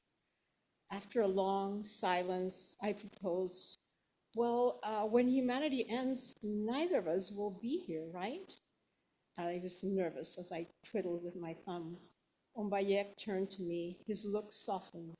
Yes, Mariela, we will be here. You as a noisy cricket, very appropriate. And I as an owl. We will both serve Cuculicote as it heals the earth. Now, as a Peruvian of Quechua descent, I knew how to feed the mountains and honor them. And as a ritual helper, I also sort of understood how to engage in these practices, but nothing had prepared me to confront the end of humanity and imagine a post-apocalyptic future as an insect who would work with a mountain to heal the world. And that's what I'd like to talk about today. In the northern Peruvian Andes, landscapes are more than humans with material and spiritual agency, both living and dead. Their pasts are never gone, and they shape collective health and environmental futures. Between 2014 and 2026, I engaged in collaborative ethnographic research with coastal, Andean, and Amazonian indigenous people in La Libertad, Lambayeque, and Piura in northern Peru, who've come together as pan-indigenous norteños and mobilized with mountains that act. I learned that landscapes are a driving force for multi-species relational ethics and decolonization in the context of environmental collapse. Here, apus, or mountains with agency, enchanted lagoons or encantos, and shamans or curanderos who channel them, share in the consciousness of animals, plants, and stones, and respond to their surroundings from the perspective of multiple beings. Landscapes require all beings in this network to participate in interdependent relations of mutual care involving feeding and being fed, centered on stabilizing ecological systems. Apus and encantos require humans to feed them with prayers, coca leaves, chicha, sweetbreads, alcohol, and fruit, granting in exchange healing and sustenance. In turn, curanderos perceive the messages of apus and encantos through their senses, the movement of animals, the energy emanating from rocks, the temperature and force of rain and winds, sweet or rotten smells, the taste of plants, loud banging sounds, and soft whistling ones. But landscapes also destroy humans with floods and illnesses if we violate these obligations, especially when we contaminate the water and soil and destroy it with mining extractivism. Landscapes have become increasingly concerned with this broader moral injury and environmental damage that humans inflict on the earth, as northern Peru is ravaged by the effects of mining, agribusiness, and El Niño floods and mudslides exacerbated by climate change. Ombayek explained how Kukulikote told him it would flood to punish humanity. He says, I knew El Niño was coming because Apu showed me through visions, and the animals and plants showed me through their action. The termites began to crawl out of the wood, and many dragonflies would feed on them. The spiders, insects, and snakes came down from the mountain and into the street and houses, seeking refuge so that they wouldn't drown. There was a large number of herons, and the birds and animals were alarmed. I lit a candle, and it sputtered, a manifestation that there was a lot of human evil, corruption, contamination, and that Apus would punish this with water. The pacay and guava trees bloomed early and lost all of their flowers, and then got new ones. The sapote tree, which is small and grows in the ravines, started growing really tall and getting a lot of green leaves on the top because there was a lot of water accumulating underground. Today, I'll talk about Chimbe, the queen of the Andean encantos, the enchanted lagoons of Las Guaringas in Piura, and Cuculicote, the coastal mountain that we met before from La Libertad, whom I encountered at the Guaringas lagoons as they were channeled by shamans Julio Garcia and Ombayek. Chimbe and Cuculicote expressed pain and anger against those who failed to engage and feed them and treated them as objects to be exploited by mining and industries. These landscapes act out in revenge in the form of earthquakes, mudslides, and torrential rains. Therefore, both unethical humans who destroy the earth with their industries and angry but ethical apus and encantos are accountable for climate change. When climate change expresses the refusal of landscapes to be reduced to objects of exploitation, it rocks the foundation of non-Indigenous thought. I'll show how, through this metaphysical refusal, landscapes create a decolonizing ethical practice of relationality that critiques the classic script of Enlightenment, linear time, Christian eschatology, and this European anthropocentric language that posits that nature has no subjectivity, agency, or ethics, and is ruled by humans. So I was fortunate to be present on July 8th, 2018, when Chimbe and Cuculicote voiced their relational ethical practice, sealing the fate of humanity to save the rest of the multi-species world. I made the 13-hour bus ride with Ombayek from his hometown in Ascope down there, all the way to the home of Jose in Huantabamba up there in the northern Peruvian Andes. I set out with Ombayek and Jose at 4 o'clock the next morning. After a 2-hour truck ride and another 4 hours on horseback, we finally arrived at clear Encanto Chimbe, which is perched majestically 3,900 meters above sea level, where many shamans come to be initiated and to heal themselves and their patients. That day, Jose told us that Chimbe was showing us her displeasure at the capitalist greed and corruption of humans. Sheets of rain and hail pummeled us.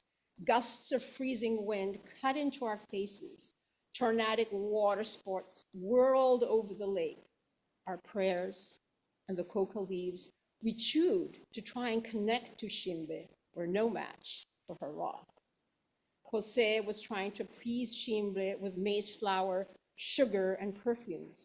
Shaking his best silver rattle, Jose replied humbly, I cannot control her. Let us hear her will.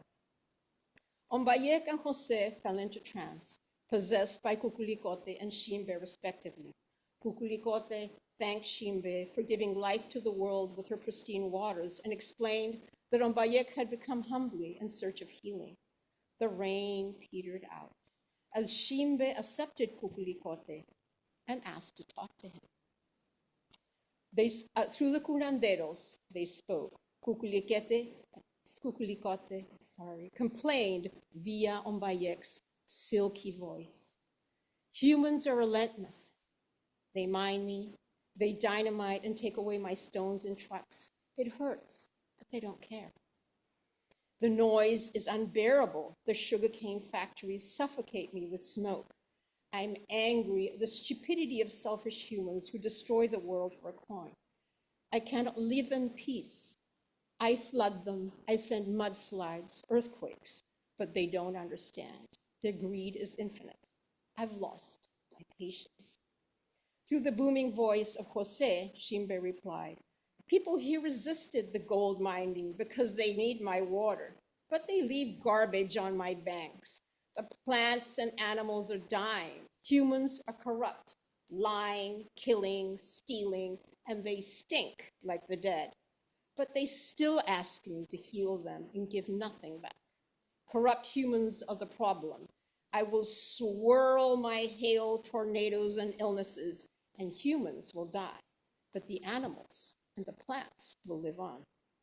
Yes, replied Kukulikote. After the floods and illnesses destroy humans, we'll have a better world.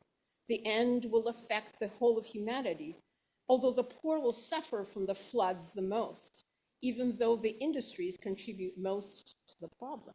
But then the poor, the good humans who feed us and honor us, engage with us, will return to live in our new world as insects and birds, the manifestations and messengers of Apus and Encantos. Shimbe and Kukulikote's anti-anthropocentric eschatological narratives offer an expansive view of the ethical order of the earth and humanity's future as climate change and extractive industries wreak havoc around the world. They frame humans who continue to defend their privilege built upon colonialism and global extractivism as non-persons who are inseparable from the destruction of other species, the earth, and themselves. Kukulikote and Shimbe envision a new anti-anthropocentric world order, a return to an indigenous past without humans, ruled by landscapes where being reborn as insects and birds is a desirable and viable future. Oh, I missed a few. Oh, maybe not. Okay. Shimbe and Kukulikote have an ambivalent relation with humans and prioritize multi-species relational ethics in their ecosystem over human survival. Mountains and lagoons preceded humans by millennia and created the conditions for human life on Earth by feeding and nourishing humans. Humans are expected to reciprocate by feeding or respecting landscapes and other forms of life. But now Kukulikote and Shimbe feel that this breakdown of relations with humans is irreparable because of excessive extractivism, and humanity should be destroyed. Curanderos argue that Apus and Encantos destroy people with floods and then enchant or eat people, causing humans to die, but then incorporating their life force into the landscapes. This is why curanderos like Ombayek and Jose argue that humanity will die from disasters brought about by climate change long before other species, and that landscapes will rule future worlds. Similarly, many Norteños believe that modern society's project of indefinite growth and progress is coming to an end, and that end indicates a new beginning, a turn towards a former, more equitable, multi-species relational world without humans. Shimbe and Kukulikote argue that the way humans act in this world will shape their survival and post-apocalyptic futures.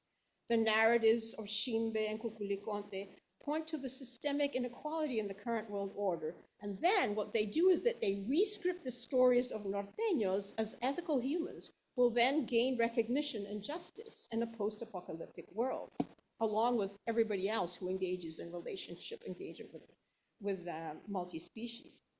Shimbe narrated different post-apocalyptic futures as contingent to the extent to which we are implicated in extractivism and destroy multi-species relationship. Those who affect the least change to the earth will suffer the most in the current world, while those who destroy the most will suffer the least. But then those humans who drive extractivism and fossil fuel economies will lose their personhood and go extinct, along with the collapse and dismemberment of the capitalist system based on greed and destruction. And those humans who break with extractive capitalism, engage in these relational ethics with multi-species, will emerge as insects, plants, birds, and become manifestations and helpers of the Apus and Encantos. In this new space-time, Those plants and animals will cooperate with landscapes to create a community life ruled by multi-species collective ethics rather than profit and destruction. Thus, the effect of humans choosing now to re-engage in social relations with apus and encantos will be felt in the post-apocalyptic era, where we'll be transformed into insects and birds, even though that era will be without humanity. By reshaping our post-apocalyptic imaginaries as insects and birds in a future without humans, curanderos call for decolonizing hierarchical, exploitative relationships between humans, other beings, and landscapes. Now, to make sense of these kind of apocalyptic visions, curanderos draw on this very Andean concept, which is the concept of Pachacuti. The idea of Pachacuti is that there is a cataclysmic destruction of an established world order, and then it's followed by the beginning of a new order that represents a reversal of the previous world. So there is no end of time and space. It's just these continuous worlds that are created and destroyed. Now, this new world will eventually end with another, of a similar apocalypse. So end times are also beginning times. And since the creation of a new world involves returning to this previous, indigenous world without humans, the post-apocalyptic world and the pre-apocalyptic world are alike in being without humans. Now, this new order is possible because José Nombayek and Kukulikote and Shimbe collapse human and geological time. Like Jipesh Chakrabarti, they argue that the now of human history has now become entangled with the long now of geological time. And this enables apus and encantos and curanderos to easily move between the past and the future. They return to this geological time before humans existed and recreate in that space-time all of us who engage in relational engagements with other species and landscapes in this current modern industrial world and present us in the form as insects and birds. Now, unlike the previous Andean Pachacuti or the Native American ghost dance, Chimbe and Kukulikote don't oppose the existence of white people. Instead, ethnically mixed Norteños invite humanity to oppose extractivism and to entangle themselves with the earth. Curanderos, as you can see here, are incorporating foreign tourists who become to get healed into their own perceptions about engagements of apus and encantos and teach them how to feed the earth. Norteños' local narratives are therefore also a global story, a new possibility for collective engagement with the earth and the future. Now, these narratives, of course, are challenging, Christian notions of eschatology, where the time in the world ends with the extermination of humanity, but they are commensurable, in part at least, with the narratives of climate scientists. Curanderos argue that greed, extractivism, and the burning of fossil fuels will cause the end of humanity, which is consistent with many scientists' predictions, right? So both systems of knowledge are coming to the same conclusion. We must change our relationship to the earth and other species if we are to meaningfully address climate collapse. We have much to learn from the ethical critique offered by Shimbe and Kukulikote. Their apocalyptic visions, channeled by José and Ombayek, can help us envision our place in the world, both today and in the future. They indicate that when humans accept the inevitable end of the space-time of modern civilization and humanity, we will be inspired to respond to the environmental and climate crisis. So that's when we become aware. Humans, in that case, we might want to mitigate our suffering by engaging in these ethical, reciprocal, multi-species relationships to postpone the end of humanity, and then, when the end comes, to reimagine our existence as insects and birds in a new world. These narratives can also help us see how this coming together of human and non-human values and temporal scales trigger our ethical responsibility towards the earth and its beings. How am I doing for time? Okay, I got time. Okay, so by fundamentally decentering humans' place in the world and the future. So here's Ombayek, and here I am, the critic, right? This is the platform which goes up to Kukulikote. We're at the top of the virtual platform looking towards the mountain, right? So by decentering, right, this human's place in the world and the future, Shimbe and Kukulikote critique offers a productive tool to promote environmental and climate justice now. From the curandero's perspective, encantos, and apus promote multi-species relational ethics between human species and landscapes in places dramatically affected by the phenomenon of El Niño, exacerbated by climate change and extractive capitalism. Such an ethics, Bayek argues, if widely practiced, would reduce environmental devastation caused by extractivism, and then subsequently also reduce the punishment by apus, against extractivists with floods and so on. And this would also reshape Western understandings of the relationship between nature and culture, subject and object, the material and the spiritual, which people have been talking about, over and over during these past wonderful couple of days. So this hopeful vision proposed by Shimbe and Kukulikote for the near and medium-term future could certainly inspire people to respond to the environmental and climate crisis by triggering a sense of moral responsibility to the earth. While many scholars recognize the agency and self-determination of the planet, few have conceptualized landscapes like Kukulikote and Shimbe themselves as responding to impacting environmental change and climate crisis, or becoming moral agents who guide communities through multi-species relational ethics. And actually, you just did that, so I take back my words. So thank you very much, Giovanna, right? In the case presented by Shimbe and Kukulikote, communities engage the current environmental crisis through material and discursive frames of mountains and lakes. And by looking at these issues through the frame, through the understanding of mountains and lakes, we're actually decolonizing the way we conceptualize justice and promoting collective ethics and environmental justice in multi-species relational terms.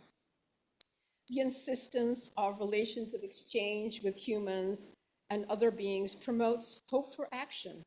For although the acts of one individual are not enough to stop environmental collapse, such an effort is never worthless or futile as long as it strengthens these multi-species relations. I've shown what that means, right, through the lens of Northern Peruvian shamans. But as you have shown us, there's many different ways in which humans can return to this moment where we belong to the earth. Engagements with the earth as an agent of multi-species relational ethics, it was what has led indigenous people around the world to seek transformational change and lead environmental movements. And it's now the time for the rest of humanity to join them. Thank you.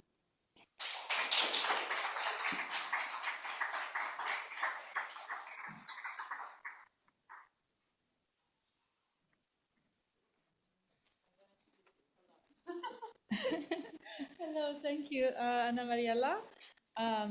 Last speaker, Saida Daukeyeva, is that correct? Yeah. Is an assistant professor of music at Wesleyan University. She holds a doctorate in musicology from Moscow Tchaikovsky Conservatory and a PhD in ethnomusicology from SOAS. And her research explores the social and political dimensions of music and sound in Central Asia with a focus on Kazakhstan and Kazakh diaspora. She's the author of Abu Nasr Muhammad al-Farabi's Philosophy of Music and co-editor of The Music of Central Asia. And her current book project, based on fieldwork in Kazakhstan and Mongolia, examines Dombira, two-string flat flute performance as a vehicle of history and social memory among Mongolia Kazakhs. And she also conducted ethnographic research on the revival of shamanic healing practice in Kazakhstan and the primary musical instrument, the Kil Kobit. Is that correct? Yes. Today, you'll talk about this research because the title of the talk is Sentient Instrument, Making the Kazakh Kil Kobit. Thank you. Thank you so much for the introduction, and many thanks to the organizers of the symposium, Emily, Nina, and Giovanna, for inviting me to present my paper, and also thanks to my co-panelists for their inspiring papers. I'm truly delighted to be part of this stimulating panel, and I'm happy to share my work with all of you. My paper explores contemporary cultural discourse related to the Kazakh kulkobas or kubas, a bowed lute with two horsehair strings historically associated with shamanic practice.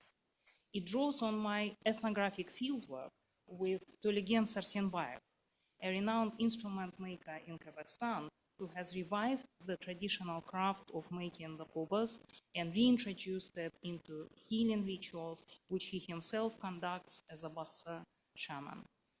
I would like to begin with an excerpt from an interview I conducted with Tuligen during my fieldwork in 2023. As we talked about his process of instrument making, Tuligen told me, everything is from nature. Man is a part of nature. The two sides of a face aren't alike, nor are sides of the wood from which the coppice is made. When you look at a tree, you see its nature and know how best to make an instrument. The material senses. I used to make instruments that would crack or have a defect, but over time, I learned to select wood so that already by looking at it, I can tell whether a cobus will emerge. The tree gives a sign. What sign? I asked. And Tuligen replied, I touch the tree and ask, yes or no. If I am told no, I don't take this wood. If the sign is yes, only then do I take it. You choose the wood based on a sign and even on the shape of the tree. Some trees resemble the cobus. When working on an instrument, you should talk with the wood and ask its advice. The wood itself suggests how the instrument should be made. Tuligen's approach to his craft, succinctly conveyed in this fragment of our conversation, reflects a long-standing Kazakh understanding of instrument making as a process of communication between the craftsman and the natural materials from which the instruments are made, an understanding rooted in the historical practice of nomadic pastoralism and animistic beliefs which have been integrated into local Islam.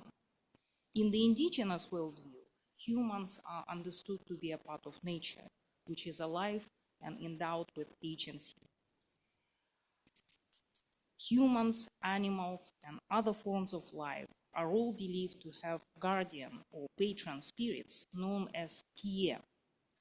Musical instruments are also guarded by spirits and are therefore referred to in Kazakh as kiele aspaptar, which means with spirit or inspirited instruments. Such instruments are perceived as animate, sentient beings. Their sounds connect humans to both nature and the spirit world, protect them from evil forces, and maintain equilibrium in the universe. This belief is powerfully manifested in practices related to the kobus, an inspirited instrument with which Kazakhs associate the beginnings of their music. According to legend, the instrument was invented by the first Kazakh shaman and Muslim saint Korkut, who played it to ward off death and attain immortality. Oral tradition depicts the instrument as a living creature able to walk, ride, fly, and sound on its own. Ethnographic accounts from the 19th and early 20th centuries describe the kobus as the shaman's alter ego, able to transmute into an animal or bird and transport the shaman to upper and lower worlds during healing rituals. The social and cultural transformations of the Soviet era, however, resulted in an abrupt decline of shamanic practice and its primary musical instrument. Contemporary kobus performance is largely a revived tradition that began to re-emerge in the late Soviet period and gained momentum following Kazakhstan's independence. What is the meaning of the current discourse on the sentience of the kobus as articulated by Tuligen Sarsenbaev? What kind of worldview and sense of identity does it reflect and shape in 21st century Kazakhstan? In this paper, I seek to answer these questions through an account of Tuligen Sarsenbaev's biography and his views on the nature and process of instrument making. I center my discussion on the idea of the musical instrument as a living, sentient being, which Tuligen repeatedly invoked in the course of our conversations. My interpretation of this notion is informed by the ecological theory proposed by anthropologist Tim Ingold and taken up in recent studies in eco-musicology. In his book, The Perception of the Environment, Tim Ingold challenges the hierarchical division between human culture and non-human nature established in Western anthropological discourse, which assigns the qualities of awareness, sentience, and agency exclusively to humankind.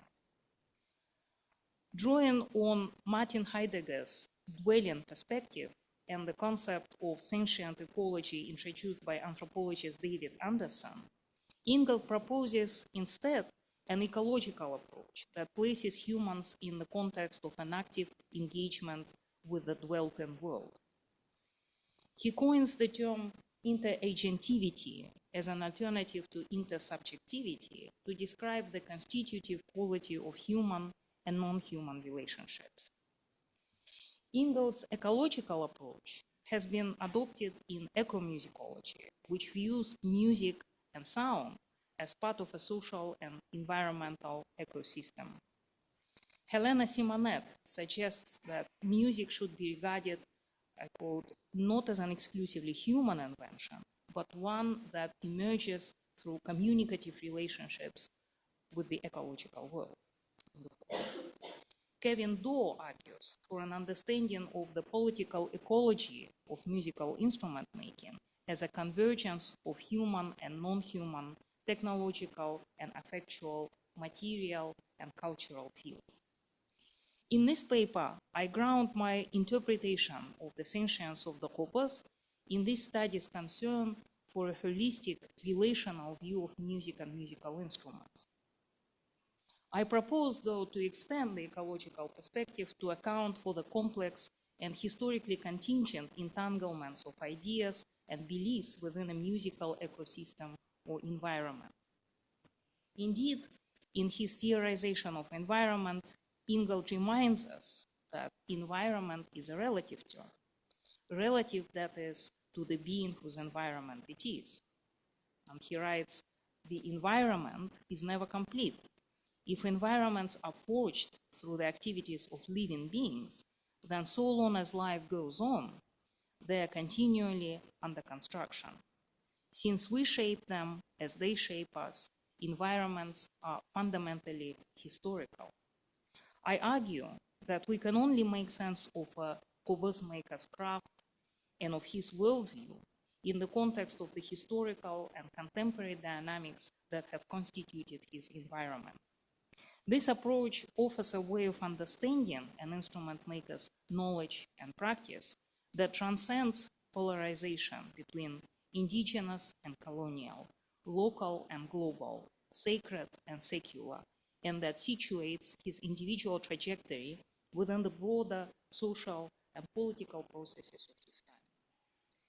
With these thoughts in mind, I now turn to the story of Töligэн Sarsenbay.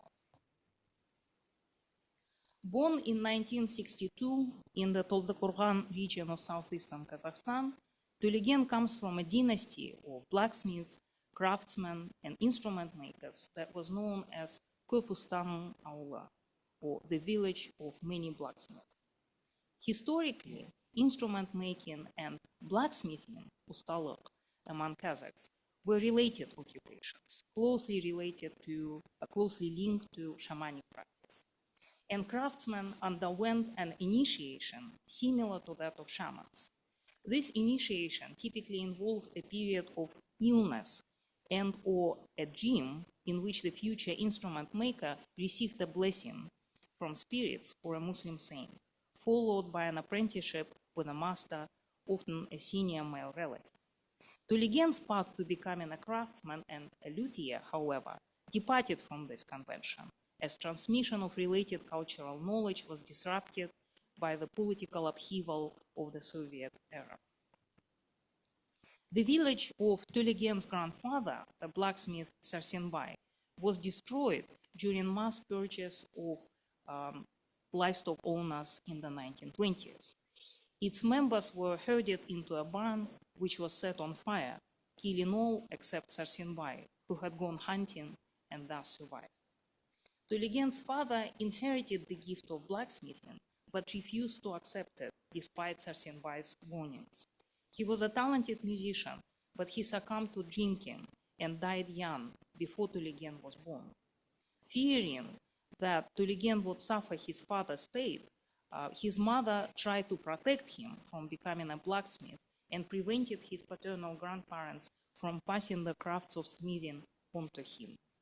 It was only years later, when he fell seriously ill and nearly died, that Tulegan learned the truth about his heritage and discovered his calling. He told me that there was nobody to teach him. The spirits, Aruaktar, guided him on his path to becoming a craftsman. During the Soviet period, the kobus was banned and kobus players and makers were persecuted.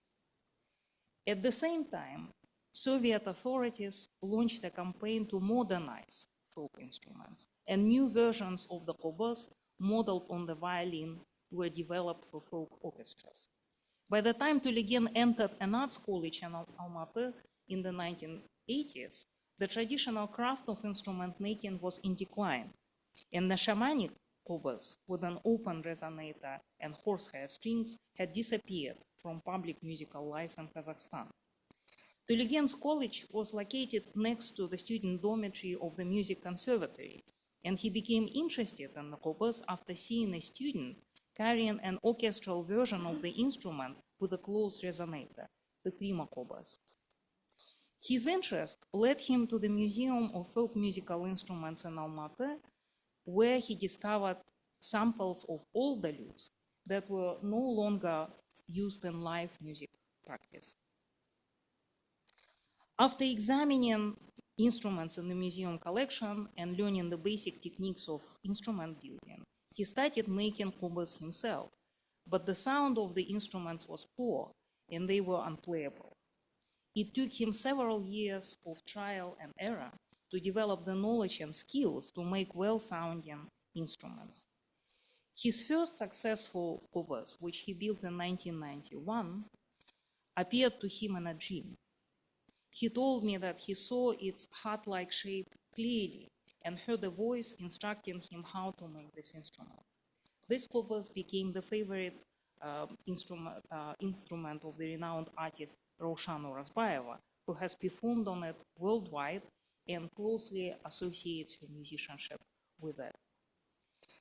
The fall of the Soviet Union and the emergence of independent Kazakhstan in 1991 spurred processes of national revival. And amid the general resurgence of interest in Islam and local beliefs, Tulegan underwent a spiritual evolution. He became a more devout Muslim and made a pilgrimage to Mecca that changed his views on what constitutes correct religious practice. He also started practicing as a Bahsa shaman, as he considers shamanism to be a local form of Islam. He conducts healing rituals during which he plays a shamanic kobus, his alter ego, you can see on the slide, and then sets it aside, saying that it can play by itself, while he purifies his patients by smudging them with smoke from red-hot metal rods. In addition to these near-traditional rituals, he has also participated in the so-called shamanic extravaganzas, organized by a tourist and sports association, Tengri Ultra. These events have a very different character and clientele. They are intended for tourists and visitors to the country and influenced by New Age healing and spiritual practices. Tulegan's views on the nature of the kobus and kobus making reflect his distinctive personality and multifaceted worldview. As we discussed his understanding of the sentience of musical instruments, he explained that everything in nature is composed of the four elements and that instruments and humans share a similar constitution. The human being is like a musical instrument. It has energy channels and can be tuned to play a piece. He believes in a mutually constitutive relationship between musical instruments and their makers. An instrument makes its maker just as the instrument maker makes the instrument. From the material environment of his life, his house and workshop, to the bodily injuries incurred in instrument making, the diet he follows, and his worldview, Tölegene has been shaped by the Qobuz both physically and spiritually. He says that he enjoys working with natural materials, especially wood, because the element of wood fosters creative growth, compelling him to continue learning and growing as a craftsman.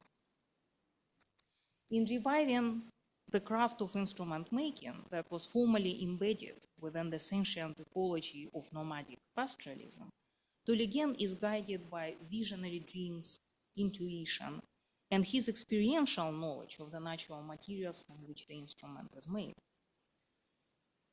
He has reintroduced the practice of covering the lower part of the instrument's resonator with camel skin, a technique that had been abandoned during the Soviet period. This innovation was prompted by a spiritual omen, but is also grounded in his practical understanding of the properties of different animal skins. He has also restored the tradition of carving the Qobuz from a single piece of wood, because he believes that this practice reflects the integrity of nomadic ontological perspectives. In a symbolic sense, an instrument maker, an instrument made in this way, possesses a backbone, or suyek, a Kazakh word referring to one's paternal ancestry. From a practical standpoint, however, such an instrument is more resonant and durable than one constructed from separate pieces of wood glued together. Tölegene conceives of instrument making as a dynamic and highly charged field of interaction between himself and the wood, involving the mutual application of force, resistance, and yielding. Although he has worked with many types of wood that grow in and around the Almaty region, his preferred wood is acacia, Karahan, the hardest wood growing in the area. He favors this wood not only because it is durable and has an intricate grain pattern, but also because it is resilient, and the resistance it offers suggests how an instrument should be made. He enjoys wrestling with wood and embraces the sense of unpredictability and ambiguity that emerges during this interactive process. Tölegene's kinesthetic and tactile engagement with the material produces a rhythm of work guided by the wood itself, inducing states of flow that he describes as meditative and trance-like. In such altered states of consciousness, he sometimes feels as though the wood softens in his hands and he can mold it like clay, an analogy reminiscent of Islamic narratives of the creation of life from clay, as well as similar stories found in other world religions and mythologies. Tölegene describes how once the body of a future instrument is ready, he subjects it to a special physical treatment during which the wood undergoes a transformation into a musical instrument. This is a crucial stage in the instrument making process because if the wood does not withstand the treatment, no instrument will emerge. Tölegene likened this transformation to the period of trial or illness associated with shamanic initiation. He didn't disclose the nature of the procedure, but told me that it had been revealed to him in a dream whose meaning he was unable to understand for a long time. If the wood survives the procedure and a Qobuz comes to life, it begins to sing when he lightly touches its body.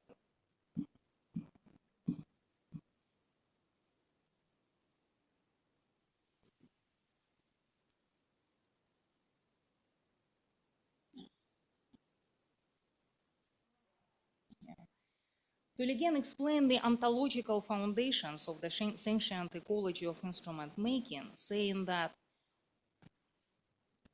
when he makes an instrument, another instrument is also made in the astral world. If his instrument aligns with that instrument, a true Qobuz, a masterpiece emerges. He went on to say that the wood continues to live if the instrument has an astral double or a patron spirit, Kiye. When the astral and physical doubles align, then the life of a Cobus begins. Töligen is continually refining his techniques for crafting the Cobus and has developed precise measurements for his instruments. Yet when I asked how he achieves the ideal Cobus sound, he told me that the sound of the Cobus emerges mystically. It lies beyond logical comprehension and cannot be explained through craft alone. For Töligen, instruments such as the Cobus exist to recreate the sound of the cosmos, a sound that is audible only to those who have an open heart. When the sound of the Cobus aligns with that celestial sound, the instrument comes alive and can profoundly affect both nature and humans. To conclude, the life path of Töligen Sarsenbaev, one of the leading Cobus makers in Kazakhstan today, presents an improbable story, that of someone destined for this craft, who acquired it against all odds at a time when the tradition of craftsmanship had nearly disappeared, who turned to instrument making after encountering the Soviet orchestral version of the shamanic Cobus, and who learned to create sounding sentient instruments by studying the silent exhibits of a museum. Töligen engages deeply with the pre-modern Cobus tradition, yet his practice is oriented toward the modern Western-influenced music scene and the global tourist market for alternative forms of healing and spiritual transformation. His understanding of the instrument sentience is grounded in local animistic beliefs and Islam, but is also influenced by other discourses ranging from science to New Age spirituality. It draws on both spiritual revelation and practical experiential knowledge, on dreams and visions and material reality. This understanding reflects the bifurcated cultural and linguistic experience of Kazakhs who lived through the Soviet era. When he speaks in Kazakh, he talks of Kie, a patron spirit.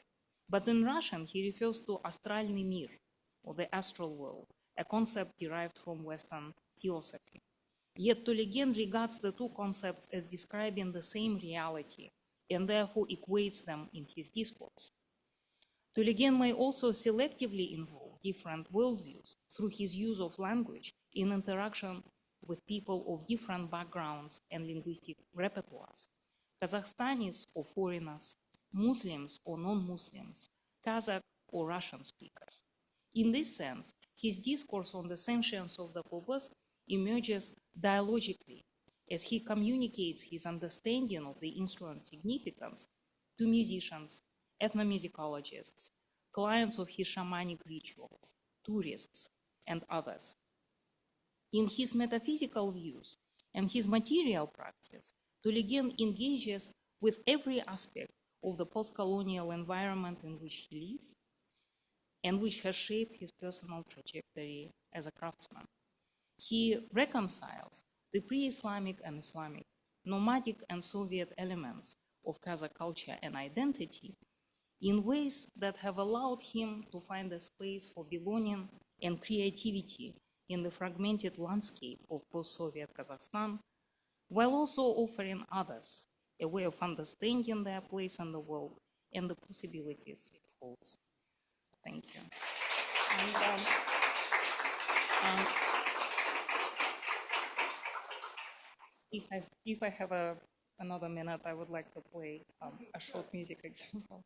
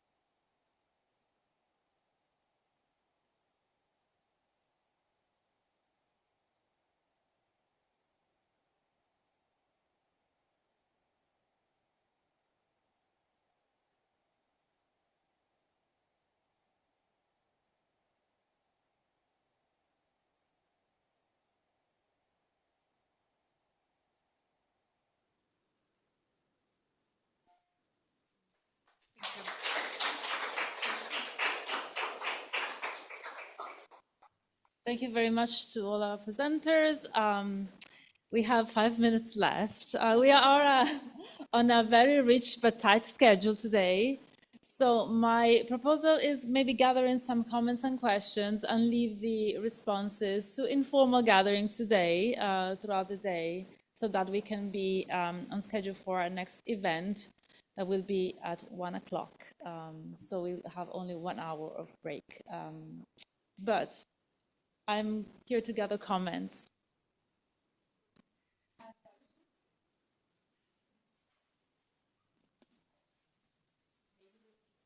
Yes, of course. Please. I'm not sure you can respond or we can all see you.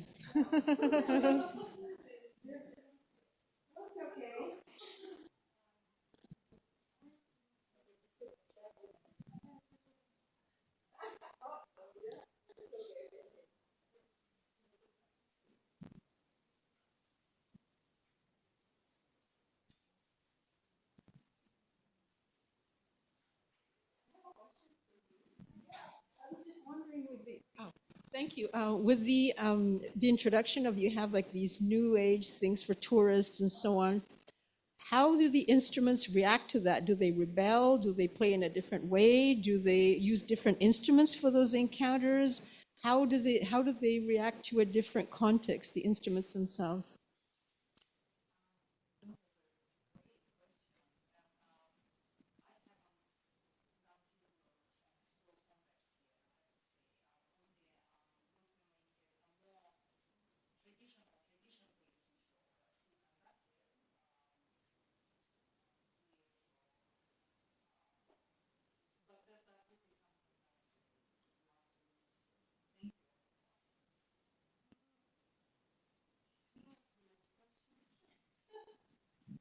I had a question for Anna Mariella, and maybe we can discuss it later or open up for other participants. But the way you frame it, and maybe it's not exactly the same vocabulary because we're all tied to the English language, which has its own categories. But in modern human studies, there is an anti-species turn right now. And I feel like you sort of frame your work on this like humans, but also some humans, not all humans, but eventually humans will be eradicated while other species are can thrive, so that other species can thrive. But then sort of goes into contrast to some other indigenous contexts like in the Amazon or even in the Andean region, where the notion of humanity is contested, is not tied to the biological body, is something else. And it goes together with the living well, it goes together with other things. So I was thinking, like, if you can imagine new ways of reframing your work without using the word species. There's a difference between humans and persons. So personhood involves mountains, with agency and all these multi-species and water and all the rest of it. Those are persons, right? The miners are not persons, but they're humans. You see what I mean?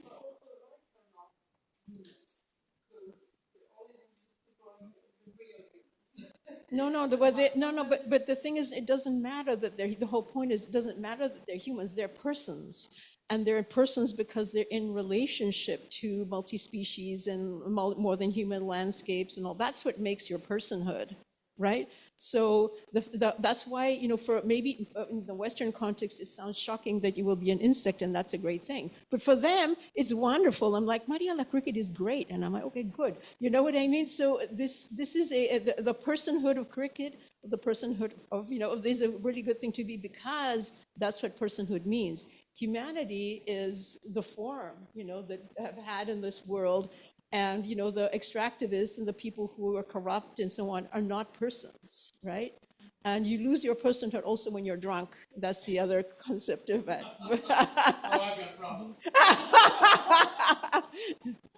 But can I ask a question to you? Okay, I would like to know, I was loved this concept of Yemanya, bringing up, also thinking about critically about this eco thing in some contexts and not in others. But I was wondering, no, Yemanya happens, presents herself through different people, right, at different times and so on.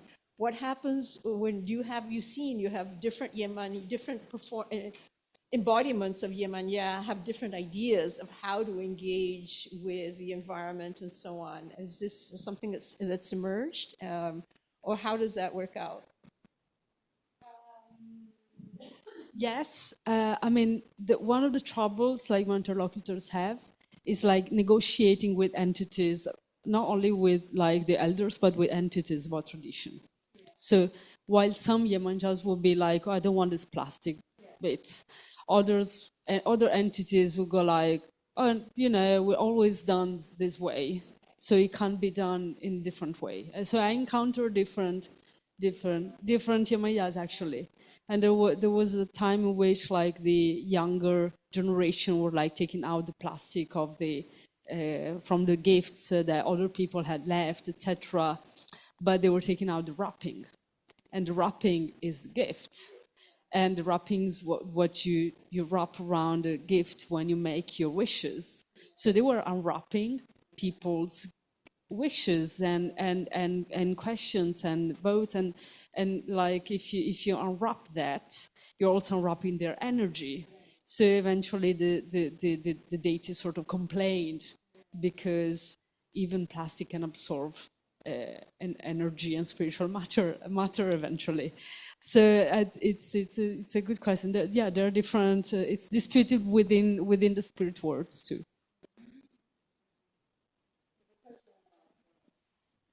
We are actually.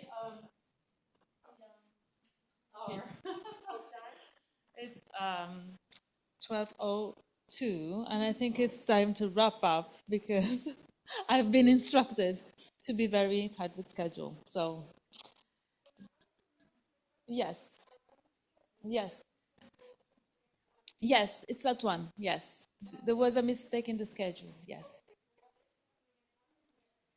Where I think it's going to be here. We're going to have a workshop with Martin. 2, 3. 1, 2, 3. I mean, unless you want to do 1 hour and a half, and we keep on with the questions. Depends on you. Yes, so we can have some more questions. Wonderful.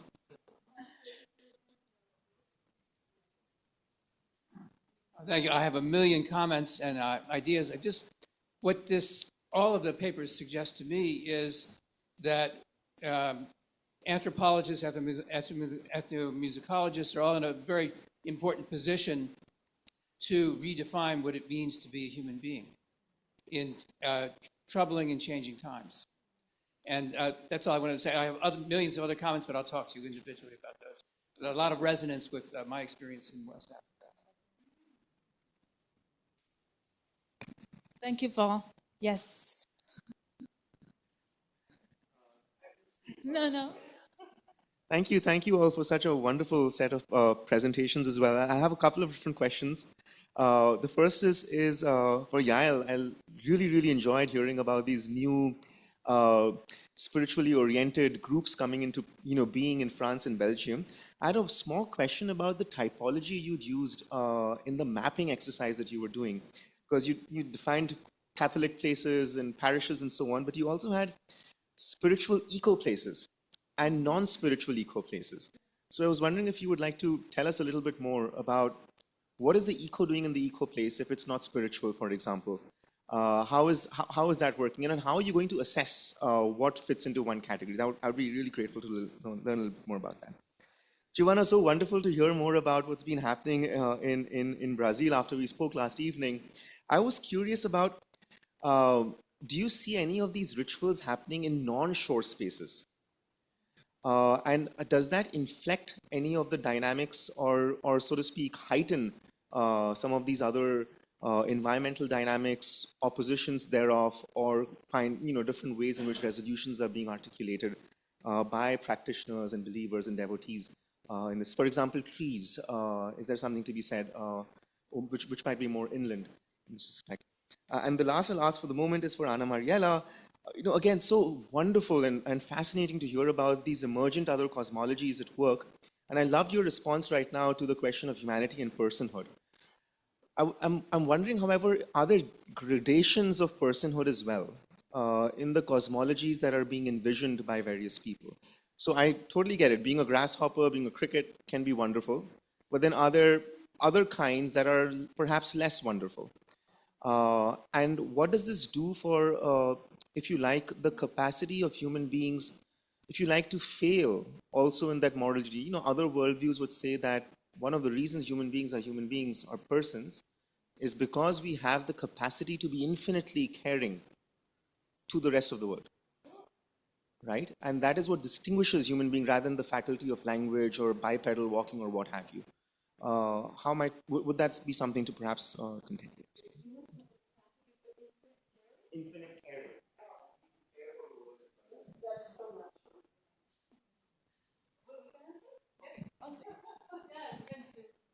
Okay, while I was doing this mapping, in fact, one of the first problems was defining already what is a Christian place and a spiritual place, of course. Thankfully, what I found out, when I separate spiritual, I'm really talking about not religious institutions, because it's very easy to identify the places that are held, for example, by the Jesuits, which are the main group that is carrying out this kind of rituals in the Catholic world, in French-speaking Europe. It's easy to identify. You have the websites and the information. They hold these rituals along with seminars that are more oriented toward traditional Christian practices. When I talk about the spiritual eco-villages and all that, it's mainly places like the ones that I show, dedicated to well-being and nature-based spiritualities. So by spiritual, it's the non-religious, non-institutional centers. But that's what I saw in Belgium, that spiritual was a very fuzzy term. There are a lot of people. We tend to see these people as if they were in little boxes and they don't communicate and they don't have the liberty, the freedom, to go from one place 1 week as a spiritual village that is non-Christian, to go to their parish and try to have another kind of experience with nature. What I encounter in Belgium is that many of my pagan, what I identify as my pagan practitioners, have actually no trouble in going to their local parishes and helping out in the ecological initiatives and the eco-spiritual practices that are being held. I also found out on the other side, the ones that identified as Christians and don't identify as pagans, collaborating in centers where many pagans commute or go through. So there's been a very interesting exchange and hybridization that I know is gonna make it harder for me to try to specify these places when making these maps. This was just a kind of experiment when I found this information to try to see in the geography of the place, where are they? Are they close? And can we make a connection between these spaces? Thank you, love.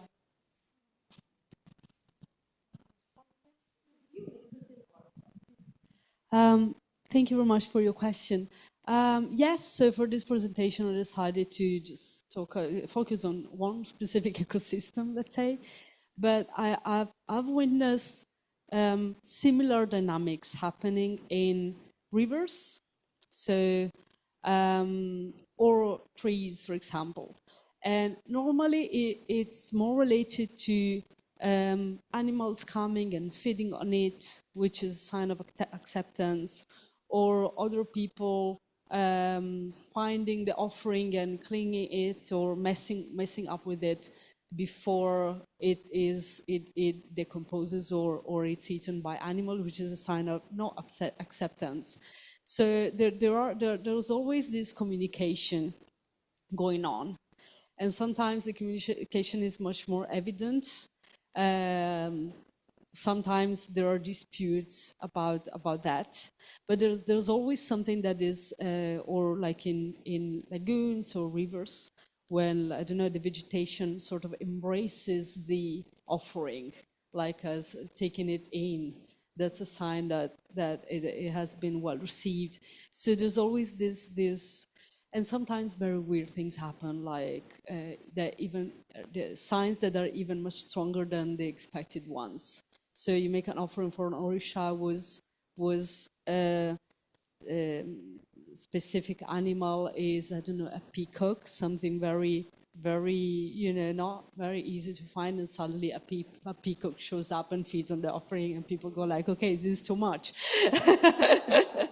And so there's also these unexpected signs. So, but there's always a dialogue.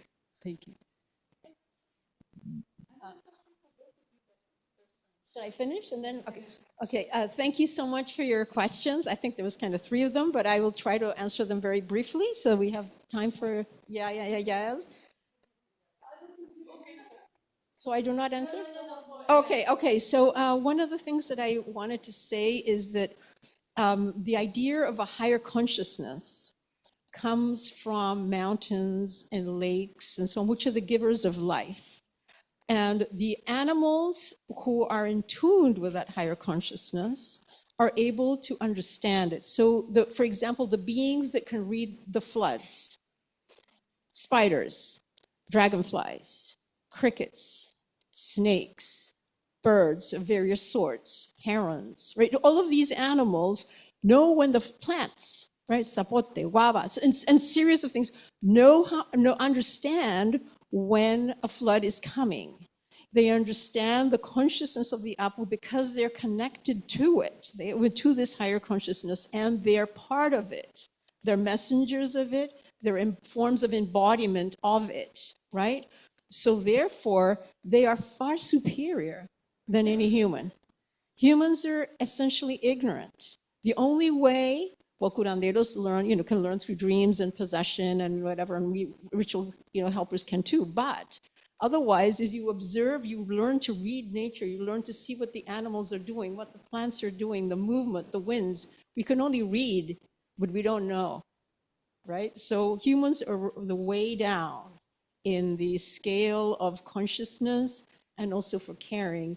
We are the only species on Earth that destroy the habitat where we live, and we're basically killing ourselves, right? And we're also the only species that has this very high hierarchy between those who accumulate all of these things. Imagine if you went to the zoo and you saw one monkey accumulating all of the bananas and the others starving, you would say, oh, this is terrible, right? But this is what we do as humans, right? So where the caring of other species and the distribution of resources is much better, much more caring and loving and reciprocal than any human will ever be. This is according to the local framework. Thank you. Thank you so much all. Thank you to our speakers. Thank you for the questions and engagement. And we're going to reconvene shortly after 1. The workshop will start at 1:15 in this room. Thank you so much.